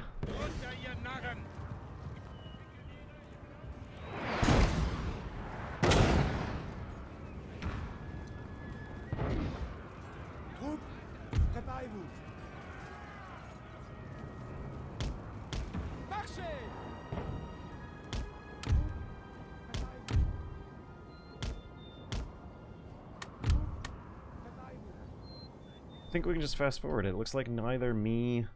Oh, wait, he's sending the rest of the general's cavalry in? Let's blast him with the cannon.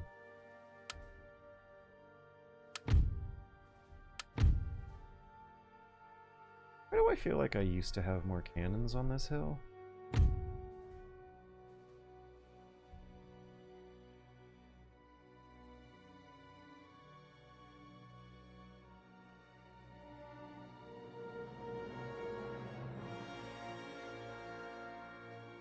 Gosh, these exhausted cavalry are so slow that it almost feels like they're slower than fresh infantry.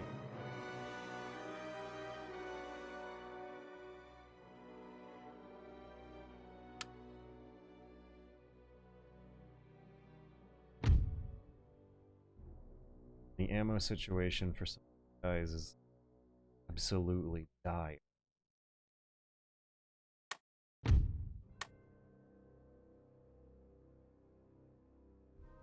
Minutes.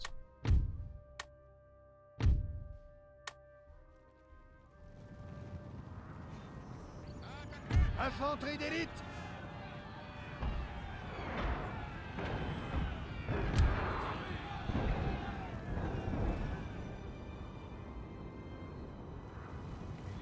Attaquez à volonté! Monsieur! Luring them into this town business was such a smart move. I feel proud of myself for that. Batterie au rapport!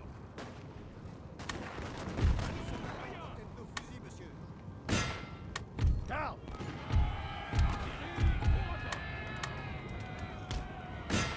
L'infanterie suisse attend les ordres.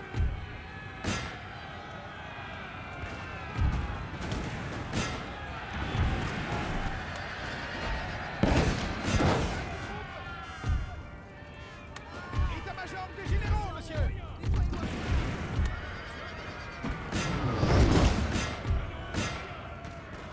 Yeah, we got it.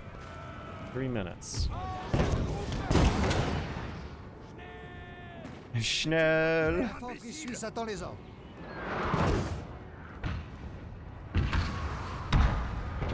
Monsieur. À portée de tir.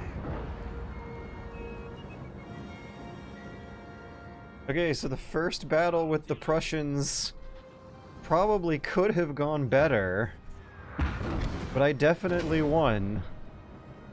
By all accounts, the amount of units left over here should definitely count me as the victor.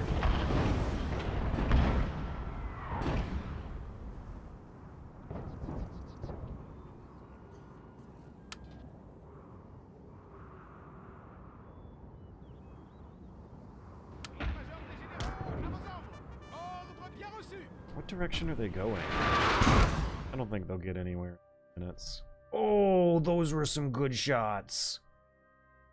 Holy cow, they're getting... Oh, they're getting chopped up. No, go in the trees, you dummies. Take cover. Oh, look at this AI making all the wrong moves. There is something really unsatisfying about seeing that happen. Gosh. Brutal, though. How, just makes you feel like, you're playing a board game with someone who's letting you win. Close defeat? Okay, hang on a second. I was intercepted by them. So technically they were attacking me, and I held them off for the entire length of the timer. And I do believe that when we look at the battle report numbers, there should have been more of them dead than mine. Although I believe I was initially outnumbered by the force of their starting attack. We have 400... Oh no, we're still outnumbered.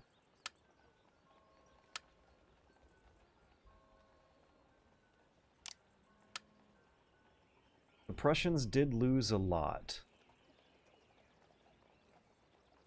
I don't know if I personally even consider that a... They lost about 60% of their forces. I lost about 40. Yet I'm still outnumbered. Je ne peux plus continuer. But not by too very scary a Comment puis-je vous servir? margin. Okay, who can swoop in and protect him now? Napoleon can! Napoleon? Here. Hommes, en avant! That things are getting interesting. This sucks. At the very end of the stream, things are finally getting interesting. Hey, 480i, real-time or turn-based strategy game? Which one have you always sucked at? I could probably maybe give you tips, because I've never really been as big a fan of real-time. But turn-based is... Okay, do you use the hotkey? The keyboard hotkeys? Group your units and know what the halt orders, fire at will, melee on and off buttons are going to be. I feel like unit grouping is something that really needs to be a habit before all other hotkeys. But the hotkeys in most strategy games is one of the real big primary differentiators in terms of how well things are going to pan out for your session. You need to learn grouping and hotkeys. It doesn't even matter if it's a total war game. Like if you're playing StarCraft, you want to have some key strategic points on the map assigned to hotkeys. You're playing...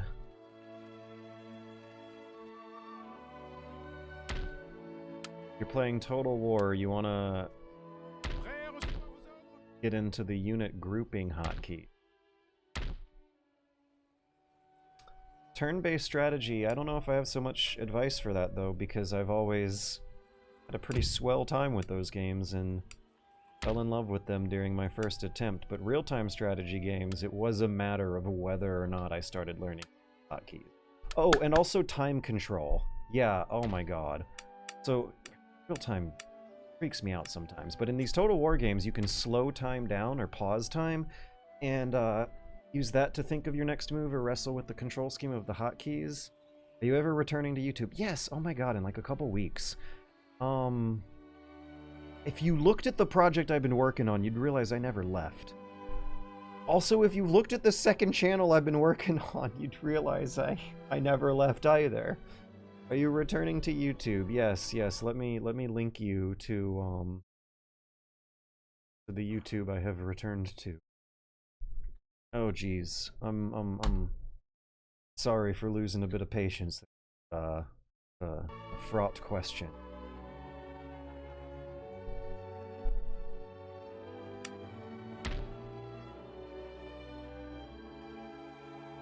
So the time control in Total War is something you actually want on a hotkey too. You want a pause button hotkey. I have it set to V, and then a cycle through the various battle speeds. I have that cycle set to Control T. If you can pause and play, then that almost makes it feel like a turn-based game because you can pause a bit and think about how you want the next move to go in your overall strategy. If you can slow down time in these Total War games, that almost, in Napoleon Total War at least, feels weirdly balanced, like the intended way to be playing the speed of these battles, because at normal speed in any real-time strategy game, if you like quit paying attention to all the important things going on in the map at once, it fucks you. If you leave your units idling for a few seconds, that can fuck you. There's some very small errors that can snowball into ridiculously implausible and not very cool looking or cool feeling defeats in real-time strategy games. Thankfully, in most single player, or at least in these Total War single player ones, you can pause time and take a moment to enjoy the view every now and then. But real-time strategy games, for the most part, are a franchise I've never really gotten that super into since childhood. Unless it's one of these Total War games where you can pause time. And it has to do with how they're like too fast. The time is too real for me. I've had fun with them. I like them. I'm satisfied, but I never really got so hooked so deeply into them that the franchise has followed me around for 20 years like Total War and Civ have. I enjoy me some StarCraft and Command & Conquer and Company of Heroes, but not as my primary gaming diet. The game I recently got into is Polytopia, and man, I got whomped even in normal. Polytopia? What?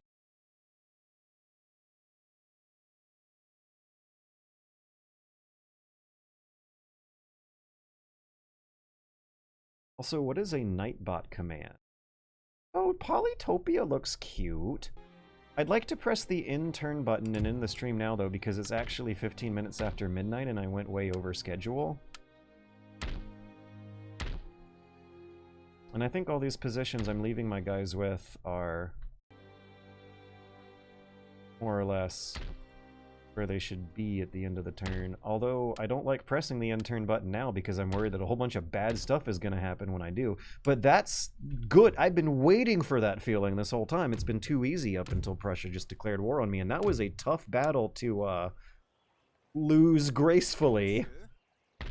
We'll get him next time, and Louis Nicolas Deval fought like hell and gave him hell, and I don't even know if I considered that a defeat while it was happening. It did not look like a defeat on the field, but apparently the top brass in charge considers it. Nightbot is a bot for Twitch. Things like YouTube or second channel, even non-mods on your can bring fans and other. The core challenge of them can be forcing you to multitask, split attention. The thing that, yeah, if I have to focus on a different spot of the map, I tend to, like, get tunnel vision And a lot of games, come to think of it. I think that's why I was so into Hunt Showdown back when my gaming computer hadn't exploded. Yeah, maybe it's like the multitasking across different parts of the map thing. I never really got accustomed. I enjoy a good single-player RTS every now and then, but I will admit that of all the games in that genre, I don't think I've completed the story campaigns of most of them I've given a shot. I remember playing about 15 to 20 hours of Company of Heroes and really enjoying it and really being impressed. I was about 17 years old when I gave that one a good go. I don't remember hating it, but I do remember getting distracted by other games and never returning. I really enjoyed StarCraft in my 20s, but and got about 60% of the way through the campaign, but no way in hell would I ever have been able to get anywhere close to the multiplayer level of skill required for multiplayer for that thing. And once again, some other games came along that ended up distracting me from finishing the campaign. When I was a kid, when I was a tiny itty-bitty child, I loved the Command & Conquer games, and I played through the single-player campaigns to completion, and then felt super good and cool and gave the multiplayer a shot and got my ass kicked and never really got interested in them again. And then when I discovered Civ, all of a sudden it seemed like it makes sense. Wow, not a whole lot of bad things happened when I pressed that turn button. Time to go some more, but oh no, there's an addictive feedback loop I'm being sucked into here. Wait, your gaming computer exploded? Yeah, the PSU exploded. There was some kind of power surge, and it made very loud clicky noises, and then a huge pop with a visible bluish electrical ball lightning sort of effect happening for a few frames. And then the power to the whole room shut down. I had to restart the power of that room from the circuit breaker, and I RMA'd my PSU and got it back, and other components in the computer have died. 480i, you've had that before, sucks.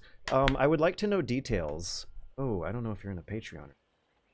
But this is something I really need to be talking through with people who have been there before, because when your power supply explodes like that, it rolls the dice of it frying some other components in your computer as well, and you have to go through them one by one. And it seems incredibly inelegant, one of the most expensive pieces of damage that can happen in you for your whole entire life. And there's got to be a better way to deal with that kind of problem. It's not like I want to buy PSU insurance or anything, but like, could I send the motherboard to the RMA department and have them test it on other components and let them tell me which ones I need to buy? Is there a computer shop around here that could maybe test it out on a few different other components and see which one? I feel like there's got to be some kind of simple solution out there that will help me save hundreds upon hundreds of dollars of making sure I don't buy the wrong thing. Refunds. It's probably refunds. Shopping at a store that has a good refund policy, so if I buy a component that ends up working, to replace a component that's perfectly fine and end up working, I can refund it. There's got to be some way to do that.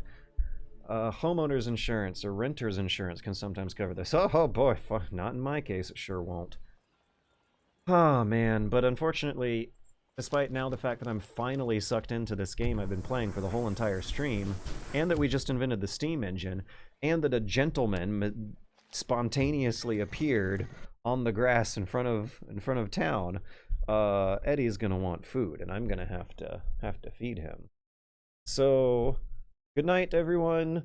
Good luck, and I hope we all have a lot of fun reading Not Feeling Suicidal, because the news is going to be very, very fun to read, and the